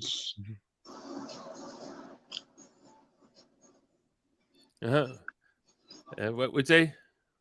Did you ever have Mr. Polk on the blender? No, I'd like to have him on. You know what's funny is I'm not getting a dime with this super chat, so it don't matter to me. This is for the channel, bro. This is bigger than me. At the end of the day, listen, I appreciate El Capitan because he's helping me grow me. He's helping me better myself at doing what I'm doing. Well, you're doing a great job, bro. Yeah, you know, you're doing all right. You're doing real good, man. I like that. I like the show, man. Y'all stop lying and Shake. I like the show, man. I like the show, man. No, you can look at Shake's very first show and like the show today. I mean, it's not. You can see the growth, man. You're doing great, bro. You know what? I gotta tell everybody right now listening in to the Fins tailgate. We need you guys to support, and hear me out. If we donate, if we support, if we make these guys rich, this channel can potentially be 24/7. Can you imagine? 24/7. Just linked there, screaming Dolphin fans nonstop at any given time. You can just come in. I'll tell you this too, Pete. Thank you. People Sal. take me the wrong way. It's a lot easier to take the personal insults when a motherfucker's got rich. When the motherfucker's rich, I mean, it is. Let's be honest. We gotta get these guys. That's why they call it "fuck you" money. Here's the thing, though, bro. Look. Hear me out. I don't care. I don't care about the name callings. I really don't care. I have one thing I learned about doing this. You gotta have thick skin. So at the end of the day, what people say of me, I gotta let it bounce off. Because if I let it get to my head, it's a me issue. But I'm just saying that thick skin costs money. But anyway, so Color, you're telling me that the clown at the carnival, after I lost $100 and I finally hit him in the water one time, he's really not mad. You're telling me he's really not mad? No. No, Pete. I just go up there and push the freaking button. Damn good I'm on. I just go up there and push it the first time. The I thing about already it is, lost 100. He made enough bro, money. But what I'm trying to say is, I know how people work for their money, and if they're putting money into the channel, I want them to get what they pay for. That's all I want, bro. It's not about me getting any money. I just want to make sure that people are getting what they pay for. That's all. Oh yeah, that's right. That's right. We do Yeah, that's appreciate right. you, dude. All the hours you guys put into. Yeah, absolutely. That's awesome. And you guys, and the reality is, you guys do it for us. I doubt you guys are making any money out of this. If you know. Hey, I like the channel, man. I like the panel, man. I really do. I love to be able to go somewhere, click a link, have a discussion with Dolphin fans, and just talk our dots. That's amazing to me. You couldn't do that back in the days. Imagine reading off a newspaper and looking around. You're just reading the newspaper, the Dolphin news, and you look around. Ain't no other Dolphin fan next to you. You just read something and you have nothing to talk about now. Like, damn, who can I talk to about this? It used to be different back in the days. Yeah. And you do shows all the time, fake too, right? So like it's availability, man. It helps out a lot. Yeah, for sure. So we appreciate it, man. No problem. And if you notice, a lot of these times when I do panel shows, I probably I'll be out for a good majority of the time just to let people speak. And I want people to speak what's on their mind, bro. That's what we're here for. Anybody can answer this question, but Fred, I want to ask you, Fred, you there? Yeah, I'm here, Pete. Because earlier you were the one that mentioned, what if the receivers go down? I got a question. Exactly. What offensive position do you feel that if the position goes down hurts us the most offensively? Who's the player? Okay. I can give you a couple if you want, but if you want one, and if the player just goes one, down, make it fair by one player, one receiver, player, one tight end, one running back, one quarterback, one whatever. Okay. I'm gonna go with, the basic thing, man, is what everybody's saying, man. I'm saying if the quarterback goes down, our schedule is shot. I mean, our season is shot. I'm gonna go with that. I don't and the reason that's my take is because I just simply feel like the backups won't be getting enough reps, man, with the ones, and they just won't be prepared right week after week. That's what I think. If the quarterback goes down, then the season is shot. Wow. I'm actually shocked. Anybody else feels like that or a little different? What? No, mine's is totally different. I alluded to it earlier. I use this terminology a lot. I use the terminology a lot when I use the term gravity. And that gravity has a lot to do with Tyreek Hill and how defenses play us and how he occupies so much attention that it makes it easier for any quarterback. So I would say Tyreek Hill, if he goes down, that's when we're done. Okay. He's the one that has the most gravity when it comes to his play, his style of play. Like when the Chargers game planned against us, they didn't game plan against our quarterbacks. They game planned against our wide receiver core. Go look at I would encourage people to go look at that 30-minute dossier that that they put out, the Chargers put out prior to that, leading up to that game. And you'll have a clue of what I mean by Tyreek Hill's gravity. That's the key. Is there a magic football involved in this dossier? It could be, Color. It could be. Hey, Color, how about you, Color? What's your position? Yeah, who do you feel goes out? I'm probably in agreement on the wide receiver, although I think that could be overcome. Maybe. To his blind side, man, Teron Armstead, Well, that's not his blind side. That ain't his blind side. I mean, no, it ain't. But But when he goes down, everybody he goes does. in shambles. That ain't true either. Look at the freaking tape, bro. He actually does play onto his blind side. A sometimes percentage he of the time. Yeah, there was some snaps he was on the right side. But nobody has to go down for that to happen. Shit. How about you, Shake? Turn on set is key. Like, what position on offense? If a player goes down, what position is the one that's going to hurt us the most? Yeah, I'm gonna have to agree with everybody was saying Teron Armstead. Armstead? Mm-hmm. Yeah. Amicus, from an outsider looking in, you know our team as well. You've been here through the cracks. What position you think?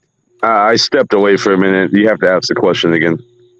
If from offense, only offense, what position do you feel will hurt the Dolphins the most if a player gets hurt?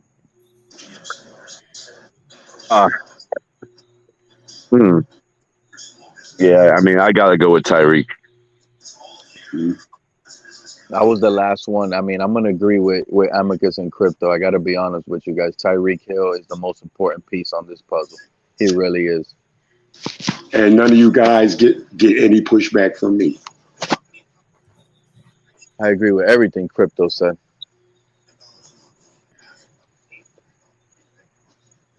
Yeah, I mean, honestly, like, Tyreek's a game changer, right? Yeah, like, if you don't have him, man, it just it limits Tua even more. And now we don't even and man, knock on wood, guys. I'm gonna tell you right now, we don't even have Mike Gesicki, a receiving tight end, to even take snaps. If that were the case, we have Waddle, Wilson, and that's it. Barrios.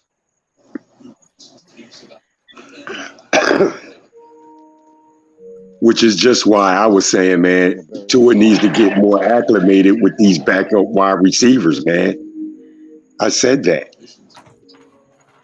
That's true, Fred. That's a good point. That is true. You got to be able to have the number 3s and number 4s be just as deadly or just exactly. Exactly. And Skylar needs to be acclimated with the 1s and 2s as well. Yeah, you're right, Shake. You're right, Shake.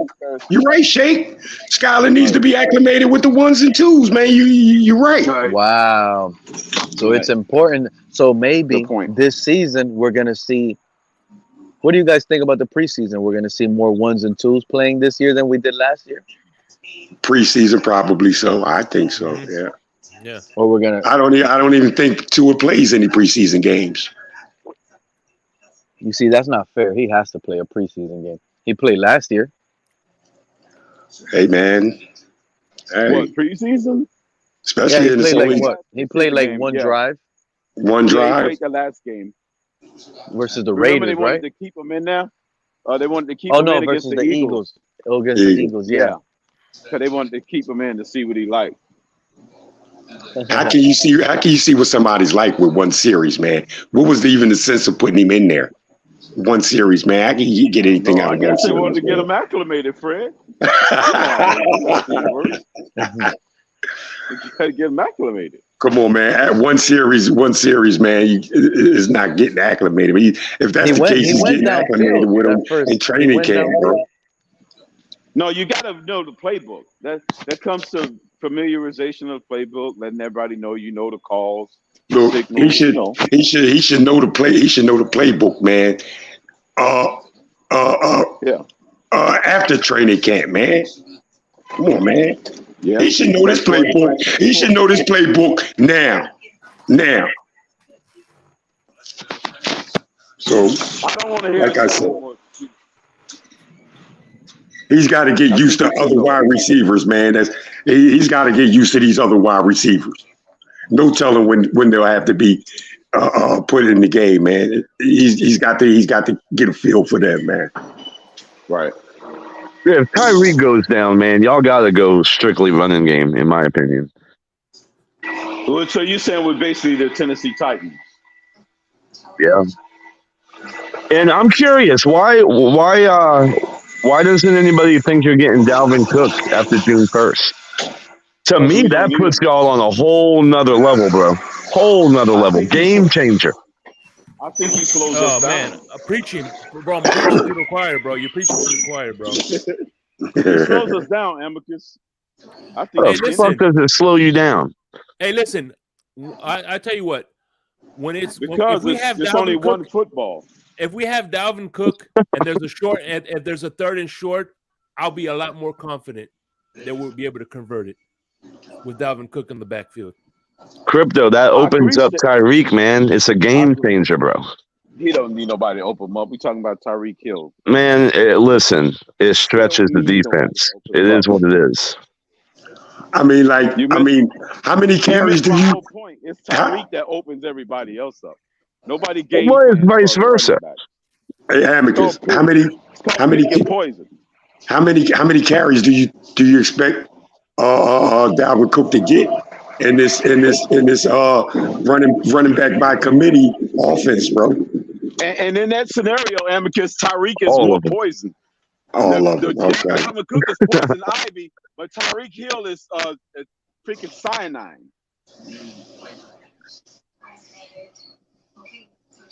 You know, it's which one you want to kill you faster? You want to die by strychnine poison or die by poison ivy? Amicus, I'm gonna tell you why. Amicus, I'm gonna really tell you. Amicus, I could be wrong, but I doubt I'm wrong. Like, I really feel like Tyreek Hill, he runs this team, he runs the offense, and what he says goes. He wants those 2,000 yards. I know what I'm telling you, Amicus. He wants to. When you see Tyreek Hill, he's the type of football player that he loves it. You see, like, all he cares about is putting up numbers. Stats mean everything to this guy. And those type of players, they fiend for the ball. And when they don't get it, it becomes a problem. It really does, Pete. It really does, man. Go ahead. At this, like, for how much that he's getting paid and the way the stardom that he's doing, if you're not feeding him, he's going to be a locker room problem. And then he can take it onto social media too, because he's not scared of that either. No, I feel you there, man. That's my concern with this. I said that shit, Pete. I said that. I want to end by saying this. 2,000 yards? Yeah, and I want to end by saying this. By having Tyreek Hill and him being the face of the franchise and being so greedy and being a ball hogger, listen to me. Dalvin Cook is not coming, okay? Because there's a chance that those 1,700 yards to get to 2,000, he might need an additional 200 or an additional 300 yards rushing. So what he could potentially be doing with Tua right now is, listen, I need to run the ball more when I'm not being able, when they're playing us in this defense and you know they're going to jam me and take me off the spot, move me in motion, give me a jet sweep. He's the one telling Tua the ball is going to come to me. Yeah. You guys understand? Hey, Pete, if you know what, that's exactly what was going on in Kansas City was Tyreek wanting the ball all the damn time, man. Yeah, and Patrick Mahomes, he's not an idiot. He's not going to force feed a receiver that's in double coverage or triple coverage and force the ball. He just spreads it around and he throws it. And to your point, Pete, you know what's funny is the Browns, when they had Odell Beckham and he got hurt, they went to the playoffs because they were trying to force feed Odell Beckham. But when he got injured, they were spreading the ball. They made the playoffs. So I got a hot take for you. Yeah. I think Tyreek purposely pissed off Micah today on Twitter so that Micah goes after Tua and then Skylar comes in the game. No, man, that's already by Christmas. By the way, that might be the only Dolphin game I go to this year. I don't even care. Setting them up for the drive-by. Yeah, I'm going to that Cowboys game on Christmas. Come on, Pete. Of all people, I thought you would jump on that one. Yeah, but I mean, that's gonna. You know what, Amicus? I would have jumped on it. I'll be happy for that, but that's too late in the season. You know what? I need Skylar early, like after week 3. Hey, Pete. I think we're coming up on a team where like there's not enough footballs to go around, bro. Why you think we got rid of Gesicki? Why you think we got a developmental running back that's gonna take? Listen to this. Listen to this. This fan base is out here thinking, "Oh, look at Dalvin Cook. I got sources. I got this. He's coming. That guy ain't coming over here, dude." And first of all, I don't want to hear anything. Oh, he told me he wants to play for Miami. Everybody wants to play for Miami. I'm not buying that. You know what I'm saying? Everybody wants to. But look, we drafted Devon A-Chain, right? Who's gonna take off? Who's gonna be a special teamer? Who's gonna take off kick returns away from Mostert? That's what that's going to happen. Mostert does not have to be on kickoff returns anymore. Exactly. So I don't like that. I don't like that. I never like that. Mostert is going to be RB1, sharing it with Jeff Wilson, RB2, split carries, you know, and we need a speed back. Dalvin Cook isn't a speed back. So if anything, the one on the bubble is actually Jeff Wilson, because that'll be the competition to Dalvin Cook. Dalvin Cook is not fast anymore. He's lost a step plus like 3 or 4 shoulder injuries. Come on, man. This fan base is just begging for names at this point. I say put A-Chain back there to return kicks, man. That'd be good. That'd be a good spot. That'd be nice. That's what he should do. Punt returns and kick returns and mix it up with him and Cedric Wilson. If he fumbles one time, he needs to ride the bench for at least 4 weeks. A-Chain, bring it back, punts, like kicks, man. That'd be nice, man. I like that. Yeah, A-Chain. I just don't think we're gonna get much out of that guy. Maybe on kickoff returns, something. But I wouldn't be shocked if we're going to be special teams. That's it. I don't think we're gonna get much out of Cam Smith. Like this whole fan base, I heard all of them. Like I get it. I'm a wait and see kind of guy, but at the same time, where I get mad at is this fan base will sit here and say, "Oh, Noah Igbenoghube's trash. He sucks. We got to get rid of him." Right? I get it. But at the end of the day, he was kind of playing well at the end of the season, I guess, in the playoff game, right? When they had to take Noah makes the roster. But wait, they don't trust Noah. Listen to this. This is what I basically wanted to say, Crypto. They don't trust Noah to get better in a Vic Fangio defense, but yet they will trust Cam Smith to be a god in this defense and be a day one starter. You get what I'm saying? Like, oh no, he's a day one starter. They're gonna move. No, Jalen Ramsey's not a corner. Mike McDaniel's wrong. He's a DB. They can move him everywhere. Cam Smith is a starter. You're gonna trust Greer? You're gonna trust this coaching staff to hit on the cornerback? Really?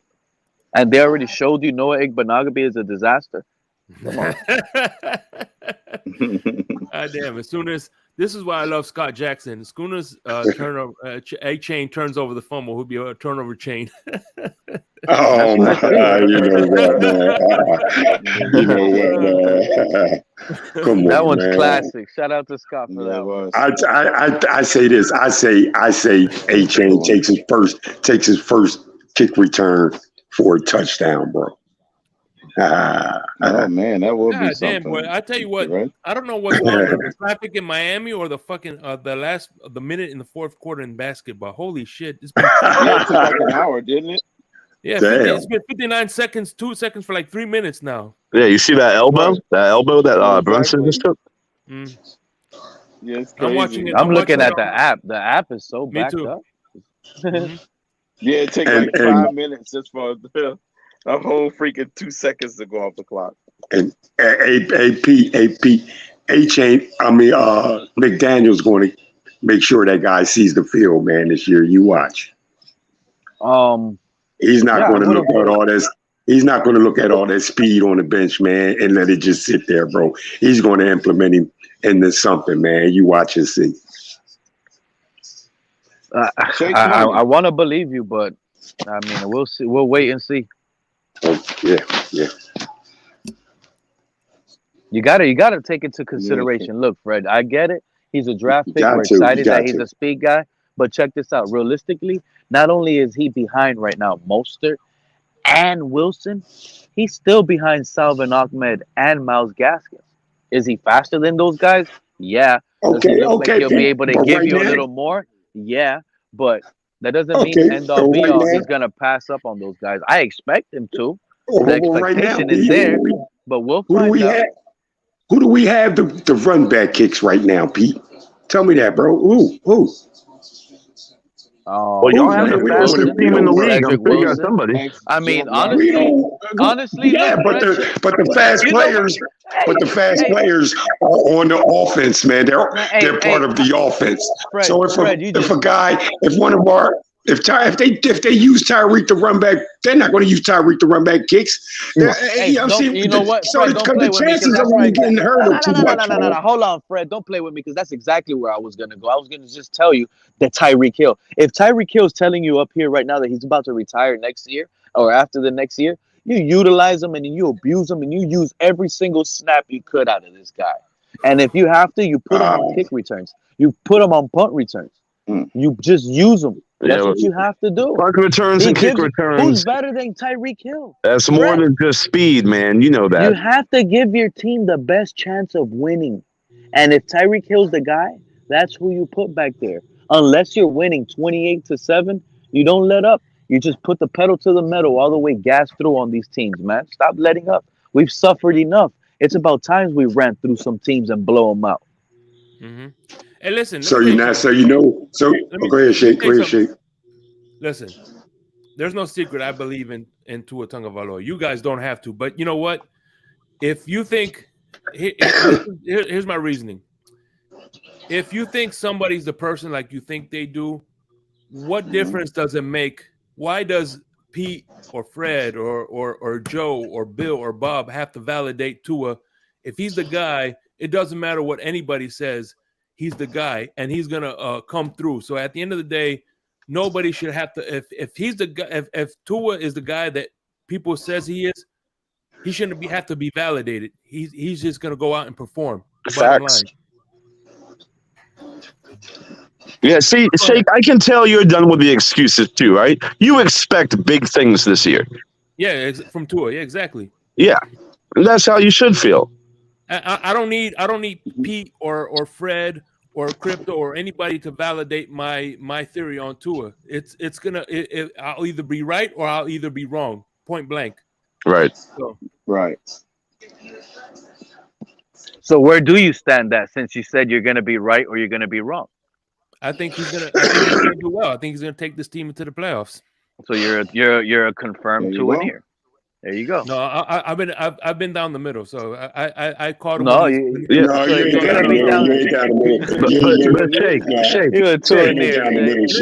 Just getting to the playoffs is not good enough. I mean, listen, that's the thing. This is why getting to the playoffs is good. Why I believe in Tua, because he has the team around him.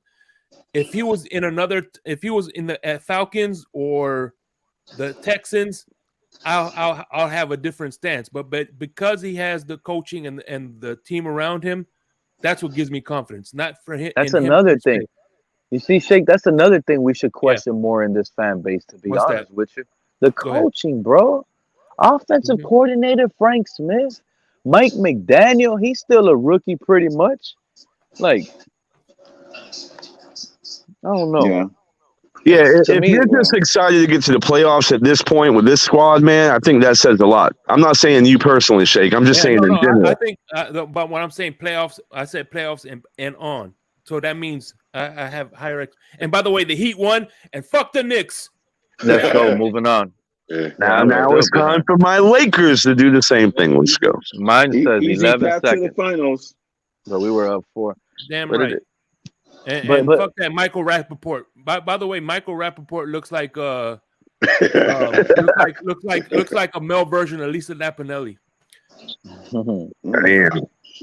See, I actually disagree with the blanket statement Amicus made about and even Pete or some others have made about AFC championship game or it's a failure. I don't know. To me, I still reserve the right to look at it circumstantially. I mean, let's say, look, the Super Bowl champions are going to be playing a first place schedule this year, just along with every other division winner, right?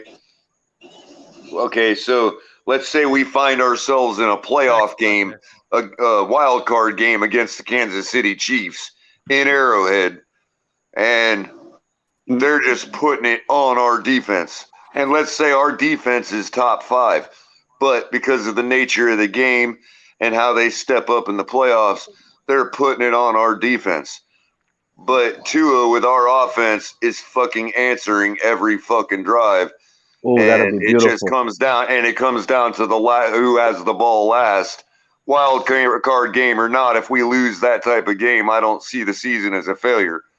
Yeah, but can I respond to that, Color? Nah. Can I respond if to Tua that? has the ball last I color do. in the playoffs and we fail to win that game, look for me in an ICU room, okay? Yeah, but Color, check this out, man. It's a different perspective, right? Because your expectations of what Tua can hold on real quick. Your expectations of what Tua can do is different than most of the Tua-niers. So if this team gets to the playoffs, that is a success from your perspective. But these people that think Tua's the fucking guy, playoffs is not good enough. That's not what I'm saying. Playoffs being a success is only a success if you're an actual Super Bowl contender. I see what you're saying. Playoff success for a team built for the playoffs means nothing to me. Playoff success or even failure for a team that's built for the Super Bowl is better. And you see what I'm saying? Like, yeah, I got you. If we're in that type of game scenario that I was talking about, wild card game or not, that shows me that we are a Super Bowl contender. Because if Tua has deficiencies or he doesn't, it doesn't matter. We're going toe to toe with the Chiefs in that type of situation. Then how are we not a Super Bowl contender? And we should be hanging our hats on that and saying, even though we lost a first playoff game again, that's a scenario, albeit a rare one, where you can say the season's not a failure. Because it was against the Chiefs, because you're playing the Chiefs. This is why I would give a little pushback, because it also shows the progression to possibly looking at yourselves as a real Super Bowl contender. That doesn't show that we're competing against the Super Bowl contender. Yeah, I know it's the Chiefs, but that means Mahomes is beating a top 10 defense, not us. Okay, but what I'm saying, Crypto, is let's say we won a first wild card game against an inferior team, right? And we're going, and that's as far as we go. Is that a failure or success? Because we're supposed to beat an inferior team. So I don't see a first playoff victory in 20 some years against an inferior team as any kind of accomplishment. Well, I get what you're saying, Color. It won't hurt as much losing to the Chiefs in the playoffs. Yeah. But I my would thing rather, is, okay, what I'm saying is I see it as more of an accomplishment to lose a game like that against the Chiefs than it is to beat a team that you're supposed to beat in a wild card game. It would suck. It would hurt. It would be like losing to the Chargers. The Chargers got a top-rate quarterback. Beating a team you're supposed to beat in a wild card game tells you nothing about whether you're a Super Bowl contender or not. Losing in a game like I suggested, where you're really putting it on them too, and you guys are battling it back and forth, and you guys both have good defenses, which shows how good your offenses really are. Right, It's an even game, and you lose that game. That's telling me something about our team that I didn't know before. Well, it's like from a Bills fan perspective, it's like us against the Chiefs when we lost in 13 seconds. And they followed it up with a loss at home against Cincinnati the following year.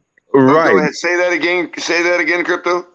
I said the Chiefs had that very same scenario that you just drew up with 2 years ago with Josh Allen and Mahomes going toe to toe. Yeah. Then they followed it up with a home loss in dramatic fashion against another team that the Chiefs beat.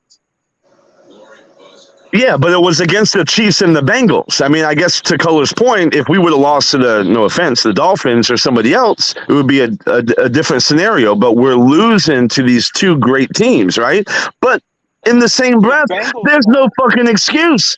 Like, we're not looking at like, we get to the Chiefs. I guess what I'm saying is, let's say we beat the Patriots in a wild card game, and then we get destroyed by the Chiefs in a divisional game.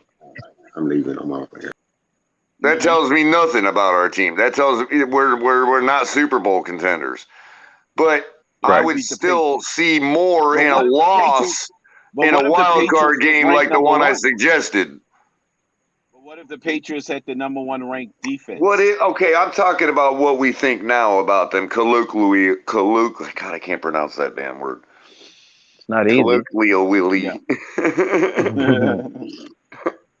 Yeah, I get it. But yeah, the Patriots could An be inferior team. I didn't mean to put a label on it before. I just said an inferior team. Let's say we beat an inferior team in a wild card game, then we lose, then we get destroyed by the Chiefs in a divisional game.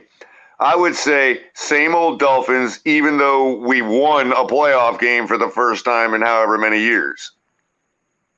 Right. Yeah. But if we lost a wild card game like the one I suggested against a team like the Chiefs, I would be more proud of that than I would beating an inferior team and then getting destroyed by the Chiefs in a I division. agree. Until it happens 2 years in a row.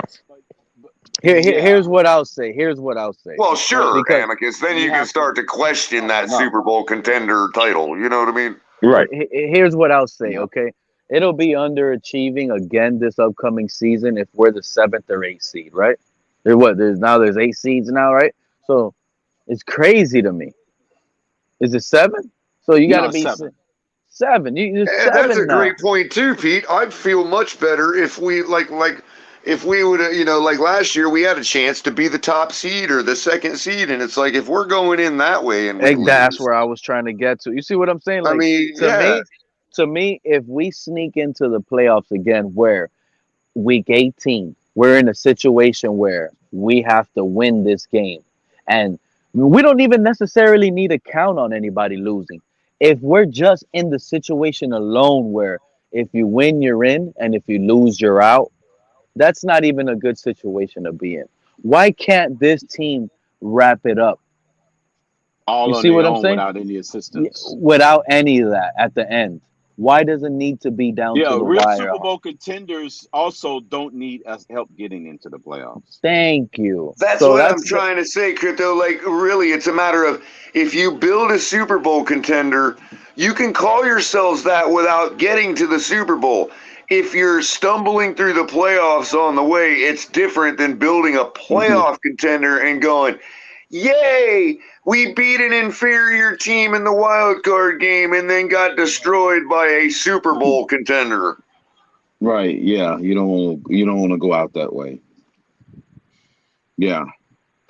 I mean, what's the difference if it happens in the wild card game or if it happens in the divisional round if we get destroyed and we get outclassed? You know what I mean? Yeah. You got to live another week, but you died even harder. But even so, the essence is you got outclassed. It don't matter when it happened. You're not a Super Bowl contender. And the team isn't going to come back. What did we do? We finished against 4 straight division games last year, including the playoffs. All it means is that the team you beat in the wild card round is also not a Super Bowl contender. That's all that means. Yeah. Another thing. Yeah. That's true. They're not. Yeah, we lost 3 of the 4 games against our division opponents on the back end of our schedule. Hey, matter of fact, that's why it was so tricky. You guys remember last year, what the heck happened? Oh, the Bills and the Bengals game got canceled or something. I forgot, man. But that's why I said 8th seed. Remember, we were about to have to sneak in on the 8th seed. First time ever. What was the case back then? Remember, they were literally talking about about adding an 8th seed because of the game of what happened. Oh man, poor Damar Hamlin. I think it was a Damar Hamlin situation. I think that's what it was. Hold up. I gotta say this. So the Bills beat us in the wild card, right? But they lost to the Bengals. So that means the Bills were Super Bowl contenders last year, according to someone's logic. Well, and according to Amicus, right, Greg, and according to Amicus's own logic, that's 3 years in a row now that you didn't make it to the dance, bro. Yeah. What's going on? Are you guys really Super Bowl contenders? Well, you start questioning it for sure. I mean, the shit gets annoying. Yeah. I'm sorry, I had to make that joke. Yeah, yeah, Greg. What the Is fuck is Josh wrong with Allen that guy? just a little bit better at Ryan Tannehill and still won't ever get to the Super Bowl?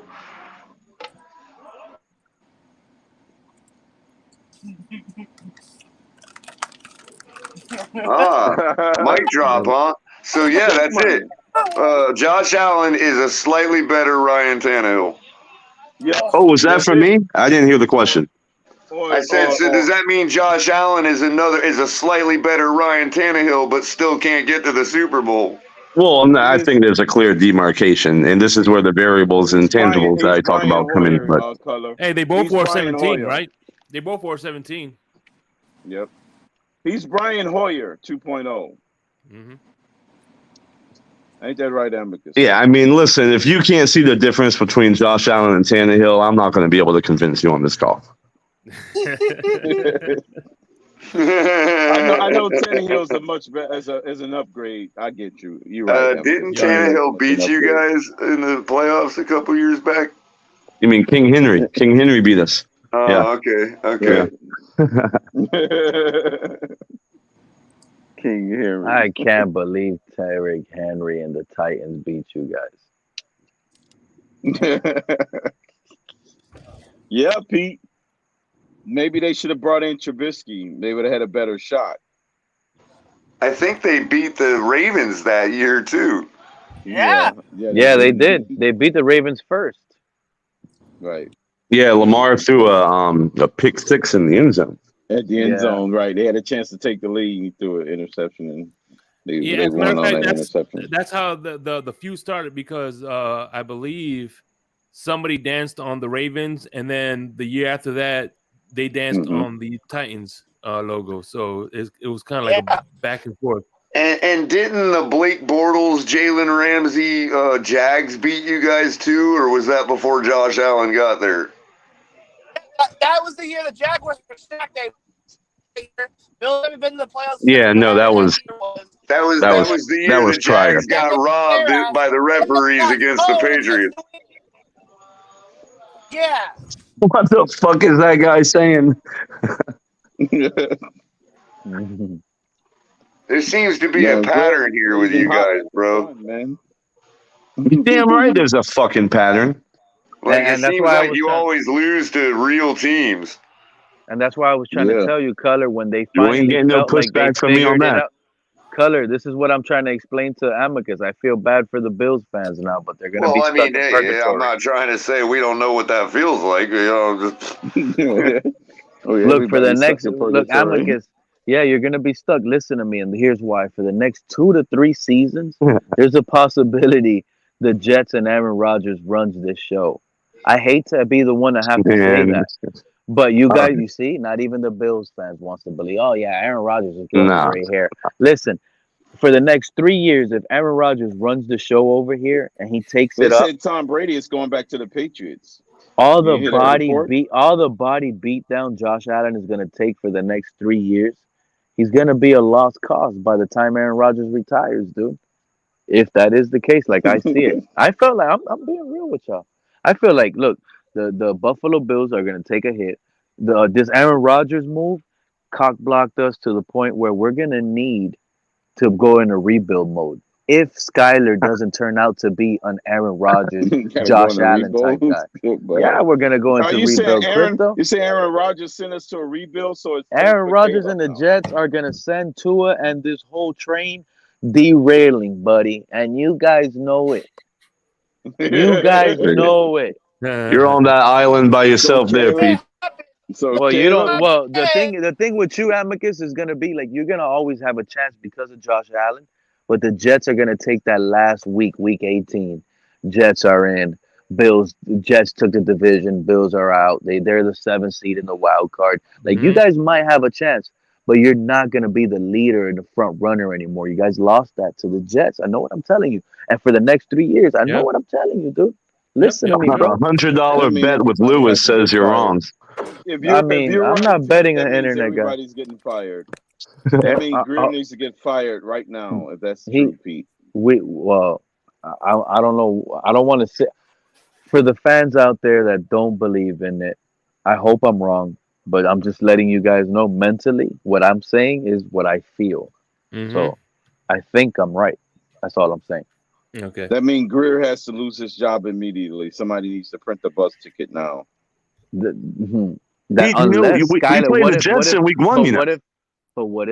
what if I'm right and Skylar turns out to be the Josh Allen / Aaron Rodgers? What if we magnificently just hit? They are safe, dude. Safe. Greer's safe. If we start 0-4, they bench Skylar, comes out hot as a rocket ship. So you that's how you feel, Pete? What? About everything you say. That's a feeling that you have, right? That's all an opinion and a feeling. Yep.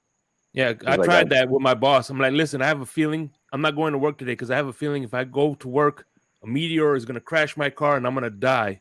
And I don't want that to happen. That's a gut feeling. I still had to go to work. That's the feeling you had? Yeah. Unfortunately, I had to go to work still. You didn't have to go to work. You still have to punch the clock, shake money? Yeah. Because that doesn't pertain to as a fan.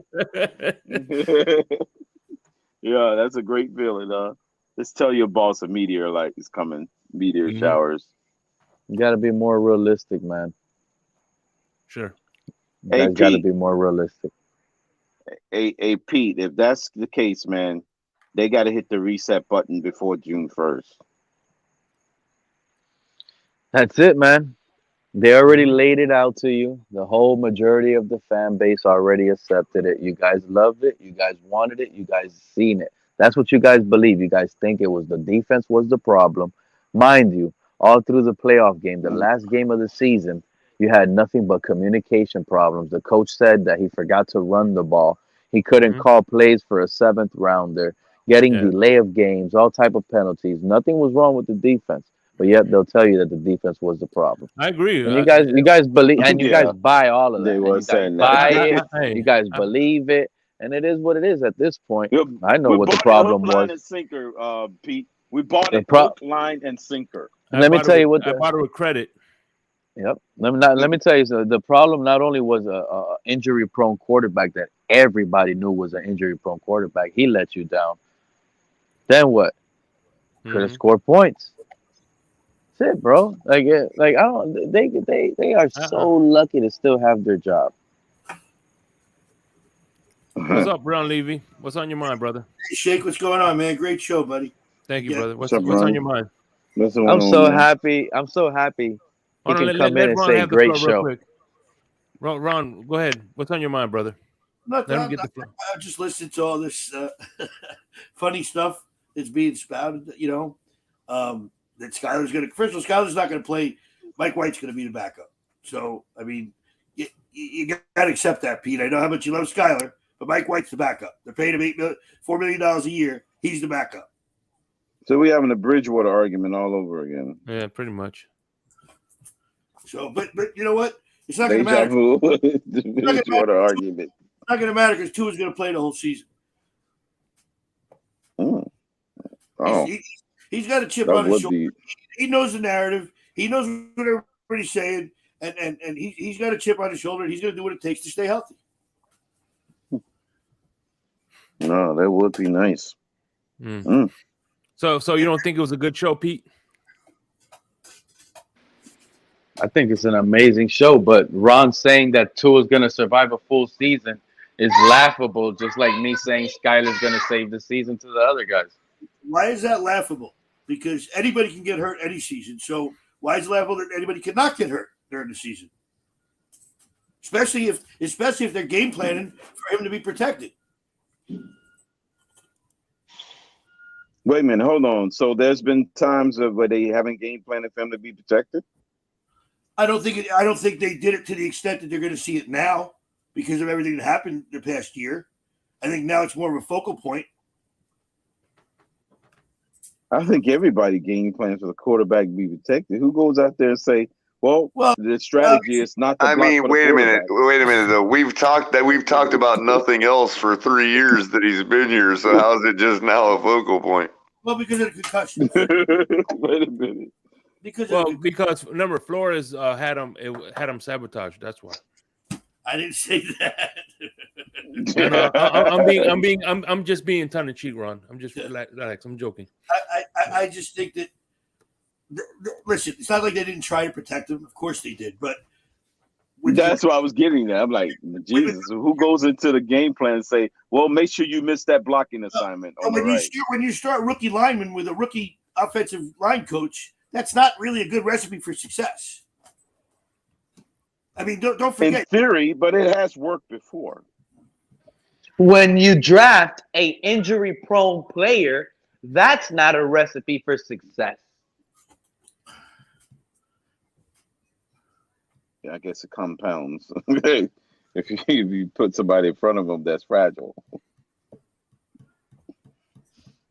All I know is the Heat won, and the Knicks are out of the playoffs.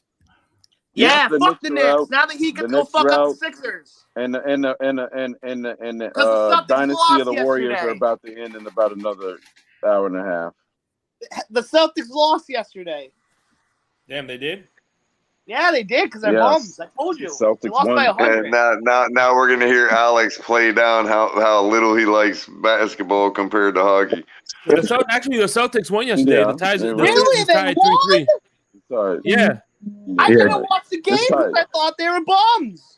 Game 7 tomorrow. I didn't watch the highlights. Yo, get out of here! You're trolling. Yeah. No, I'm for real. I'm watching the Lakers. I'm watching the Lakers game right now, and I'm praying to God that it doesn't go to a game 7 because game 7 would be on Sunday, which is Mother's Day. There's gonna be a game 7, so. And yeah, that's not going to work. Hey, by the way, you know what trips me out? He says, the Knicks don't pay my bills. I'm like, the Dolphins don't pay your bills either, and you're still talking about them. So. Right. Yeah, he said the Knicks don't pay his bills. That was funny. I can't believe I didn't watch yesterday because I was working. I was working last night. And I just said, Celtics. We'll see what happens. I didn't watch. Celtics won 95-86. The series is tied 3-3. Great. They got to come back to Boston now and win it. They get at least one 7-game series, so that'll be it. Everybody advances. It's tomorrow. There's no set time. It's to be determined. So there's no set time. That means I know it's Sunday. It'll probably be an afternoon. It'll probably be a 3:00 game, since that's the only game 7. The reason I'm glad the Heat didn't win in New York is because they would have had too much rest. I think they would have been too rusty going into playing whoever the Celtics or the 76ers. So I think this is just the right amount of rest. You have some out. Yeah, just the right amount. Yeah, that'll help. And you know what? Stephen Ross needs to. And you know what? You know what I just thought about, fellas? Stephen Ross needs to wake his ass up, because if we keep losing and the Heat keep winning, we're gonna lose all the fans to the Heat. Oh yeah. And the thing is, and if the Heat keep continuing winning and continue winning like they are, playoff tickets are expensive. Pete, that's already happened. There's man. not. Yeah. The last 20 years, and the Heat's been winning. This is the first time we've won. We had a winning season twice in a row. You're right. That's exactly why Color tells everybody that the damn Vikings game was full of purple seats, because it's unbelievable at this point. Actually, Real Dolphin fans are hardly showing up to the game. The stadium is almost like half like a road away. game. It's like a road game. It's like we're playing a road game. 3 years in a row, we had 3 regular season winning games. Yeah, you're right. You're right, shit. Yeah, 3 years. Yeah, 3 years in a row. Yeah. Going back to it, Crypto. I heard you earlier. You're 100% right about Tyreek being the most important guy if he gets hurt, because he opens up the whole offense. 1,000%, man. I knew him. Yeah. Everybody. Yeah. But one thing I will say is, you guys are wrong about not having everybody. You forget about Anderson, who's a speed demon. You forgot about Braxton Berrios being able to run back kicks. Robbie Anderson might not even make the team with his attitude, bro. He's gonna fall out with Tua. He's gonna let Tua get him smacked up on a slant one time. Did you read Robbie Anderson is gonna scream at Tua and he's gonna lose his job. Pete, did you read Omar Kelly's column? Did you see the interview? Robbie, there's a whole new outlook on life now. Yeah. Okay. Hey, sometimes you got to hit rock bottom before you. It only takes one hard hit, and you wake up mad. Sometimes you got to hit rock bottom before you go back up again. Exactly. And you're only gonna be nice for a certain amount of time. You are who you are. This guy's gonna take a hit. He's probably gonna get hit in the hip. Boom, on a slant, get hit hard. and he's gonna snap back at Tua and be like, Tua, why you threw me the ball when this other guy was open? You set me up, blah blah blah. And it's gonna be a big fight. So Ron, let me go ahead and give you the atheist position on whether Tua is going to finish the season next year. Okay, look at it this way. Okay, I'll use the courtroom analogy. Okay, Tua is on trial, right? Yeah. And he's being accused of not being able to finish next season. Or I'm sorry, he's being accused of being able to finish next season by you. Yeah, where's the evidence? I know you're going to ask me that. And as a jury member, my vote, I am voting right now. He is not guilty of being able to finish next season. Okay. And I understand your point, Color, and it's a valid point. And the only thing I can say is this kid, where's your evidence? Every time this kid has had a challenge in front of him, he's passed the challenge. That's all I'm going to say. So, I hope. Listen, can anybody get hurt any play? Absolutely. Okay. I just think. Listen, I'm a Dolphin fan. I want him to be successful because that means the team's going to be successful. Yeah. Yeah. Your Honor, Evidence. the witness is being badgered. The witness is being badgered, Your Honor. Evidence is subjective, by the way. More like spectral evidence, Your Honor. Spectral evidence. Ron, that's what we were just talking about here, like the playoff. Like, what would be acceptable to you? Well, again, I agree with what Color said. It's the eye test. If they play a Super Bowl contending team toe to toe, that to me shows you that they were a Super Bowl contending team as well. But we're gonna have to take a quick recess for whiskey and donuts. We'll resume in 5 minutes. No, go ahead, Ron. Go ahead. No, I mean I agree with Color. It's circumstantial. It depends on how the game goes, and how if they lose, how they lose. What was it? Did Tua stay toe to toe against them? Did we answer every time they scored? Did we answer back with a score? It depends on how the flow of the game goes and why we lose the game. Was it the last? Did they get the last possession and they scored on the last possession and they beat us? Well, that's not his fault, obviously. So, I agree with Color in that sense. Who cares when we beat Jacksonville if we're a superior team in Jacksonville and we get blown out by Cincinnati? You know what I mean? Like that's not a good showing. All I'm gonna say is I'll be rooting for Tua all year, but I'm sorry if he gets hurt. I'm in the off season. I'm gonna be calling that we need to move on. I mean, Tua, I love you. I want to believe in you. I agree with you.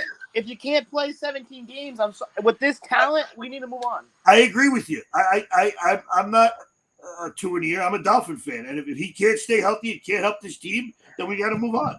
No question about it. I'm right there with you. But from what I've seen, if he can do it, he's the right guy for this offense.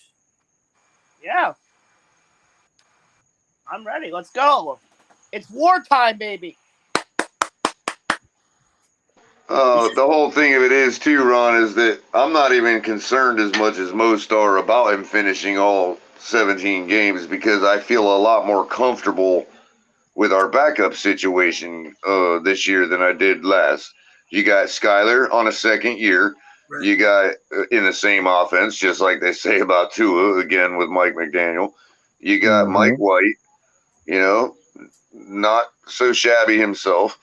I feel a lot more comfortable than I did last year with our backup situation. So, it's different if you're talking about the team on the season apart from Tua finishing 17 games or not.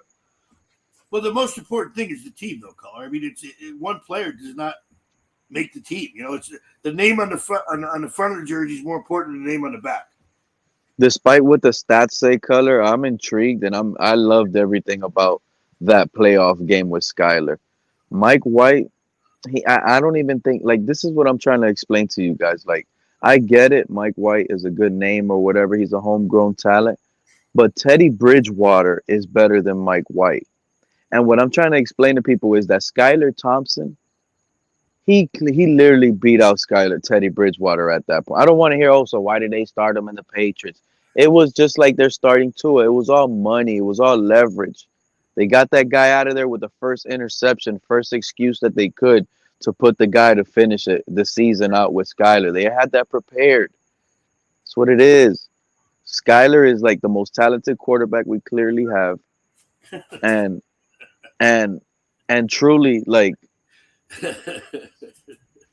what's gonna suck is if it happens like it does last year, is if they ride the wave. And there's all different types of talent at quarterback, okay? He's got more physical traits than anybody else on the team. I'll agree with you there.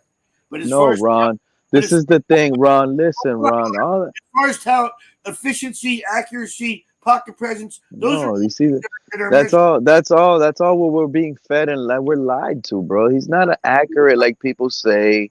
He like no. The guy's the leader in every category for quarterbacks. That's not being lied to. That's not being fed. That's fact. Ron, he got a lot of players last year out of position because they were gambling. They were ready to take that guy out of the league. Okay. Ron, do you think Tua is way more accurate than Josh Allen? I do, yes. Well, their percentages was 1% difference. Yeah, and it's not even close, bro. Tua threw like 300 passes compared to Josh Allen's like 700. I bet. Get that clown out of the league already. Here's what I'll say to that: Josh Allen extends plays and finds receivers open because of extending the play. God, Pete's devolving. It's late night Pete now. He's like, gotta get that Ron, guy. Do you know that in the past 3 it's like years, they're trying to compare with numbers, color, and look at the pass attempts alone. Ron, do you know that in the past 3 years, Josh Allen has more on-target passes that were dropped than any other quarterback in the league? Over here, they can't take a sack. This guy has 60 sacks in 3 seasons. So take that stat and put it with the 1% demarcation, and do you still think Tua is a way more accurate quarterback than Allen? Advocates, I'm not comparing with Josh Allen. I'm just giving you raw facts, bro. Josh Allen is a far superior athletic talent, okay? We're talking accuracy. My question was very simplistic. No one's going to argue that. But because Josh Allen was accurate, that doesn't mean that Tua wasn't. I'm saying you said he's way more accurate. The point I'm trying to make is a lot of this shit that Tua and Near say, they don't really think about what the fuck they're saying. I wasn't comparing with Josh Allen. I was comparing with the other. You just said he was way more accurate than Allen. It's a fucking ludicrous statement. Makes no sense. So I'm trying to explain. Ron, don't be like Ron. You're family, dude. We won't lie to you. Tua's not that accurate, dude. He's not what they. These NFL sounding motherfucker, ain't you? You rat. I'm just telling you, man. Yeah, I'm not saying he's not accurate, but just like the whole idea that he's way more accurate than Josh Allen is fucking insane. I don't watch every game that Josh Allen plays. I watch every game. Exactly, that's my point. So I can't speak to that. All I can say is that I believe my own eyes. I watched Tua's games, and I don't even think Tua in Kansas City with Andy Reid in that team are even Super Bowl spectral evidence, Your Honor. Spectral evidence, Your Honor. Oh, it's an opinion. No, I'm talking about Ron, man. Ron said I watched the game. I watched Tua, and I'm like spectral evidence, spectral evidence. Special evidence? No, spectral. Like he's seeing things that ain't there. That's not true, Colin. We've had this discussion. That's another thing. When it comes to football, you have to project what a player can do on the field. That's why you draft them. Mm-hmm. So everything is always speculation, no matter what, when it comes to football. And be honest, Peter, until Tua got hurt in college, he was the number one pick, unanimous consensus. Until he got look, Bryce Young wasn't hurt. I don't think he was the number one pick. I don't think he's going to be the best quarterback in this class. I think the Panthers screwed the pooch. Could be. We don't know until we see him play. Mm-hmm. Yeah. Kyler Murray was the number one overall pick. Baker Mayfield was the number one overall pick. Screwed the pooch. And over Josh Allen. It also depends on the situation. They had to throw that in there. You see, look, check this out. Check this out. The one that I felt like was going to be probably the next Drew Brees was Baker Mayfield. It also depends on their situation. Hell, Sam Darnold got picked over Josh Allen. That's even crazier. Man, let Ron talk. Let Ron talk. Depends on their situation, guys. If they're going to a shit team expecting to be the savior, it's not going to happen. You look at, I keep going back to David Carr. That guy was a great quarterback. He got 75 sacks his first season because they had no offensive line, and he got shell-shocked, and he got happy feet. You know, it depends on the situation you're in. Look at Pat Mahomes. He had the perfect situation. He sat behind Alex Smith, who was a playoff quarterback. He was this guy talking about he got shell-shocked. He had happy feet. You just invited Pete to remind us about the whole sack totals thing, man. I hope you know that. You want to get to it, Color? Well, not really, but you can if you want, man. Just I'm speaking about my own opinion, and that's my opinion. It also depends on the situation you go to. If you go to a shit team expecting to be the savior, and they don't have players around you to help protect you or weapons for you to use, you're not going to be successful. It doesn't matter how good you are. Ron, what if do you know how many sacks Tua has taken in his entire career? It's probably lower than expected because he avoids a lot of them. I'm just asking you for a number in a 3-year career. In a 3-year career, what do you think the average is? I don't know the number. Probably about 20 a year. 20 a year? You said 20 sacks per year? Probably somewhere around there, maybe a little bit less. You just that was just you nailed it right on the head. You nailed it. That's his career average. He's taken 20 sacks in 2020. He took 20 sacks in 2021 and 21 sacks in 2022. Because he's got such great pocket presence, he does evade a lot of sacks. Well, could it also be because he doesn't play all the fucking games? That could be too. And it could be because he's got a quick release and they had to get rid of the ball quick. This is the goggles I'm talking about with Tua Nears. Like, you automatically, bro, I love you, Ron, but you automatically go to, his pocket presence. You know, he just fucking avoids pressure and everything. He's so fucking great. Like, yeah, look at all the variables, all the intangibles. The fucker doesn't play. That's a factor. I'm not going to argue. Yeah, it's a big one. That's a factor. If he's not in the game, he can't get sacked. You're right. Yeah, but Amicus, check this out. This dude just said Derek Carr took 71 sacks in one season, dude. Yeah, he did. Right? Okay. Tua has only taken 61. He's gotten hurt in 3 years like 5 times out of those sacks. Yeah, he's undersized. There's no question about that, Pete. Can't argue that. The guy's for a quarterback. He's already getting sacked a little bit. And it's unbelievable at this point. Listen, I'm not going to argue his flaws and his traits that he doesn't have, his qualities, but I'm also going to give him credit for the things that he does do good. Which you guys. So what happened? So do you think he'll last a full season losing to Ron Armstead in a season projected to hit 70 sacks? I think Teron Armstead's a big part of that offensive line. If they lose him, if they don't get a quality backup for Teron Armstead, they're in trouble. I mean, we didn't yet, and we don't know how the toe surgery has panned out to be yet. Remember, he was supposed to have toe surgery week 1 last year, so we don't know how he's gonna come back. Let's say 100% different when Teron Armstead's not in the game. All I'm asking you, Ron, is do you think if the line goes down, I don't care about wins or losses. All I'm asking you is if Tua takes 71 sacks like Derek Carr did, do you think he's going to survive the full 17 games? Absolutely not. He's not built to survive that. Color.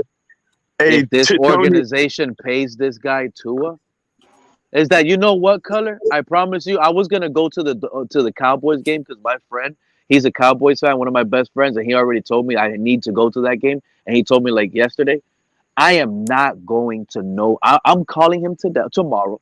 And after hearing Ron say that, I am not ever showing up to a Dolphin game with Tua led at quarterback. I just can't right now. There's no way. There's absolutely no way. Tony B just said it best. Ron, to your point, his pocket presence is great because in the playoffs, Tua has 0 sacks. Great pocket presence. No, bro. It's unbelievable. Oh, he didn't play. That's why he has no sacks. Okay. I got you. This guy. I agree with you, Amicus. You don't have to belabor the point. I agree with you that if he's not playing, he's not. I hear you. I'm not an idiot. I can see what goes on the field, and I understand his flaws and his limitations. But I also can give the guy credit for leading the NFL in just about every category for a quarterback for the majority of the season that he played. Now, did it hurt him not playing? Absolutely. Did it hurt the team not playing? Absolutely. He needs to be able to stay healthy. No question about it. And if he can't stay healthy, they need to move on. I'm 100% behind that.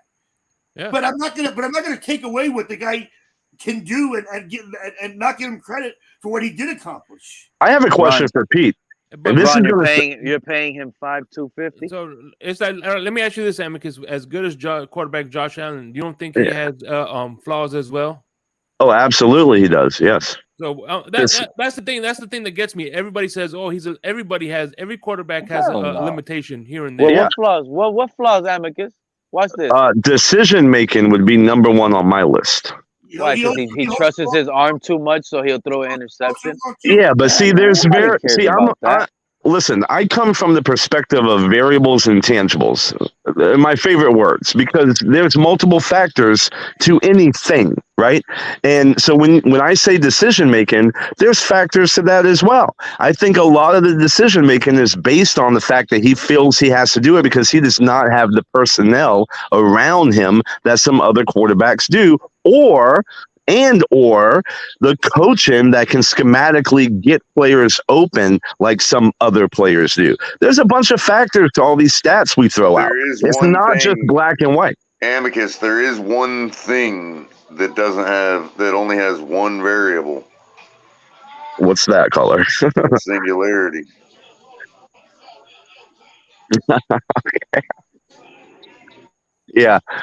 It's like when people say there's no absolutes, I always like to remind them, you saying there is no absolute in itself is an absolute. So you just contradicted yourself. I get it. Amicus, the thing with Allen is part of his greatness is also part of his flaws. The fact that he has to rely on himself and he believes he has to rely on himself is also why he turns the ball over so much. Yeah, no, I agree. I mean, I'm on record for stating 3 things that Josh Allen does that has to improve. No quarterback is perfect, but I think the unbiased opinion, the non-Dolphin, non-Bills fan can take a look at Allen and see things with their eyes that maybe a Tua doesn't have in multiple categories. Josh Allen is Carson Wentz 2.0. Yeah, color. You don't fucking believe that. You know better. I will say one thing, Ron, though. I am surprised. Like, I consider you a Tua-nion, no offense. But I am surprised that Tua-nions never go to the QBR because Tua actually had the 3rd highest in the league behind Mahomes and Allen. Because they got me sitting here reminding them that he was on a downtrend from 118 to 105 when he got benched. No, it's because I'm not a Tua-nion. I'm a Dolphin fan that wants their quarterback to be successful. Let me tell you, anybody that accepts Tua is a Tua-nion. I'm sorry to tell you guys. I'm tired. Exactly. It's not like people I don't get it. If that's what you want to label it. Shake, you're not a Tua-nion. You're not a Tua-nion. You accept him to be your quarterback, and you defend him. You're a Tua-nion. I don't know. No, Pete. Shake's not a Tua-nion. But he is my quarterback. But I don't know by far. Let me tell you what a Tua-nion is. A Tua-nion is somebody. You just asked me. Shake asked me the perfect question. Do I think that Josh Allen has any flaws? See, Tua-nions don't think he has any flaws. They don't think Tua has any flaws. He can do no wrong. It's Tua infatuation. They're infected with the fucking disease, and there is no known cure. Yeah, I have pointed out many times what are his strengths and what his weaknesses are. Right, that's ignorance, Amicus, to do that. I mean, everybody has flaws. There does exist Tua-nions, but Shake is definitely by far not one of them. I'm on the fence about Ron. It just depends on whether he's in the street, whether he ends up in the street. Okay, if Ron shows California, up, he's a Tua-nion. If Ron shows up, hold on. If Ron shows up with the mob at my door, I love you. If Ron shows up with the mob at my door, then he's a Tua-nion. I don't know. Ron is most definitely a Tua-nion. I'm not a Tua-nion. I was a Jay Fiedler fan. I was a freaking Chad Henne fan. Whoever's quarterback in this team, I'm going to support because I want them to be successful because it means the team's going to be successful. I am a Miami Dolphin fan for 50 years, guys. Quarterbacks come and go. Ray Lucas, I remember being a quarterback on this team. I mean, unfortunately, we haven't had anybody since Marino. And I remember those days. I watched Marino week in, week out, and it kills me that we had to wait so long to find somebody. And I see some positives in this kid that he can take us, as far as we need to go in the right system. And he's in the right system right now. By the way, Amicus, would you agree with this statement? He lost a step. He's going to start running slower from here on out. Absolutely. Sal is 100%. What he said, Allen Flowers are what? He tries to go for the kill shot every time. I love that. That's exactly what I love about Josh Allen. That's what you love. See, optimism. A two-and-ear is also somebody that wants to like remove you from the fan base because you don't think because you might verbalize Tua's deficiencies. Well, that's not me. Colors coming from first-hand experience. I have no problem with people having their own opinions. They're allowed to have their opinions. It doesn't mean that they're right or wrong. Everybody has their own opinion. Yeah, I've never heard of Ron calling for people to be removed from the fan base. Yeah, I mean, two-and-ears are literally like Marxists, man. They're like a little cult. When you put it that way, Color, you're right. Ron's not a two-and-ear. Hey, by the way, Amicus, while you're defining two-and-ear, like can you define? I'll entertain JR's black question. Can you define a delusional Tua hater? Define the delusional. Like I'm not a Tua hater. I just point out his limitations and how he holds this team back. So I'm really not a hater. I just point out his weaknesses. Can you define it for me or something? A lot. Pete, you're a hater because you don't recognize his accomplishments or his positives. Exactly. No. I'm not a Tua hater. Hold on. What are his accomplishments? What has he accomplished? You have to see both sides. Hold on. What has he accomplished? Dude, he played unbelievable in that stretch of 8 games when we went 8-3. Hey, when did we decide in the NFL that playing unbelievable is an accomplishment? Listen. You got to take baby steps, Colin. Obviously, you got to take baby steps. I mean, is there I got a couple record and fact books from the early 90s. I have to check them out. I don't recall a stat that says played unbelievably. I asked you a question, and you're literally just saying whatever you want to spew right Maybe now. It's the 600-yard game that he had. Maybe that's what does it. Listen, he's shown the promise that I think he can get us to where we need to be. That's my take.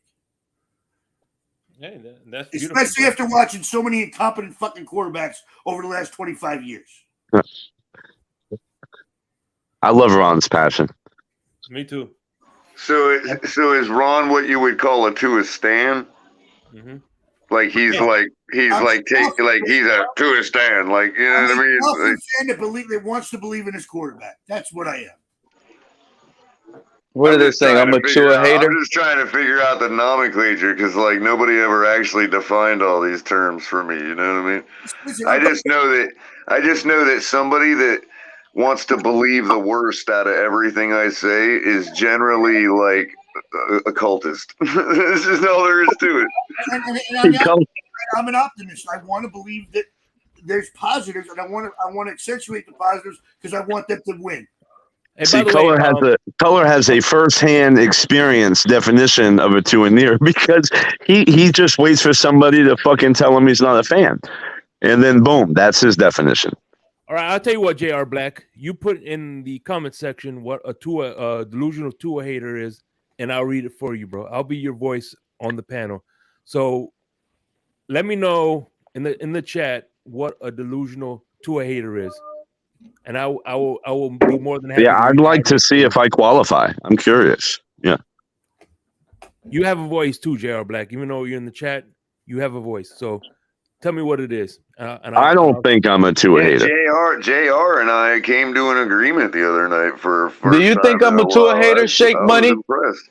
Huh? Do you think I'm a Tua hater? I don't think anybody's a Tua hater. You don't. No. Like, be real with me. Do you think I'm a hater? Like, I hate on Tua for no reason. Do you think I'm just a hater? Pete, I do. You have a reason. I don't think it's just Pete, I do because every time you get a chance to give your take. All right, but hey, if you change your mind, JR Black, I'm here for you, bro. Here's the thing, guys. I don't even if Pete did hate Tua, if his hatred for Tua is from the standpoint of a love for the betterment of his team, right? How is that wrong? But Ron, Tua is a multi-millionaire. Tua is a multi-millionaire. It does not. I don't think Pete has any obligation to not hate him. No, Color. Yeah, but Ron just proved that he's a Tua-nion because only Tua-nions would think that Pete's a hater. That's not true. That is but even if he is, his opinion. That's what I don't understand. Even if he is, the guy is a multi-millionaire. He has every right to hate him. That is his right, his opinion. There's no question. And I never said that the people are not entitled to their own opinion, and said that they should be. But even it goes beyond that. The people they call him a hater, like even if they are right, who are they to call him out for it? There are plenty of players they hate all across the league, all across other leagues. And nobody says, don't be a hater. You know what I mean? Right. Hey, Color, look, this fan base doesn't like to talk about certain situations, but my phone is running low. I like to speak my mind and give you guys my thoughts. And sometimes they're crazy like I'm about to say and speak right now. Look, I've always questioned Tua's leadership, right, Color? And everybody up here. Mm-hmm. Braxton Berrios comes out on Tuesday. I mean, not on Tuesday. On Twitter is what I meant to say. He comes out on Twitter and he says, he takes a picture of a mannequin dressed with Tua and he turns around and he says, I can't find Tua or whatever, whatever the case may be. Tua's hiding from him. I can't remember exactly the quote that he wrote. Basically, what he was saying was he can't find the real Tua. They're not communicating right, is the way I was taking that. Do you remember the quote, Color? Yeah, it was actually, this is what I gotta do to hang out with him. He was standing next to a mannequin. Oh, yeah. So this is what I got to do to hang out with Tua. And he's standing next to a mannequin because he can't get in communication. And the problem here is, you see, the case, like Tua needs so much learning. He's still a developmental quarterback. He's still learning. As you can see from last year where we ran some of the same plays over and over and over again in the games. Tua's now a married man. He just recently had a baby. All of that is taking away from the process of him getting to the next level. I don't think this guy's head is in the game. He already thought about retirement. It's only going down from here. That's what I'm just basically trying to say. And I don't know how this fan base might feel about that. It's the marriage, the baby, him contemplating retirement with the injuries. All of this is weighing on him. And all I'm saying is 1,000 people have said that about 1,000 other players in the history of sports, and I don't understand why people take so much offense to it about Tua. It's the infatuation piece of all this. Well, and like I said before, if somebody's the guy, that about Tony Romo. If somebody's the quarterback, you know, they don't need validation. Listen, nothing that is said on this panel is going to affect Tua's play. If Tua's the man, exactly, Shake. That's the shorthand for what I'm saying. Ain't nobody hearing all like when nothing we say is they think that we're going to speak his failures into existence is what it is, Shake. Yeah. Speaking them into existence, yeah. And it's fair. Now let me ask you. Let me ask you, Color. Is it fair? Some people might be like, "Oh, you can't question Tua's love of the game like that." I question it, Color, and everybody up here because of the fact that he was told by the coaching staff, "Don't come back until the season is over."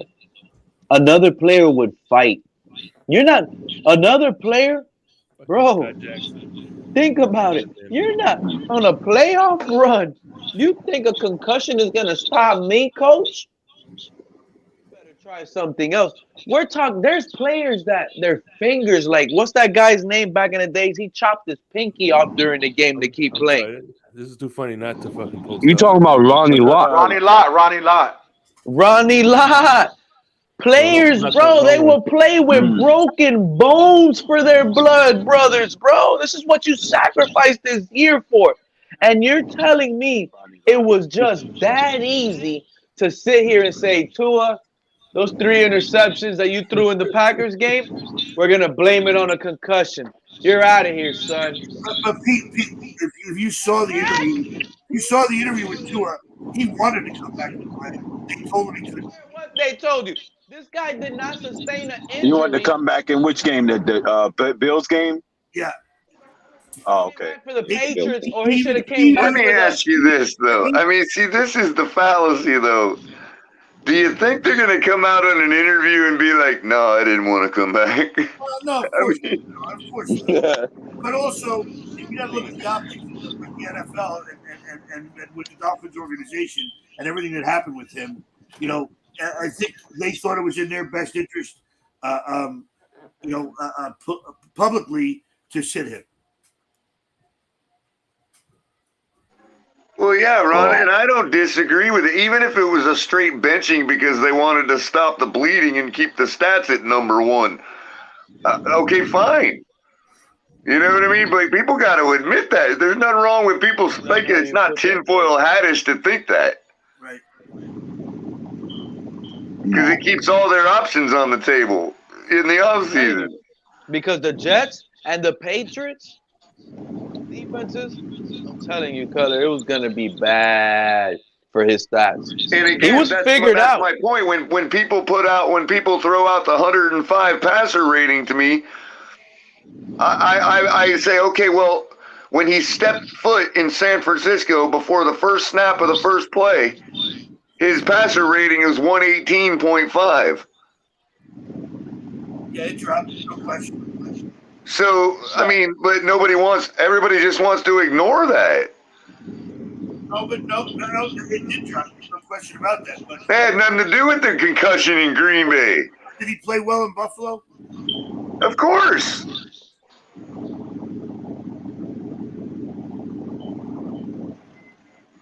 It doesn't detract from the fact that his passer rating was bleeding. You're right. Profusely. He did not play as well. He came back 100% accurate. Actually, it started going down in the second half of the Houston game. What's going on, gentlemen? Good evening. If I drop, it's because my. I'm sorry, Miss Fins. If I drop, my phone died. Hold on, Pete. Miss Fins, man. How you doing? Miss Fins, how's it going? What's up, guys? Ain't it past your bedtime? It's like 10 o'clock something. It is. I'm about to knock out. There's curfew. Yeah, curfew. You can't be a part of the 3% here. Hey, by the way, I'm just warning you, no PG over here. I know. Oh, Miss Fins knows. No PBS kids here. Yep. Yeah, exactly. Listen, all I gotta say is my 2 teams are in the Eastern Conference Final, ladies and gentlemen, and we're about to have 2 parades over here in South Florida. Let's go. Let's go. Yeah. Let's go. You're funny if you think the Heat are beating the Celtics. So I believe now. Jason Tatum's a god. Your 2 teams are going to final. So you're a Lakers fan, Miss Fins? So the Miami Heat will be going to the finals. And well, they already made the finals, the Eastern Conference Finals, the Heat and the Florida Panthers. So yeah, I'm ecstatic. That's hockey, if you didn't know, ladies and gentlemen, and also basketball. I agree with you. I'm with you. Congratulations to the Heat and the Panthers. Hell yeah. This just sucks because the expectations of them, they just keep winning. I just want my Dolphins. In the state of Florida, anywhere, anybody ever seen a Panther roaming around in the state of Florida? Well, you got to go to Tallahassee for that. Well, you have to go to the Everglades. Crypto, how many frozen ponds do you see down there? Right. Hey, crypto. We have Panthers here in South Carolina.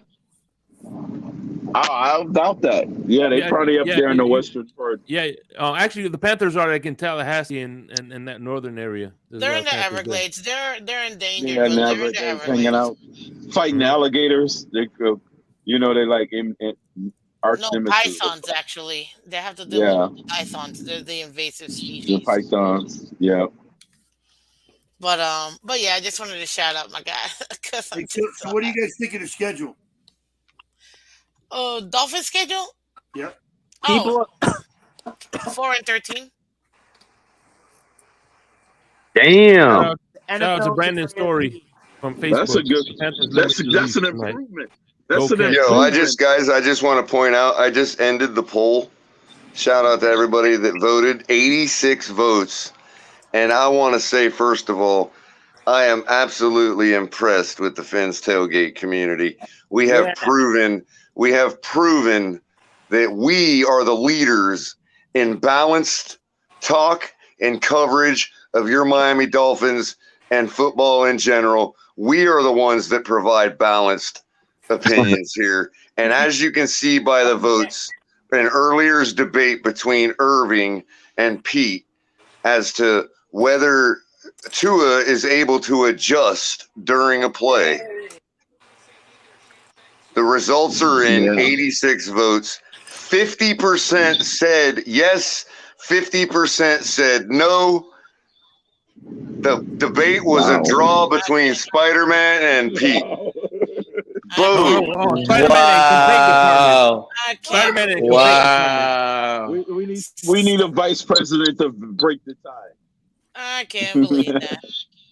Color, are you saying TFTG is the Fox News of YouTube channels? We are the leaders in balanced coverage, man, and talk. That's all. However you want to say. And that's why, Color, I was like, man, I can't wait to get on the show because the positivity going on is unbelievable. So you're right, Color. There's a lot of positivity that goes on for hours on this show. And then you got a few guys that jump around and spew the hate, but, that's just what it is. Hey, by the way, Amicus, I want you to know, Color is the Tucker Carlson, and I'm the Judge Janine Pirro. I thought Tucker got Tucker's gone though, right? He left. Yeah. I think he's about to sign a deal with Twitter and to go on Twitter. Actually, that's like crazy, man. Like they got a new CEO. They announced today. Some female. She's a new CEO of Twitter now. They announced her today. Yeah, they got a new lady CEO. I'm not, as far as the schedule, guys, let's be honest. Most of us probably think anywhere between 10 to 12 wins is what we could realistically get. But at the end of the day, we're 9-18. They're going to have to prove us wrong, period. So, yes, they're going to have to. It's been consistently a 9-18 for the last 2 years. I'm telling you right now, Miss Fins, with Tua starting, we're going 0-4. Right from the jump. I don't know about that. We're going 0-4. Okay, Pete. I'm telling you. But go ahead. That's too much. I didn't say all that. You're going 2-2, Pete. 2-2. Until they. I say 1-3, but we bounce back and we finish 11-6. 9-18. So. I say 12-5. You're gonna start out 3-0. By the way, if we do go 1-3, that one win is against Buffalo. Just putting that out there. Those first two road games we lose are gonna knock the soul out of this team. When we lose to the Broncos at home, we're not gonna have any air left in our system at Buffalo. We're going to start 0-4, and it's going to knock Tua out of Miami. Watch. The starting quarterback against the Panthers or the Giants is going to be Skylar. Pete, you're a Dolphin fan, right? Pete, you're a Dolphin fan, right? Why do you hope for that? I don't get that. He doesn't hope for it. That's what I see. See, Ron, that's the problem I have. Where did he say he hoped for that? Where did you get that from? Well, from what he just said. But he didn't say he hopes for it. He's giving an honest opinion, his take, his assessment of what's going to happen. How is that him hoping? Okay, because if I said that, that would be what my prediction is, not hope. My take would be what I would want to happen. So maybe my take. I'm taking based on what I saw from last year's game. look like the Dolphins got better. What does this fan base think the Chargers got worse? When they had more draft picks, they picked up more players than us. Like so, the Chargers got worse. They got a new offensive and defensive coordinator. We got a new defensive coordinator. Wait a minute, hold on. Listen. If I bring, I'm put perspective to this. If I bring a woman home, I'll be hoping my wife will be down, but I know she'll cut my balls off. There's a difference between hope and knowing what's going to happen. Yes. Well, that one, yeah, you're right.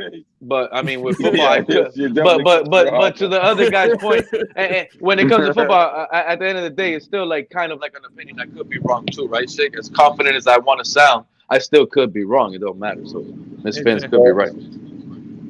What's up, Shake? I mean, all is not lost. We've gone 1-7 and almost became one game from a playoff berth. So even if we go on 4, I think you're going to come out of the gate. Shake. You're like every other Gators fan. You have no balls anyway, so it's all good. That's why you backed out of our schedule. Just like the Canes fans. So that's right, Todd. Yeah, we got to go Gators, baby. The Gators are not the Gators. Canes fans don't have balls. Shake my. They're not the Gators. We're not the ones that back out of us playing every year. Well, we don't pay trash teams. You beat FIU first. Beat FIU first, and then come talk to me. Yeah, beat FIU, bums. How many Hall of Famers you guys got? Who gives a fuck about Hall of Famers? Tim Tebow. Who cares about Hall of Famers? We got 3 championships. We got 3 championships. 2 in basketball. How many championships? How many championships? Who cares about Hall of Famers? What does Hall of Famers have to do with anything? Tim Tebow. I cannot let you get away with that statement, Tim Tebow. Who cares about Hall of Famers, bro? We got 3 championships and 2 in basketball. And how many in basketball do you have? I'll wait. You got 3 championships? I thought we were talking about football. Football. We got football. Yeah, we got 3 championships in football. Congratulations. Yeah, we do. Tim There you Tebow. go. And you got 5 out of the S. And how many trophies do you guys have? Hold up. How many trophies do you guys have in the Hey, SEC? hold on. You want to bring the Heat? I'll bring the Heat. Shake. And how many in the ACC do you have? Shake. I want to know who's saying Tim Tebow and what Hall of Fame is he in? Did I ever say Tim Tebow? We only have 2 Hall of Famers. Did I hear 5? I think Richardson is going to be the best quarterback in this draft. Anthony Richardson. You got all those Hall of Famers and only have 2 more championships than we do. You should have multiple. You should have 10 championships. You should have 20 championships. We should have 6. We got robbed by Ohio State. Y'all fucking fold like a fucking cheap tent. Fuck the Canes. Yeah. Aww. That's adorable. Listen. Damn, I think we found Shake's nerve. I think 5 is still bigger than 3, so I'll take my 5. I don't care. We got this many more than you guys. You guys only got 2 more. No, you mean we got. Hey, Color, it's not giving out his nerve. He's just trying to compensate for having no balls. What have you won in the ACC? What have you won in the ACC? Shake doesn't even defend the Dolphins like this. Some are questioning your fandom now, Shake. Hey, dude, I'm questioning yours. Look at Pete. Y'all, yeah, you started it. You started it. So gloves are off with the Gators, man. Damn. No, by the way, I gotta say a shout out to the Heat and the Panthers for making it to the Eastern Conference Finals. Woo! Yep. Thank you. You guys ain't being selfish, though, that's for sure. That's somebody's draining the swamp of those Gators, man. The swamp has been drained. That's foreshadowing Dolphins. The Canes ain't winning shit. What's up, Todd? How's it going, bro? Man, them Gators, man. They got to drain the swamp, man. We got to drain the swamp. We ain't draining nothing. Y'all Gators. Hey, let me ask you guys a question. If we lose week 1 to the Chargers, 38 to 20. Who do you guys think is to blame? The defense or the quarterback or the offense? 38 to 20. 38 to 20. 38 points. The offense thing scored enough points. How they scored their points? I gotta see the game. And, no context, you're right, Miss Fence. You're right. I mean, you're right, but still, like, even if like pick 6. Hey, by the way, hold on, Amicus. Don't I against Mark and the other Bills fans? Don't I go this hard against you guys when you guys talk shit about the Dolphins? Say it again. I say when a Bills fans attacks the Dolphins, I go hard on them. I'm not gonna defend Dolphins against Dolphin fans. So right, yeah, it is what it is. Yeah. I mean, you come after us all the time, bro. Thank you. I give you shit about the We love Gators, it. but I'll never question your fanhood of the Dolphins. I'll never I question it. appreciate that. Thank you, Todd. Appreciate you. The That's Gators how can it suck should be. for- We're AFC East rivals. I mean, Hell yeah. You're good. You're good for the Dolphins, Shake. Even though the Gators suck for the next millennium, we're good. I'm going to say this. Tua played probably one of the worst games you could ever play, and we lost by 6-7 points last year to the Chargers. So I can't see us losing. Wait, Ron. By that many points. Hold on, Ron. You said that we only lost by 2. Man, we should watch that game Against the together as a Chargers? fan base. Against the Chargers, what was the final score? You lost by 7 points. And you thought that was a good game? No, I said it was Tua's worst game that he played. Oh. Yeah. I wasn't sure. For some reason, I couldn't hear. No, I said it was the worst game he played, and we still only lost by 6 or 7 points. So I can't. I'm gonna watch that game tonight. I can't see us being improved as we are on defense to lose by that kind of margin. That means it's going to be a 9-7 game. I do think that game will set the tone for the season, though. So whether we win or lose, it's going to be a uphill battle if we don't win. At least if we do lose, the way we lose will definitely set the tone for the. First off, in those games, we should have run the ball a lot more than what we did. 100%, Todd. Well, I mean, I think that's what we're going to be doing now. With You got to get into the end zone. New people that he's getting. You got to get into the end zone. And you know what? I don't. Let's just run the clock out on ourselves. I want us to score while we're doing it. We're going to do that. We need to score.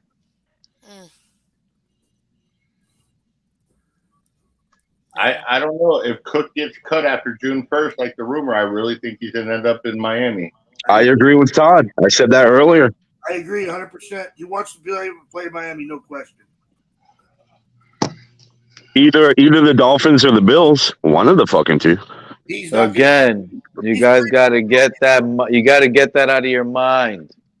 Dalvin Cook gets cut. He's not coming. Greer and running backs do not get along. They just don't get along. He already said he'll be financially. He'll take a financial a setback to go to Miami. He wants to play in Miami. His brother's in Buffalo. He's not. Greer's already contacted about a trade. How many players want to go to Miami? Deion Sanders wants to stop coaching and wants to play in Miami right now. Ron, don't underestimate the power of two brothers playing on the same team to win a Super Bowl. That shit don't happen often.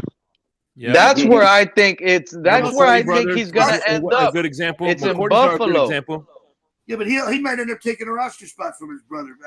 No, bro, it'll be one A and B. Because James Cook's going to his second year, man. He can sit. Listen, you don't think he would love to back up his older bro who's trying to win a Super Bowl? Fuck yeah. He was backing up Singletary last year. Who would he prefer to back up? You never heard of double back, two running back sets? Of course I have, but yeah. So there you go. They also got the guy from New England on that team. They just signed. What's his name? Amicus. Listen. Pagula, Bean talked about it the other day. He loves his owner, Pagula, because he goes to his owner every once in a while and say, hey, you know that $3 million check you cut the other day? Well, I'm about to cut the fucking guy. We had to do it with O.J. Howard. And he said, hey, it's a hard conversation to have, but Terry Pagula's like, I understand. You cost me $3 million, but we won the best 53. It don't fucking matter what we signed and who we paid or whatnot. If Dalvin Cook is available and we can sign him, it's going to happen. Yeah, he's gonna end up in Miami. I'm telling you. He played in the Dome for Minnesota, and he got Miami. Dude, where's he going? Dalvin Cook's afraid of cold. He wants to play in heat. That's what I just No, did. you're probably right. I'm just saying, don't underestimate the power of two brothers going for a Super Bowl. That's a special thing. Yeah, exactly. Like I said, the McCourty twins are a good example of that. Yeah. The Ed wasn't who's that? The Edmonds didn't the Steelers Yep. have two brothers playing too?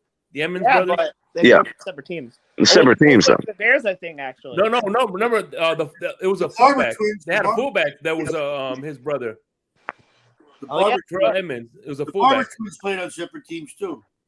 The Watt Shaquille, Shaquille and Shaquem Griffin played on the Seahawks together, and that didn't end over. Oh no, was that Watt? I can't. Yeah, it was Watt. My bad. Good point, Color. But it was special. They loved it. Yeah, they did. The Watt brothers. Yeah. Yeah, because one of them was missing an arm too. Yeah, bro, that's an incredible story, man. The fact that, like, wow. Oh, you're talking about Griffin? Yeah. Yeah. Playing in the NFL with one arm, basically. We had him for a minute, didn't we? Yeah, we had him for a minute. Yeah, that's what I thought. We should have drafted him, but that's neither here nor there. So I have a question for y'all. I'm just curious because honestly, I was a little shocked to see this today. I mean, he can catch better than Waddle. The Bills and the Chiefs both got 6 primetime games. I was shocked to see that the Dolphins only got 3. What do you think that's about?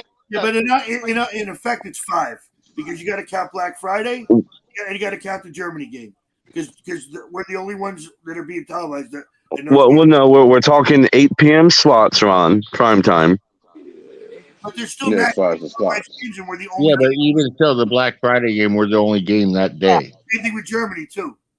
That's a Well, I mean, if we start counting those, the Bills have 7 primetime games. But I mean, I know this argument came up the other day. You know what I love about our schedule? We don't have to play a fucking Thursday night game. Yeah. That is Dude, hey, let me ask you all something. What do you think of Jacksonville? What do you think of Jacksonville? Back-to-back games in London. Yeah.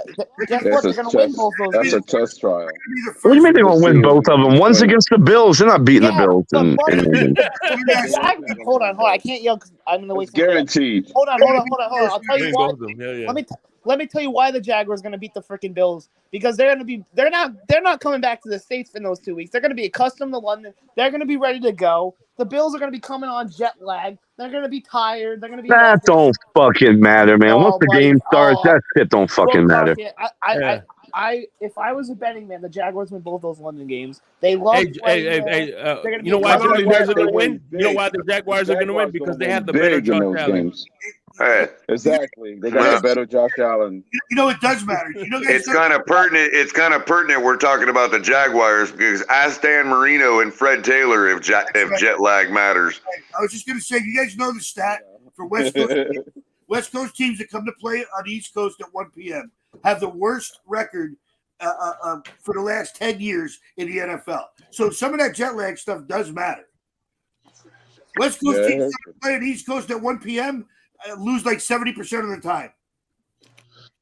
Dude, and I'll tell you what, the Jags fans are upset because they're getting ready to renovate the stadium up here. Yeah. And they said the Jags might be out of there for 2 years. They're going to be the first international team, no question. Yeah, they're going to be the first ones. No. They're going to go to Brazil. You know what, Amicus? The one thing that I remember from that game, the one thing that I remember from that beatdown was that, if it was jet lag or not, one thing that I noticed that became really apparent to me when the Jaguars were pouring it on us was it seemed like that everything we did on both sides of the ball, every single player was like one step slower than their counterpart. Hey, here's the thing.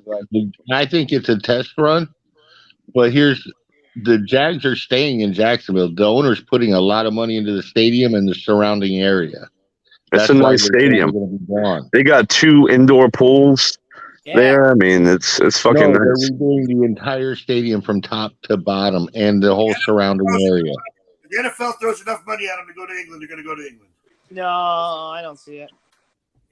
No, but it's a way for the NFL to test. I personally don't think that London will adapt them. I mean, I think London, if they're going to get a team. They're going to get a whole brand new expansion team. I mean, if you look at the games, I mean, you see Jags, you see Colts, you see a bunch of, you see all 32 No, teams but represented. I agree. I agree with you. But what I'm saying, it's a 2-year test run to see if it would work. Oh, I agree with You know, it's something like $10,000 to swim in that fucking pool. You have to pay to swim in that pool. I thought it was free. Hell no! Fuck yeah, you gotta pay. I A thought you lot. get a ticket and you get to go swimming. Bro, come on, Jacksonville. I wanted to go to the swimming pool. Man, you ain't swimming in that pool, bro. Don't sleep on Jacksonville being the number 1 seed too, because they got an easy division. Oh yeah, for sure. They'll sneak up and get the number 1 seed. For sure. Yep, and they got the best Josh Allen in the NFL. Yeah. What they're trying to figure out is how fast they can add a team to London from London. So, in other words, logistically speaking, do they? It'll take a while if they're going to go with the angle of, well, we got to create a whole division of European teams, and that way it limits the travel of how outside their divisions and all that. But then they want to fast track London in, so they're like, okay, if we put London in a particular division, will each of those teams be able to handle going to London 2 weeks in a row to play the 2 division games against them? You know what I mean? Right. And the Jacksonville situation this year is that test run. Is it logistically possible? How long a flight is it to fly over there? Is it the same thing as going to the West Coast? It's about 9.5 hours to Germany. If you're coming from On the way back, it's like 6 because of the time difference. Well, it's like 6 going to the West Coast, right? No. Like 3. Well, I don't know. I mean, it's about 5 going to Arizona. So yeah, I guess. But going out there, you gain a day. Coming back, you lose a day. Yeah. You lose that time. No, it's the other way around. When you fly back to the States, it's like you. Yeah. You have to repeat it, right? You have to repeat it when you come back. I mean, when you come back, you lose it. But going over there, you have to repeat the day. Like Groundhog Day. Well, you repeat like 5 hours of it. You know what I mean? Because of the time difference, or 6 hours of it. Wait, how would the schedule? No, coming back. So if we're adding London as in putting them in one division, how is that going to work? Like, are we going to have the London team play 4 games in America, then have a bye week, go back to London, and then play all their home games, and then come back to the States? Like, how is this going to work? These are hypotheticals that probably won't even happen. I know. They'll figure out the logistics if it's worth the money. It's all about the Benjamins, guys. Come on, they should be like the other sports. Throw some teams in Canada first. That'd be too easy. You know they don't like doing things easy. Bills Mafia would lose half their fans. No, but bro, no. Actually, the Bills could go to Canada. They're close. They're close enough. No, they would just lose. They would just lose the fans that actually have class, not the ones that live in Buffalo. The ones that want to. They should call it the Montreal Bills. Yeah. We gained fans. Like half the Cleveland Browns fan base when they signed Deshaun Watson, they came over to Bills Mafia. Damn. Well, so they can go root for Matt Ariza. By the way, that's why they're also using the Jaguars for the test subject, because if they build up a little fan base for the Jaguars over there, then you can say, well, why would they play both division games as an away game? But if the Jaguars went over there for 2 weeks, they could play both division games. One home game would be theirs in Tottenham, and the other one would be in Wembley, for London's home game. You see what I'm saying? Yeah. I'm sorry to be it's Tottenham. I think the only thing that makes sense for Europe is just like they do with NBA, a European league. Yeah, They're trying to do an NFL. Yeah, but then you got to get enough players to fill out all those teams, though. Well, you certainly could. I mean, they got a lot of them in different countries already. You can't get enough quarterbacks in the NFL. How are you going to get quarterbacks over there? Bro, there's the XFL and the USFL. They have 16 quarterbacks in those leagues. Amicus, are your Lakers playing? They are, and we're winning. And listen, Todd, I have to have the Lakers win tonight because if they lose, Game 7 is on Sunday, which is Mother's Day, and I've already tested the fucking waters. I went to Miss Amicus, and I was like, if my Lakers lose tonight, sweetheart, they play Game 7 on Sunday, and it's Mother's Day, so we got to work something out. And she fucking snapped, so I cannot have it. Lakers have to win tonight. No, hey, listen. I want the bubble game revenge game. So Sunday's my birthday. Yeah, that would be a good revenge game, a rematch. The bubble I still rematch. want to see Golden State tonight. Listen, Just to piss you off. me and Amicus are at odds in football. Why not basketball too? Fuck it. Listen, I would love a bubble rematch. That would be great. And I think, honestly, out of all the teams left, I think the world would want to see Lakers versus Heat. No, the country wants Lakers. Celtics. No one see like the Celtics because they want that That's tie. if the Celtics can somehow pull it off Mother's Day. Yeah, they want to see. They wanted to settle the debate who's the best champion of all time. But you have the storyline of LeBron with Miami, right? You have the bubble rematch. You have the fact that there were no fans in the stands. I mean, there's a lot of storylines to Heat Lakers. Trust me, all these reporters get to go to LA and South Beach. No, it's a win-win for Exactly. both sides. See, in the bubble, the reporters don't care about that. Lakers in 5. Yeah, they do. Oh, the reporters care about that, Crypto. Come on now. They get a free Stephen A. Smith talks about it every fucking chance he gets. Yeah, Stephen A. says that all the time. That'll be his dream scenario, LA and Miami, because he gets to go to LA and South Beach. Well, and guess what? ESPN is paying for that trip.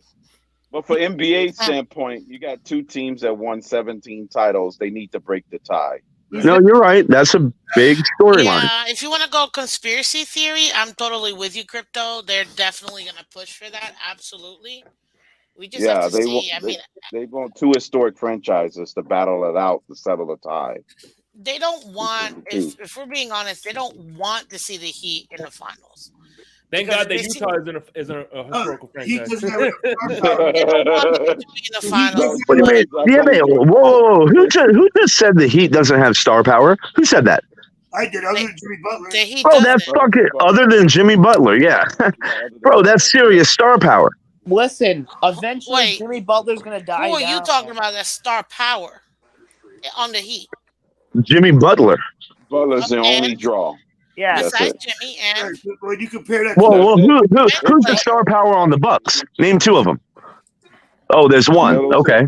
I mean, we can go down every single team. You're going to have at most one. Not true. By the way, I don't care what I know he's not a player, but Eric Spoelstra has star power. He's a star. He's a great coach. Yeah, Pat Riley has star power too. Executive. Yeah. You know who has star power? Boston. We have Tatum and Brown. Tatum is the star power. Brown is not the star power. Bro. He went off in the fourth quarter. He's the sole. It doesn't matter. He's not a superstar. Jason Tatum is a superstar. There's a difference. Game, buddy. He's an all-star, Amicus. Huh? All-star MVP. Brown is an all-star. He's an all-star, but he's not a superstar. There is a difference. There's a demarcation. No, he's not. Jason Tatum made the All-NBA. No, he's not a superstar. Jason Tatum is a superstar. He's the only one on the Celtics. Jaylen Brown. Both of them are all NBA, by the way, this year. Brown and That doesn't make you a superstar, though. Superstar is a niche category. There's not many of them. Superstar is someone who people pay to go see. How about that? Davis is a superstar. A particular player. That's a superstar. Yes. Finally, Ron, we agree on something. But Jimmy Butler is only that, you know. It's only Jimmy and bench players. That's it. What do you mean finally? What do you mean finally, Amicus? Didn't you agree that Josh Allen was way less of a? Hold on, I'm not Michael K. I'm not Michael K, bro. Did you say that? I heard. That's what I heard. I'm sorry. You're a Bills fan, so you're not Michael K. Really? I couldn't tell. We know Josh Allen is. Hey Google, is Jaylen Brown an all-star? Josh Allen is a glorified third string quarterback. An all-star. Josh Allen is this year's version of Jeff George. Yes, true. Crypto, I do believe that it's not going to be 2 years out of the league, but it will be 5 years he's out of Buffalo, I think. Yeah, take that, Amicus. Jalen Brown's becoming a superstar. Yeah. Who said that? Ooh, here we go. Maybe he will be a superstar one day. Who knows? But he ain't a superstar today. Not fucking today. He is in my world. Well, yeah, your world is delirium. Oh. No, we can relate. Just like you say, you think the Josh Allen is a superstar. Well, come. He is a superstar. Yeah, you can't argue that he's not. So who's winning the game right now between Hey, guess what? Tua's a superstar too, just for different reasons. The Lakers up by 17. Wait, Lakers are up right now by 17. What quarter? Yep. Third quarter. Third quarter. Oh, yeah. I told the wife, I said, wifey, they're going to win tonight. We don't even have to have this conversation. Now, if they were to lose tonight, I'm going to have that conversation. Get kicked out the house, because it is what it is, man. You can't miss a game 7. I don't give a fuck what day it is. I'm watching that. Tossed out. My birthday Sunday. I got to go up against Mother's Day. But the game shouldn't the game be like at 3 or 4 o'clock? Yeah, it's gonna be right. No, it would probably be at 8. Yeah, it'll be in Golden State. Yeah. It's gonna be prime time because the Celtics 76ers play the early game on Sunday, game 7. Right. So, Miss Benz, I'm going to be in Miami January 6th with the wifey. You got to come to that game. Got to tailgate. Well, it's January 7th right now where they have it. No, when I went to buy tickets, it was January 6th. Well, they're lying. Literally this But morning, it's still January 7th. It's still to be determined though. It's to be determined. Yeah, it's gonna be flexed anyway. So I should be at that game.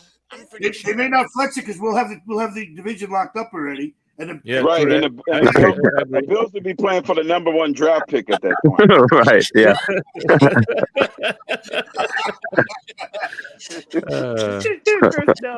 No, but Amicus, it's not sounding like I'm he rest his head on his shoulder again. You guys aren't looking that hot, man. You guys are really not looking that hot. Miss Fins, don't listen to all these people on these panels and regurgitate this nonsense. You know better. Come on. I don't need to listen and regurgitate. I'm looking at it myself. I see your schedule. We have, besides maybe 3 games, we pretty much have the exact same schedule. And you guys have made some moves in the offseason, just I don't think enough to be impactful. You guys are still going to end up winning like 11 games because you almost always do. Well, we'll see, but you would have to make a case that we got worse because we won 13 last year. So that argument only holds weight if we got worse. And there's no way you can say we got worse. And please don't mention Frazier leaving as us getting worse. Please don't. No, this is the Frazier thing. departed. Status quo. Everyone else got better. That's the issue. So whatever you guys were at, that's where you were at, but everybody else got better in the AFC. Who is your? It's not because of Frazier leaving; it's because of Frazier departing. Who is your? What, Ron? Who is your defensive coordinator now? Sean McDermott, the head coach. Oh, he's got both roles. Okay. Yep. He's building a Belichick. Yeah. No, actually, Belichick doesn't do call plays. He always has a play caller. Does he? Well, for the defense, he does. Yeah. For the That's what Brian, he was a defensive coordinator when Brian Flores was there, but Brian Flores was the play caller. Was the play caller, right? Yeah. Same thing with Steve Belichick. Steve Belichick isn't the defensive coordinator; he's just the play caller. So that means he's going to be calling the defense. It means the offense is going to take another step backwards. No, they have Bill O'Brien, so it should be. They fired. They fired. I mean, what happened to Dorsey? Dorsey got fired. Buffalo's defense. No, Dorsey's still there, so they're gonna have a second year under Dorsey, so that should help, right? Oh, okay. Well, no, he was talking about the Patriots, so that's what I meant. No. The ball. Dorsey's for the Bills. O'Brien is for That's what I was talking about. Yeah, so I know he's talking about the Bills. Yeah, and so that means they still won't be able to run the ball. Sorry, I was reading something. Dorsey is the OC. Yeah, second year. Yeah, so unless Josh Allen's running it, they won't be able to run the ball. So, I mean, no, we're going to run the ball more this year. With who? You have no running backs. What the fuck are you talking about? We have no running backs. Damien Harris sucks. We're about to get Dalvin Cook June 1st. They got from New England. They got Damien Harris. They got Hines. No, they got a guy from New England. Who is he? Damian Harris, yeah. Yeah. Number 37. And more importantly, James Cook. Do you know that James Cook had more yards per carry in the second half of the season than any other running back in the league? Behind the suspect O-line. That just got better, by the way, this past few months. I had him in my fantasy league last year. I will give you that. They did shore up their offensive line a little bit. I'll give We you sure as hell did, Ron. Yeah, I'll give you that. That Osiris guy, or what's his name? Osiris. Osiris. He's going to be a big positive on that line. He is. And Kincaid, I mean, listen. Chef Jules, if you don't realize how impactful Dalton Kincaid will be, then you don't know football. I mean, well, not many teams in the league run 12 personnel consistently because they can't. They don't have the personnel to do it. We do now. No tight ends make an impact their first year, though, Amicus. Not even Kyle Pitts. What happened? What's going to happen? You're talking about traditional tight ends. Because the blocking aspect is harder to understand and learn than the catching aspect. Kincaid is not going to have to worry about blocking that much. He will be a flex tight end running the seam routes while Dawson Knox does the traditional 12 personnel tight end. It's not going to be the same. It's going to be like Gronk and Hernandez was. Exactly. Yeah. And defenses, because the whole point of 12 personnel is the threat of the run, right? So McDaniels or whoever, Vic Fangio is going to have to guess. It's a chess match. Like, who do we put in personnel-wise if we think they're going to run versus pass? And whoever you put in, whether it's to guard Kincaid on the pass or to stop the run, we will audible and adjust based on that personnel switch, and you will be fucked. This is going to happen.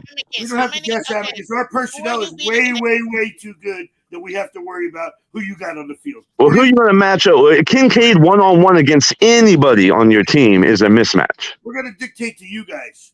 Okay, we'll see. We'll see. Week 4, buddy. Week 4. The Cubs beat the Twins 6-2. Final score, Shake Money, 6-2. Cubs over the Twins. There's a lot of room on the bench.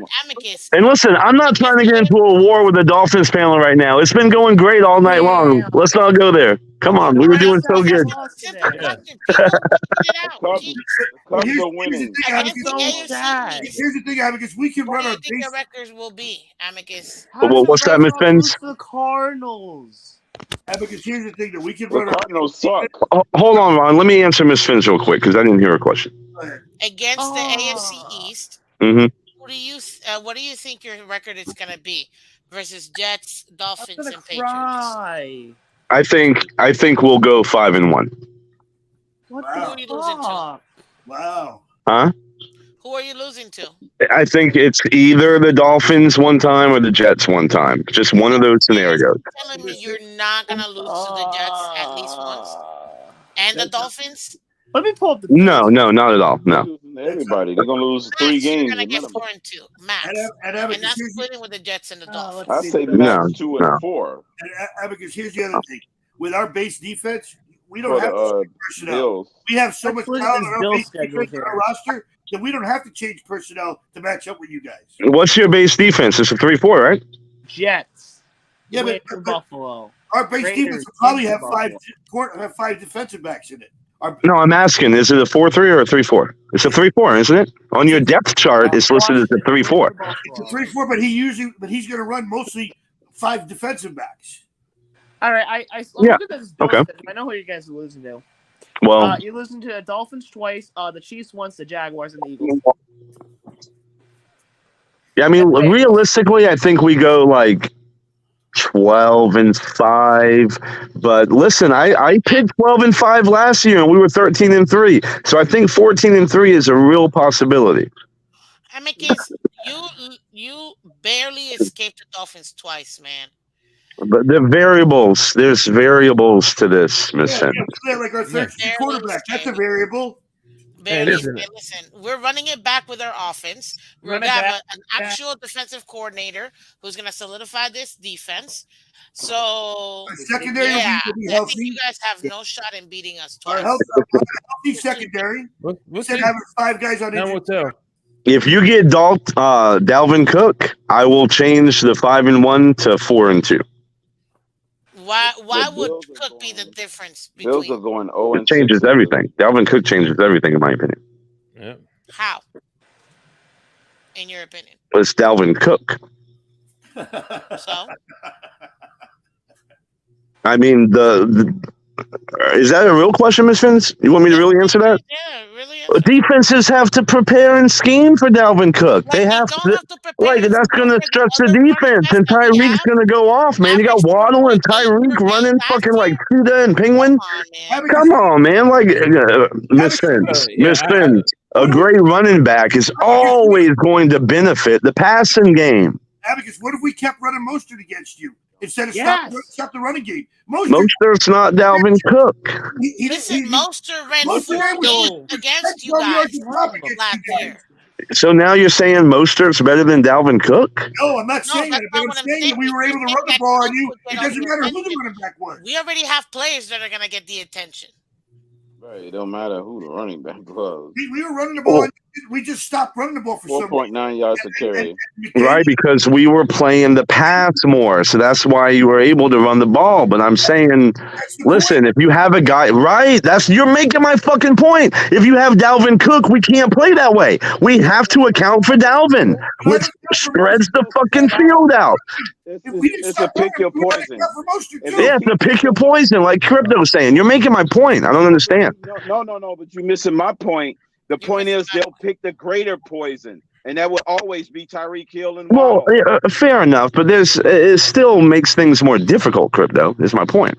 Of course, adding Dalvin Cook and his experience will definitely will be an additional. I'll just give up the run. Which is why I changed my prediction from 5-1 to 4-2. Where I'm coming from is we already have guys that will take that away. And I'm just including the 2 running backs we have already in the building. Right, Miss Fins. Mm-hmm. We just stopped running the ball. That was the issue. Exactly. If we were running the ball, you were not stopping most. It'll be like a cherry on top if we get Cook, but realistically, we already got the guys. Right, because we were accounting for Tyreek Hill. You're making my point again. Let me have it. Let me have this for a minute. I get that. Okay, Dolphin folks. Let me just kind of give you some reality here. First of all, we hear all the talk about. We almost won twice. Well, we almost won in Miami, so why don't you just take a look at that? Why don't you take a look at games 2 and 3 between the 2 teams? The second game you were able to run. You ran for 43 yards in the playoff game. Period. End of statement. You were outgained 2-1 in the third game. You were outgained almost 497 to 213 in the first game. Let me finish talking before you talk, Ron. Let him talk, Ron, and then you could cook. Go ahead, Ron. Go ahead, Mark. Thank you. So when we're hearing all of this stuff, first of all, that was last year. It has nothing to do with this year. It has nothing to do with the changes that have been made on all teams. So nobody knows anything. It's nothing but speculation for everybody. End of statement. So to make all of these, bold statements over what's going to do what, and to be honest with you, when I looked at the schedule, the Dolphins were well set up. The Bills were well set up. But you know who was really well set up, and because of the teams that they play and where they play them at? The Jets. The Jets get the Eagles at home. They get the Chiefs at home. They don't travel to Europe. Look at the Jets schedule. Take a look at reality sometime and take a look at where the division really sits. The Jets opened the season with 5 hard games. But the Jets also, the Bills and the Dolphins both play the Eagles and the Chiefs. Well, the Dolphins get the Chiefs at a neutral site, but the travel is really hard, and it's going to be a bad weather game from what I've heard in Germany that late in the season. But the Jets get those games at home. They do. Yeah, they do. And you know what else? So look at the schedule and see how this thing plays out. The Jets are You know, going if you look It's at hard if to you predict look at late in the it, season, Mark. You can't predict nothing late in the season. to play 10 games in the same stadium because they're playing the Giants. I don't understand how I just said your team would be so much better and a lot more scarier with Dalvin Cook, and then I get like I said something wrong. Like, what the fuck? Don't you No, want I mean, Dalvin Cook? We're saying it doesn't move the needle just as kind of, much. you know, Yeah, it and to moves kind the of needle, feedback but to it's your not like statement, dramatic. what is Buffalo going to do with Dalvin Cook? First of all, they've already got 4 running backs on their team. Murray had 740 yards last year for Denver. Cook had the highest yards per carry of any of the running backs we're talking about. Hines is the third down back, and then I'm not talking about Cook to Buffalo, man. I'm talking about on Miami. Cook to Miami. What? Okay, you send Cook to Miami, and what do you really have? You're going to take carries away from A-Chain, which is what you'd be doing by doing that. They're going to run. It's not like Gaskin's going to get any carries. It's not like Savin Ackman's going to get any carries anyway. More this year. They're getting more carries for the running backs. And you don't have an offensive line. Literally We'll see what you do. We'll see what you do after June 1st. But right now, you've got 7 offensive. Wait a minute. Let me finish, please. You got 7 offensive linemen on your roster, and out of the 7, you've got 2 of them that are going to be free agents at the end of the year. You tell me what you're going to do on the offensive line. Then we could talk about the Dolphins being a serious contender. Because right now, with that offensive line, you're not. Mark, the same offensive line was gassing you on the ground until we stopped running the ball. Semi-well. I'm sorry, but we have Ron and Miss Vince talking at the same time. So can we have one at a time, please? Go ahead, Ron. No, go ahead, Miss Vince. I'm sorry. Go ahead. Hey, I'm glad y'all don't want Dalvin Cook. That's good for us. I mean, shit. I thought y'all wanted that motherfucker. They don't speak for every Dolphin fan. I want Dalvin Cook. We don't want him. What I was Literally, saying I didn't say we didn't No, Ron, you're making an argument for why it wouldn't matter if you had Dalvin Cook. I don't fucking understand your argument, but you're making it. What I was saying was you were talking about respecting the running game. You didn't respect the running game last year, and if we would have kept because you didn't have Dalvin Cook. You're making my point. No, because we gassed you in the running game. We just stopped running the goddamn ball. Because we were okay, I can't have this conversation anymore. Ron, you're not understanding what I'm saying. Explain the playoff game when you had 43 yards. Explain the playoff game when you had 43 yards. You can always talk about the second game where you ran really, really well and why you stopped running. That's on your coach for making stupid decisions. He was hurt in the playoffs game. He didn't play. Yeah, he didn't play in that game. No, you're right. And Von Miller didn't play for the Bills in either the second or the third game, nor did Daquan Jones, which is a critical part to their front. Our whole secondary was out all year. Come on, Mark. We're going to bring all that up now. Come on.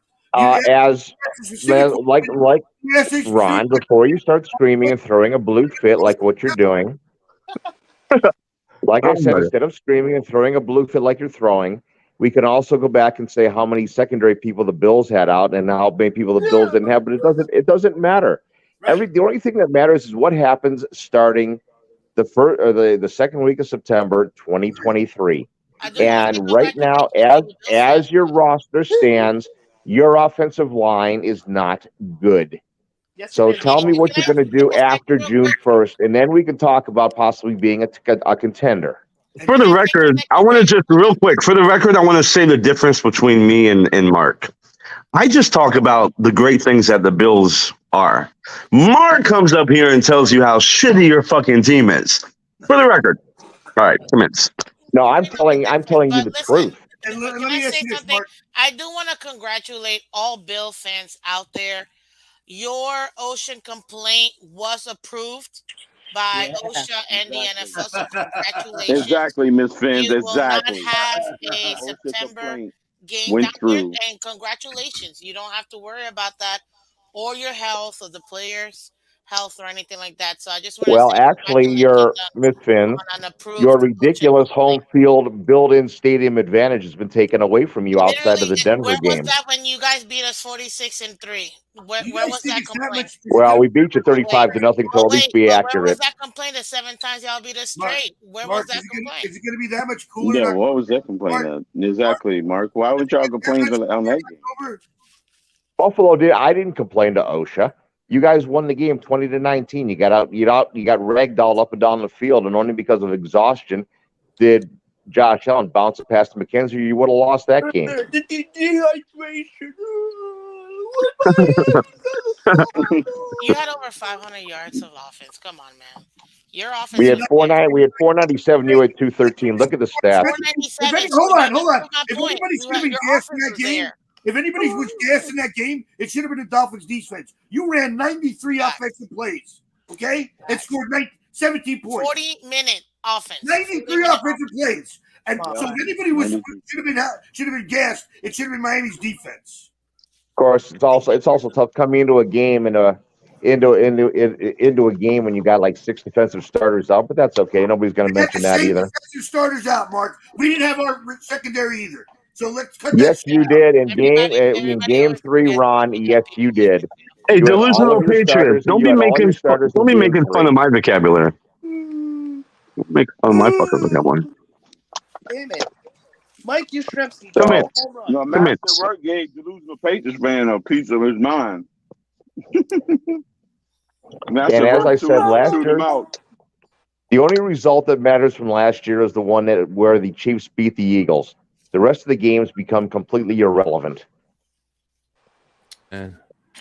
It's this year, and the understanding that where the teams are going to be. And to make Amicus's point, let's just address the fact of, Ali was talking about some really interesting things about playing like 6 defensive backs. Well, that's where a Dalton Kincaid move comes into play, because now when you've got a 246 pound flex tight end.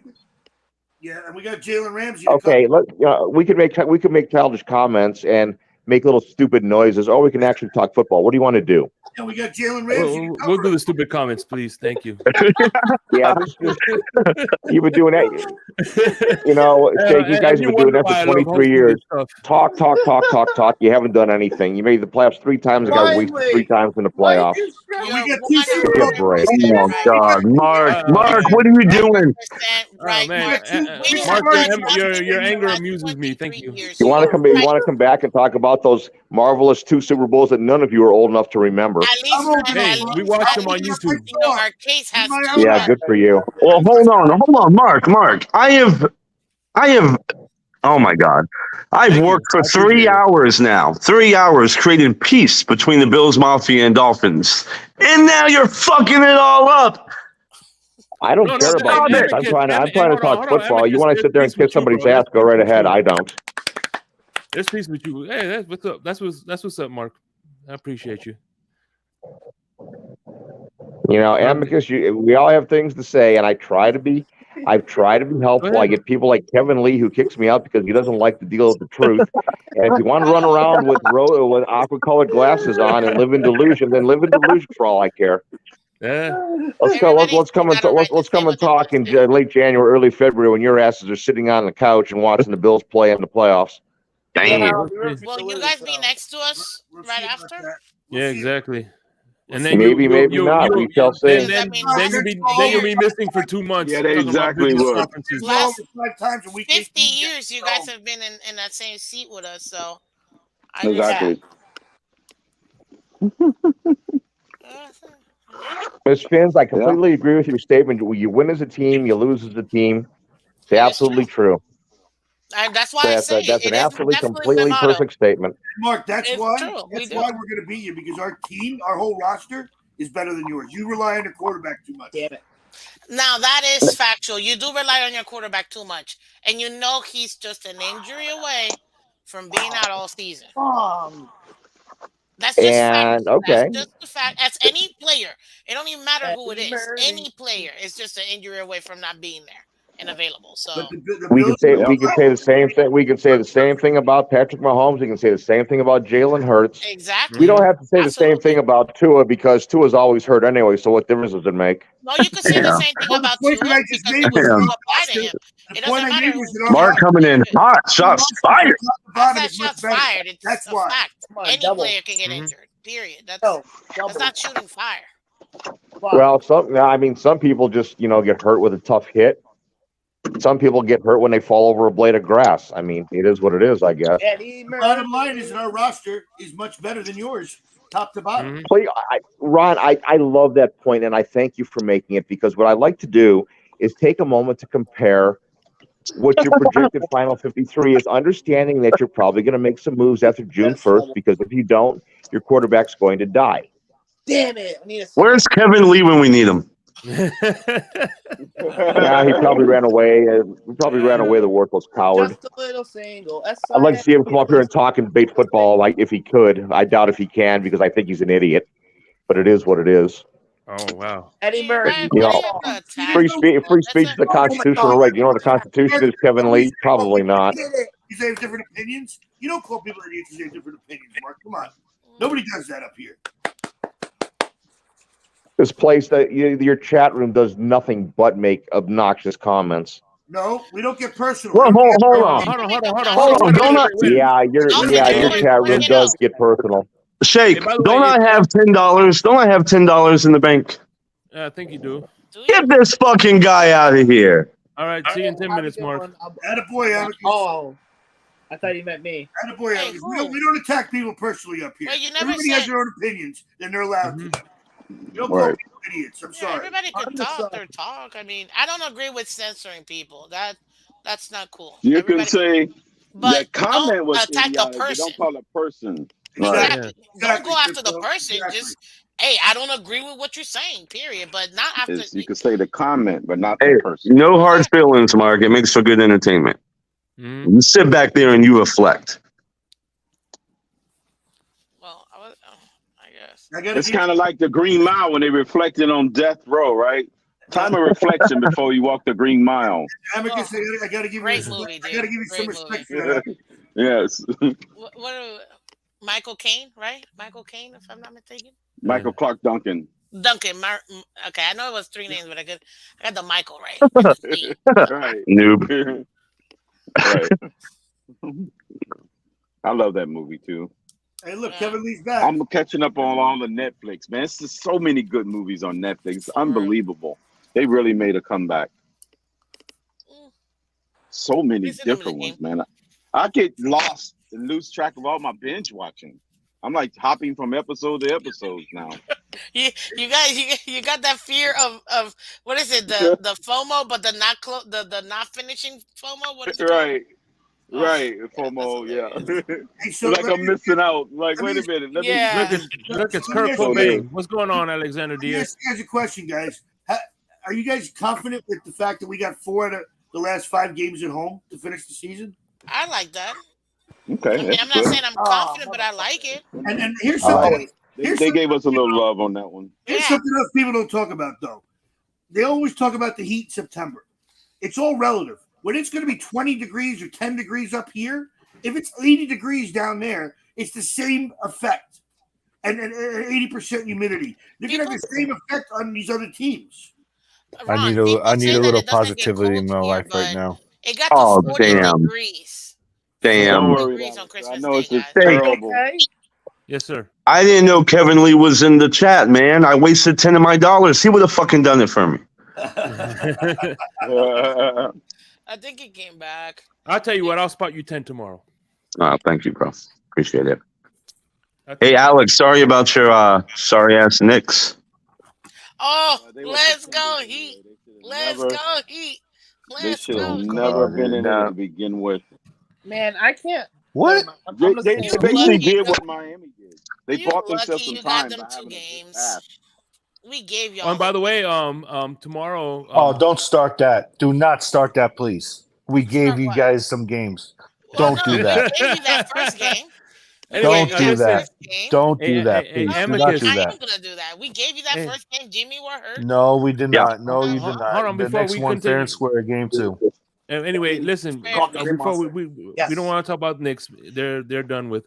No, Amicus. I told you about tomorrow's ban policy. Yeah. No members will get banned, and guess who's not a member?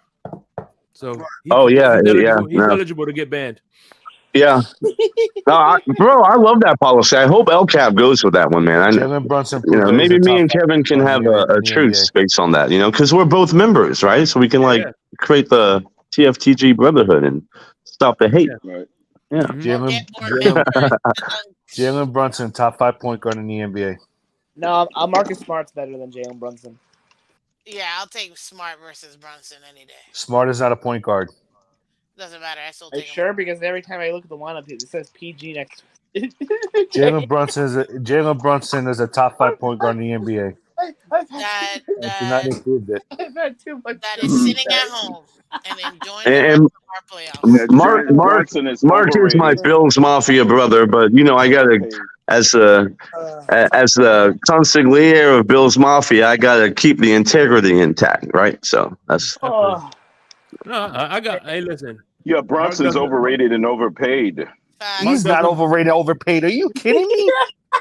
Are you kidding me? Overrated and overpaid, big time, Alex. I'm gonna tell you right there. Mark doesn't bother me because what he says is right. Everybody takes cheap shots on every side, so 41 points is overrated. So at the end, I'm talking about they've called him names as well, so that's why I really don't say nothing. There's Bro, three I different love conversations, Mark. Alex. Hold on. I love Mark because Mark makes me laugh sometimes. Mark is very knowledgeable. Mark is very knowledgeable. He is. I just think it's funny that Mark has been a fan of 4 different teams. The last Yes, that's true, Ron. He is. Damn, Ron. Well, Damn. you know he's a Dolphin fan. He confirmed it in my team. For a while, he was an England fan. He was a Dolphin fan. He was a Buffalo fan. Esper? Okay, Spurs. Who's the Spurs? It's That's Estefan. that's Estefan. Is that Estefan? Stop it. That's not Estefan. I think it is. That's us. It's probably it's him. It's either him or EM, but it's not EM because EM is EM. It's Estefan. Estefan, how you doing, sir? Listen, hey, we're on our way. You know, we got to take this Eastern Conference Championship, beat whoever comes out. You know, the other.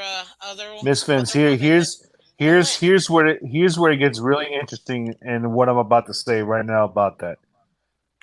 The Heat were one of the worst 3-point shooting teams in the NBA this season.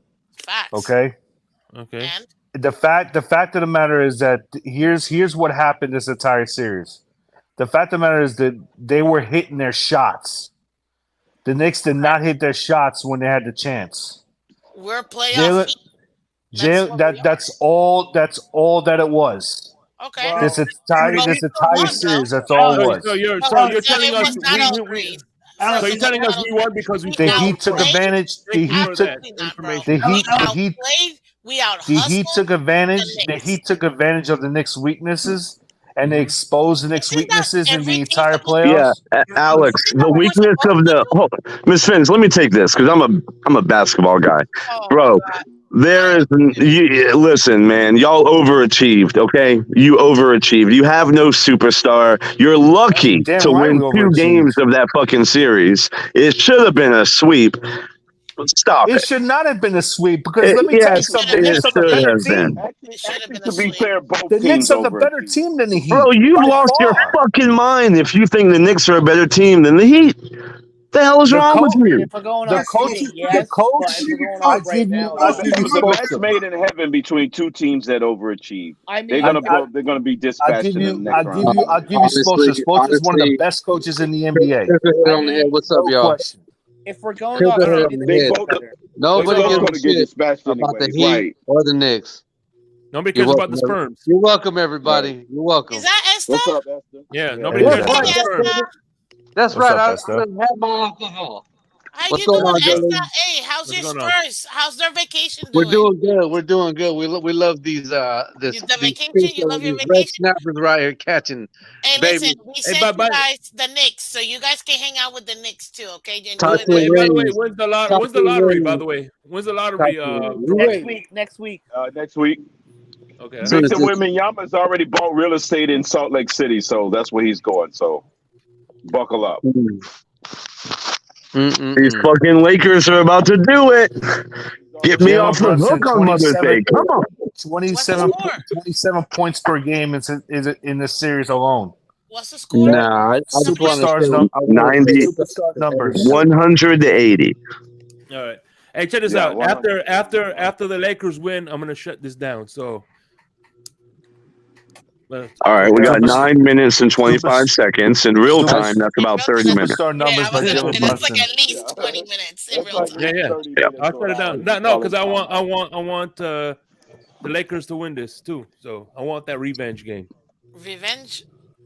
Yeah. Who won in the other side? It was Denver's, right? Denver Lakers? Is that what it was? It would be. Let's not count the chickens before they have. True. Look at Amicus getting a little nervous over there. Can't wait till the Denver's whoop The that Nuggets. I'm gonna wait till The Monday. Nuggets are gonna win the whole thing. All right. Dude, you guys are up by 20 points, bro. Anyways, I just want to say what's up to everybody, man. What's up, Fan? Yeah. We had a long day, man. I just want to say what's up to everybody. Hey, shout out to the Heat, shout out to the Panthers for both clinching Eastern Conference Finals appearances. Shout out to the Jazz for getting Victor Wembanyama in the draft. Who gets them? You know the Jazz. You're cursing them, right? The Jazz won the lottery? Not yet. Yep, we won it. No, when did that happen? I missed the. When did I miss the fucking draft lottery? I'm speaking. Oh yeah, I'm about to say, like, what the fuck are you talking about? Right now it's 99 to 80, bro. All I'm saying is don't let them go to San Antonio. Yeah, y'all don't Hey, King want to Mill. see them in San Antonio. Yeah, if he go to King Mill, San you Antonio, hit Utah, that nail on the head. Houston, Right or there. Portland, King Mill's it's a wrap. comment says it all right there. It's Golden State, bro. With those shooters, they can go on a 13-0 run in a minute and a half. Man, I can't believe the Not Dolphins against beat AD. us. Not against that defense. Good point, Crypto. But still, Yeah, That is a fact, King Vanderbilt Mill. and AD is pretty I'm good. still. I gotta hop out, y'all. I'll hop back in. That's correct. King Mill is correct about that. Yes. He still missed a couple games. But yeah, I think the Spurs should have kept freaking what's his name when he Murray. No. Yeah, DeJounte. Yeah, DeJounte. They kept him. I wouldn't have let him go. So Alex. Hey, Shake Money. I forgot to ask you, Shake Money. It's Friday night. Are you going to the disco tonight? Oh, I was already there. Oh, okay. I was just wondering, was you going to the disco? Disco is tonight. No, actually, it's called Saturday Inferno. I'm going tomorrow. I think the Dolphins are. I think the Dolphins are a 14-win team this year. Yeah, you thought the Knicks were going to win the series too. Sorry. Stop it, Amicus. Don't hit it. His heart is mourning for his Knicks, who finally became relevant after 63 years of doing nothing in the NBA. Okay, so let him be. Nobody wants Alex right now. It's Okay? actually 20 years. Point. That's a good point, Miss Vince. Like 20 years, but they've been irrelevant for 60 years. Hey, listen, we shouldn't hit on the Knicks. They gave us Pat Riley. Yeah, they gave us. They gave us Pat Riley. They gave us Charles Oakley and Patrick Ewing. Man, I can't wait till Monday. What's going on Monday, Greg? Well, you might want to, if depending on what happens Sunday. Wait till see Stephen show. I got something up the slow down. Well, you got to finish the sentence before you start laughing at your own joke, or we can't hear it. We're all lost here. Oh. You know what? Amicus is actually right. The Knicks did overachieve this year because they weren't even supposed to. They were supposed to be a play-in team. That's what everybody had the Knicks at. Literally, exactly. There's nothing to mourn about. You should be celebrating right now. Pop open the fucking champagne. I still say the Knicks had a great season. Yep. And the future is bright in New York. There you go. Definitely brighter. That's what I'm here for, Alex. I lift morale. Yes, that's what's up. Cheerleader Amicus. I'm gonna get you pom poms. They're gonna be aqua and get rid of freaking Julius Randle. The guy's trash. I want to hear what Son was so laughing about so hard, though. Can we call them the Knickerbockers for crying out loud? They're the Knickerbockers. They're the Knickerbockers. It's true. That is true. We need to start addressing them as the Knickerbockers. They're not the Knicks. They gotta get their swag bag before they can be the Knicks again. Right, exactly. Why Alex look like an 80s hook? Oh. Well, not anymore. Now he turned to like an angel. Some shit. Isn't that a jujitsu Tua? Or is that No, a? that's supposed to be Jesus. No, that's Yo. not. That's not Jesus. That's a Touchdown, sumo Jesus. wrestler Tua. I don't think that's Jesus, Shake. No, that's sumo supposed. No, wrestler Tua. what happened was that's Jesus, and he's holding a lamb, and instead of holding a lamb, he's holding a dolphin. That was an image. Right. 5Ks. Right. He's holding the Dolphins with the Jesus holding the Dolphins. Yeah. Well. Oh man. Man. I think this Dolphins team definitely if everything plays out, they're actually a 14-win team. Even with the running back room that they have. If Dalvin Cook comes, then hey. I think they're at least a 9-8 team. At least 9-8. No, I disagree on that, Miss Vince. I respectfully disagree. No, you missed because this team is too good to be 9-8. Listen to what I said, Alex. I said minimum. I didn't say they couldn't win Oh, more. okay. I'm sorry. I apologize. She said the Miss minimum is 9-8. Yeah, In other words, that's the floor. Yeah, I apologize. Here's what tells me they're going to be successful. I would say. Go ahead, Ron. I'm sorry. Here's what tells me they're going to be successful. The NFL actually believes that they're going to be a team to be reckoned with by putting them on 5 nationally televised games.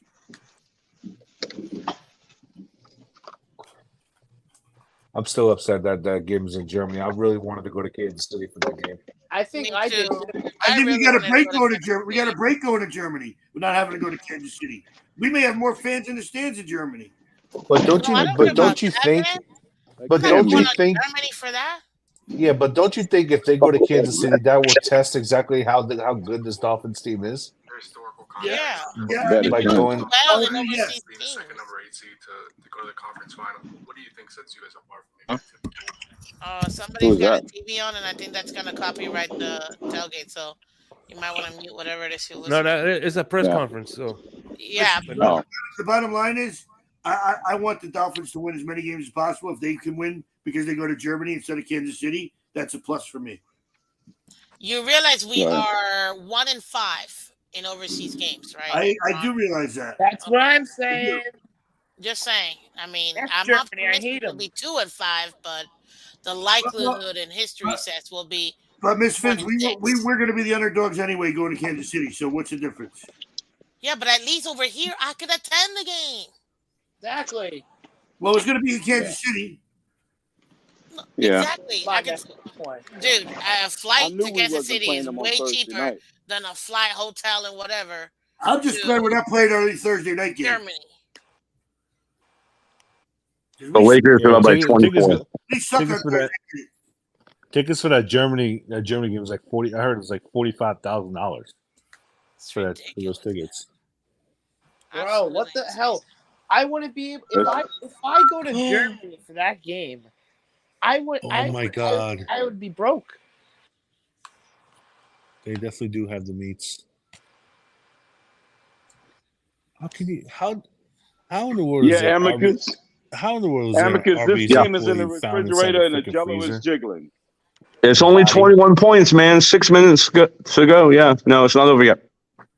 I'm saying this one's in the refrigerator and the jello is jiggling. Are you kidding me? I really wanted that dog to be right. We're only up by 23 with 6 minutes left. I wanted that. A lot of time. Oh, there's still plenty of time then. Plenty of time for them to realize to make their vacation plans in Golden State. Happy to win. Probably won't win, but if they do, Charles Barkley is going to be on Kenny the Jet. Going to be going fishing. They got the poster boards already made. I could see Steph Curry making plans online on his phone. I'm so happy. Yeah. The Bears are out. I fucking hate that team. I'm glad they're gone. Bye bye, Curry, you little fucker. Get the See, no 3-pointer by Curry. It's only a 20-point game now. Told you. This should always happen to me. And 20 points is only 10 shots, right? Yes. Well, it could be less than that with threes. I know, but I'm just saying at most 10 shots. Yeah. Jose, you're saying that with this hairstyle they'll kill me in Kansas City? Really? Come on now. He meant your avatar. I think it look nice with this hairstyle. Alex, because the Knicks lost in such horrific fashion, will this affect your T-Mobile sales? Oh yeah, it definitely is. Yeah, Because I've been in sales, corporate sales, for 20 years, and it's all about the mindset, right? The attitude going in to work the next day. definitely. This could really affect you moving forward. How do you feel about that? I think it could affect me moving forward because I think my morale is going to be at the all-time low. Damn. Question though, let's say Celtics do win. Yeah. Celtics. Celtics in 4 if that happens. No way we get swept. Yeah, Tatum's a god. Okay, you clearly you are a Celtics fan. I'm gonna refuse to. If the Celtics win and they play Miami, it will go to distance. I changed my mind. Celtics in 5. I think it'll be 6 games. Whoever wins. I say 5. 5 games. Yeah. Gentlemen, it'll go to distance. It'll go to distance. 6 games. It did last year. Heat in 6. What, Heat versus who? The Celtics or the 76ers? Yep. No, Celtics. If it's either Celtics, one of them, you're going 7 games. It's going 7 games. Either one. Exactly. Go 7. I don't know. I think 6. I really do. I think the Cinderella story ends for Miami. Whatever. I'm still gonna enjoy it. There's just illusion in the water down in Miami. It must be. Listen, I know I got at least 4 more games than every other team in the Eastern Conference. That's all I know. Minus obviously Celtics and I'm so happy the Panthers beat the Maple Leafs. Yeah. I want the Hurricanes to win. So happy. Well, Carolina won, so it's Carolina versus the Panthers. I don't care. As long as the Kraken or Knights win the cup, I'm happy. No, Panthers are winning the cup. I don't want the Panthers to win the cup. That would be cool. Carolina versus the Panthers. It is Carolina. It is Carolina versus. It is Carolina versus the Panthers. Carolina versus the Panthers, though. No, I'm saying though, Carolina Panthers. Carolina. Yeah, I know. I get it. It's cute, but it really is Carolina versus the Florida Panthers. Nice. Because you got those bum Maple Leaf fans. Let's go Vegas. Come on. Oh, got those. Do you guys remember? We want Florida. Yeah. We want Florida. Here's the thing. I'm a big hockey fan myself, and there's a player on the Maple Leafs that I hate the most. Who? Nylander? Austin Matthews? No. Nylander. John Tavares. Yeah. Tavares. He was an Islander. He was a. He's a former. Yes, exactly, Ron. He's a former Islander. Yep. He's a snake. He's a snake in the grass. Yeah, he is. Dude. All that talk like, oh, I don't want to be tricked because he requests. He's like, I want to stay on Long Island. I want to stay with the Islanders. I want to finish my career with the Islanders. And that. And then what does he do? He freaking money talks. Sorry, Kevin Lee. The Kraken are going to win. The Islanders offered more money to Tavares than Toronto did. Oh, he really didn't want to. Shout out to Kevin Lee. Sorry, guys, Dallas are winning it all. No, Kraken or Knights. No, Panthers are winning it all, guys. Can you imagine if South Florida had the Heat? I know, I'm dreaming. Let me be a homer for a second.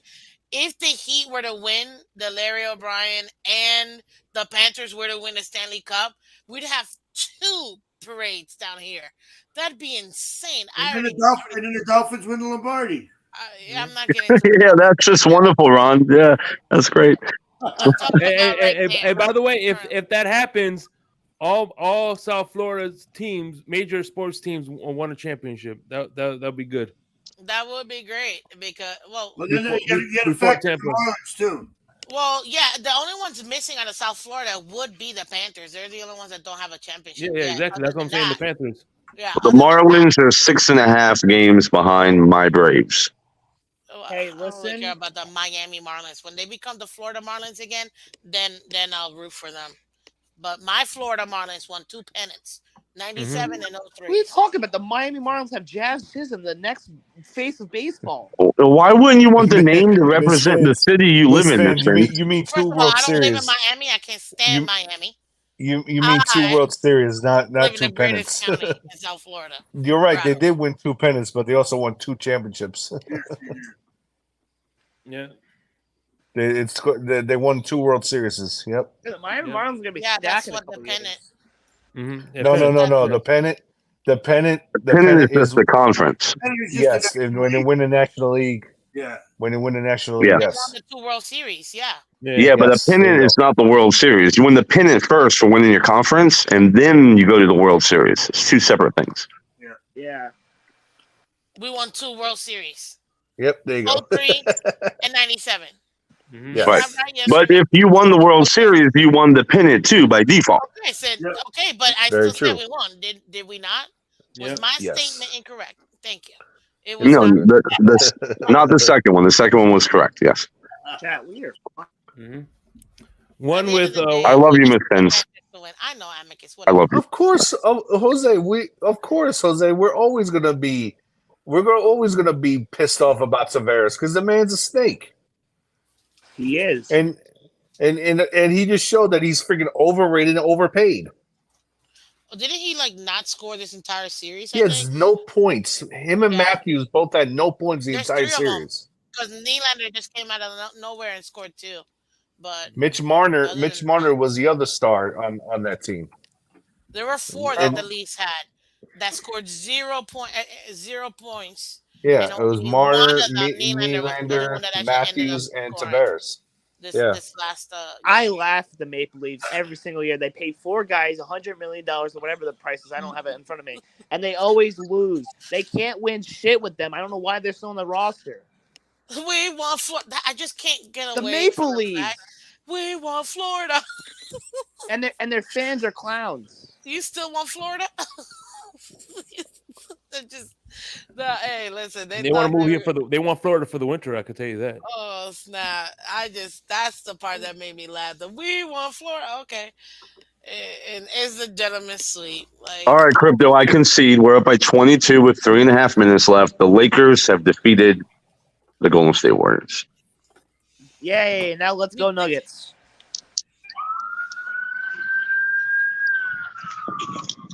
What's going on with the they're not. Carolina's not going to sweep the Panthers.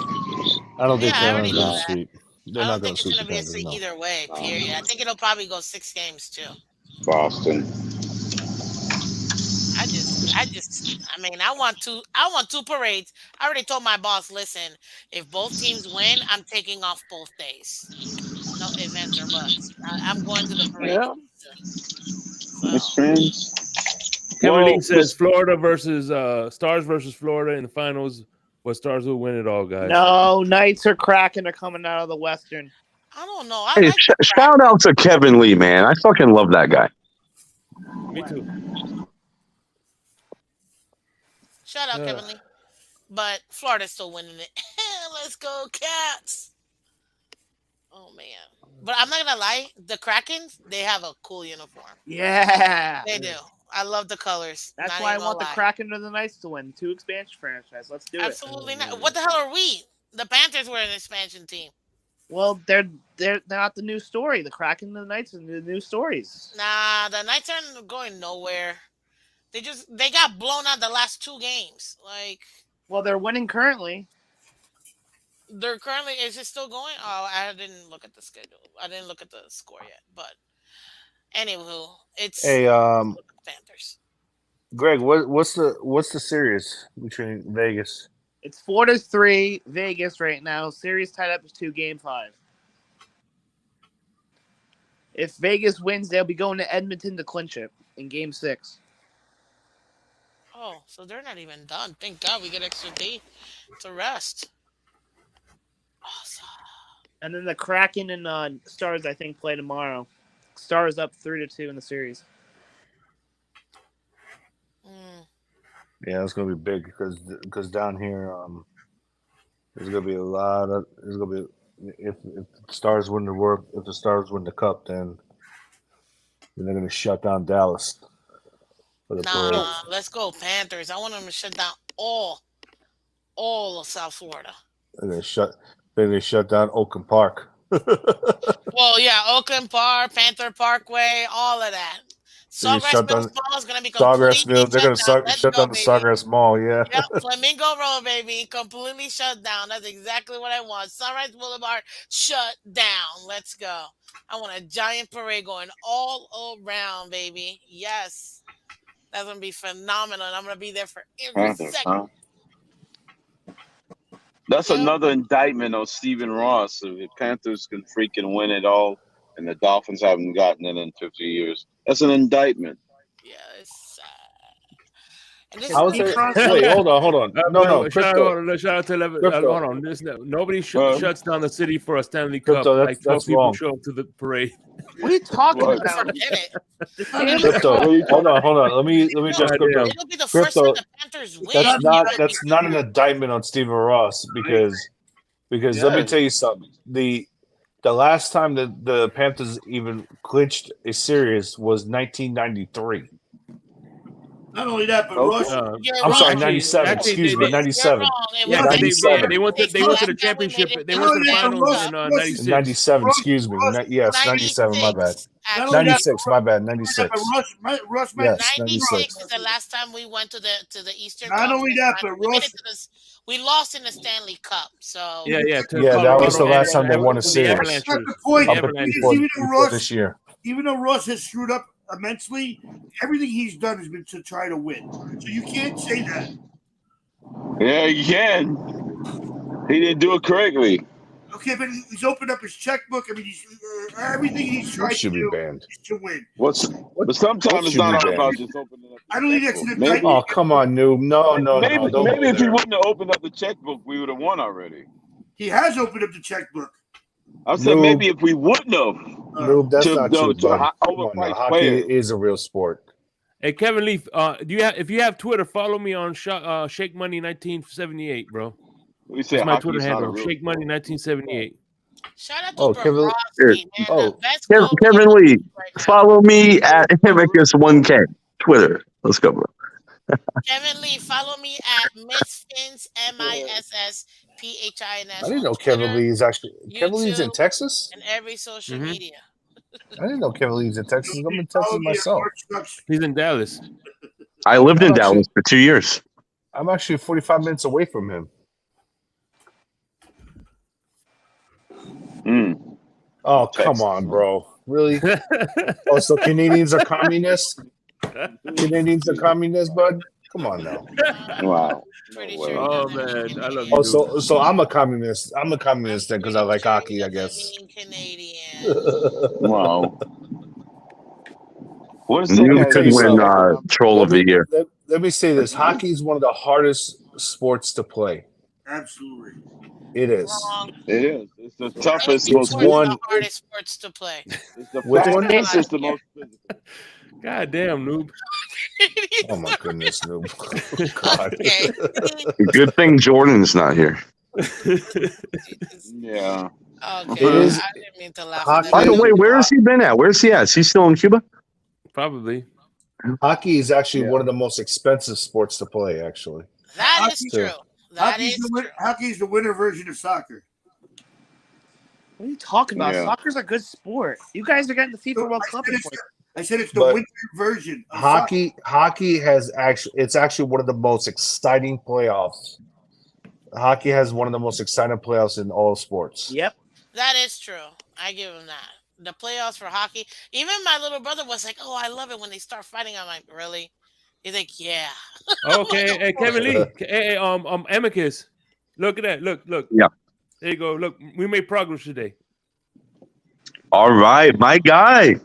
That's what I'm talking about. FOF, friend of Finn. Let's go. By the way, is Mark still in the back? Because he was like, hey, is my 10 minutes up? He said that an hour ago. Really? No, he's been gone. Oh, okay. I think he left.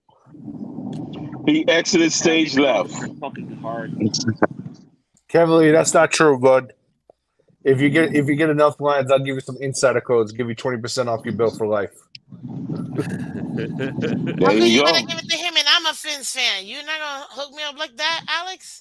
You gotta come down here to Texas for me to give it to you. First of all, you can't get any more down than where I'm at. I'm in South Florida, bro. No, I I don't care about all that. I don't give a fuck Alex, about all that. Alex, I'm in phone communications as well. You cannot give no back-end code for life, and you know it. Stop it. No, you can. No, seriously, you can. No, you cannot. It has to be a specific code, like if, like when Verizon and Comcast had a deal, you would get like 20% off if you were an employee of Verizon or Comcast, right? And then that can be grandfathered forever, but it would have to be something like that. No, Amicus. All right. It's the end of the. It's official. Lakers win 122 to 101. Yes. Amicus, there is a LeBron James there is codes that officially we all ended get. the dynasty That of the each Golden employee State gets that we Warriors. can give out. Yeah, they're employee codes though, Alex. You can't give them to. No. Yeah, you can. You can give them to customers. Well, then I'll switch over to T-Mobile tomorrow. Let me get a code. You gotta get more than one line, though. I'll tell you that. I'll get 2 lines. Screw that. I want 1 line, damn it. I used to be with T-Mobile for 10 years. The longest I've ever been with anybody. I'm on with AT&T Verizon right now. Oh my gosh. I'm paying like $47 a month for my base plan. I am having $7 a month. I might not even be planning to event. By the way, in Miami, when you say I want 3 lines, it's not. We're not talking about phones. Oh my God!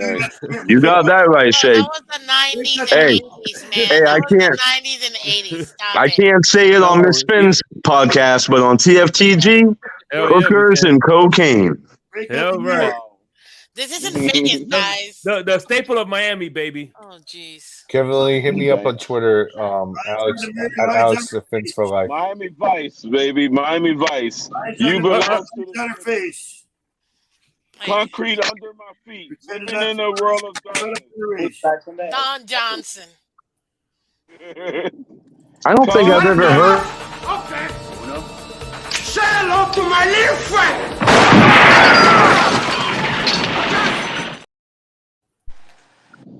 Miss Finns, have I ever heard you cuss? You don't cuss, do you? Really? All right, guys, I'm gonna get off. Have a good night, guys. All right, brother. Yeah, I'm gonna close it up now. So let's start with some final thoughts, man. Who wants to go first? I'll go first since I'm gonna leave right away. Go ahead, Alex. Sorry, Miss Finn. No, I'll just say, hopefully, we the Finns do something this year. I'm really excited about them this year. I think that this is a 13-14 win team, and if all goes well, then we got this. I'll see y'all in South Florida one of these games. Okay, noob. Whatever. Have a good night, guys. Take care, man. Good night, man. Hey, Alex, real quick though, but for real though, I love you, man. Go Heat, go Panthers. Bye. I know. Later, guys. Be safe. Dude. All right, who's next? Whatever, I'll go next. But listen, don't take me off. Just leave me in the back, okay? Of course. Ladies and gentlemen, if you haven't done so already, I need you guys to hit the like button. I need you to share, subscribe, Defense Tailgate. These guys are putting out content all the time. They're showing you guys love all the time. Literally morning, noon, night, extra night, like fourth meal night. So they're always giving you guys every day, all the time. So if you guys, it's free.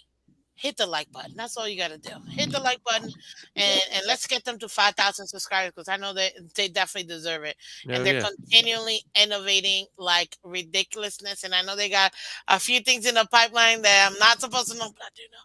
And it's going to be exciting. So all I'm saying is let's support our content creators, guys, and let's make it happen here for TFTG. As for me, you guys already know you can find me Monday through Friday, 8 a.m. Eastern throughout the season, but off season, Tuesday, Thursday at 8 a.m. Eastern time, where you get that early morning Dolphins info. Appreciate each and every single one of you guys. Go ahead and hit that like button for me too. I appreciate the best morning show, a Miami Dolphins morning show, followed by Stephen D. There you go. There you go. I appreciate it, Shay. But guys, thank you so much. You guys have a great night, and let's go Heat. Let's go Panthers. All right. There you go. Yes, Kevin Lee. I will be on tomorrow at 10 or 9 o'clock. I still haven't figured it out yet, but I will be on tomorrow. And like I said, my new policy: if you're a member, you're not getting bad until El Capitan tells me otherwise. Hell yeah, it's fine with that. All right, who's next? I'll go next. Just if you can leave me in the back, whatever. But sure. Yeah, real quick, man. Like, shout out to Miss Finns. She is so close to 1K. please go to her channel and subscribe. She's the sweetest lady in the world. Yes, She is your very own Dolphin content creator. She should already be at 1K, so we need to get over there and help her out. And shout out to Shake Money, bro, because you're always on the panel shows, different content creators, YouTube channels and everything. And like Chef Jew is the ambassador, but you are the panel ambassador. And we most certainly appreciate it. Yeah, I appreciate you, man. Thank you. Yeah, man. I'll take it easy. All right, my fins up, baby. All right. I'll go next. All right, what's up? Go ahead. Go. Again, Shake, thanks for having me. My pleasure, man. We really appreciate all your hard work. I mean, you're always up here, man. You have given us a platform to be able to talk Dolphins, which, listen, in my 50 years, I've never had that opportunity, and I appreciate it more than you could possibly know. Growing up as a Dolphin fan in the Northeast Jet Country, it sucked. And being able now to chop it up with other Dolphin fans is just like a dream come true. So I really appreciate the opportunity, and and now with the positive vibes the Dolphins are spewing out, I think we got a real shot at being a contender, guys. I know I'm optimistic, and I know people think that I'm a homer, but you know what? I've seen us over the last 30 years, and this is the best team we've had in 30 years. So, fins up, guys. All right. Hey, by the way, Ron, one thing I'm gonna tell you what. Whether I agree with you or I don't agree with you, I respect that you have your own opinion and that you're sticking to your convictions, bro.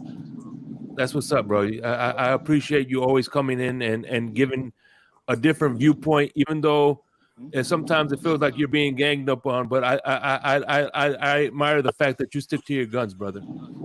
Yeah, well, I'm not going to cave in just because somebody else has a different opinion. You know. Exactly, brother. That's what's up, man. Yeah. You have a good night, man. All right, you too, bro. All right, Ron. Yep. All right. My man Greg, what's going on, brother? Yo, what's up? Hey, right as of right now, being that Larry K is absent, you've been my right-hand man, bro, on the fanatic on the Fury fam. So what's going on? Some of your final thoughts.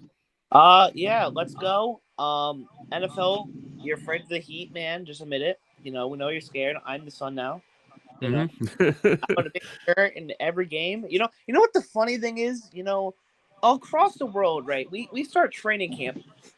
This is actually my final thought. I thought of it today.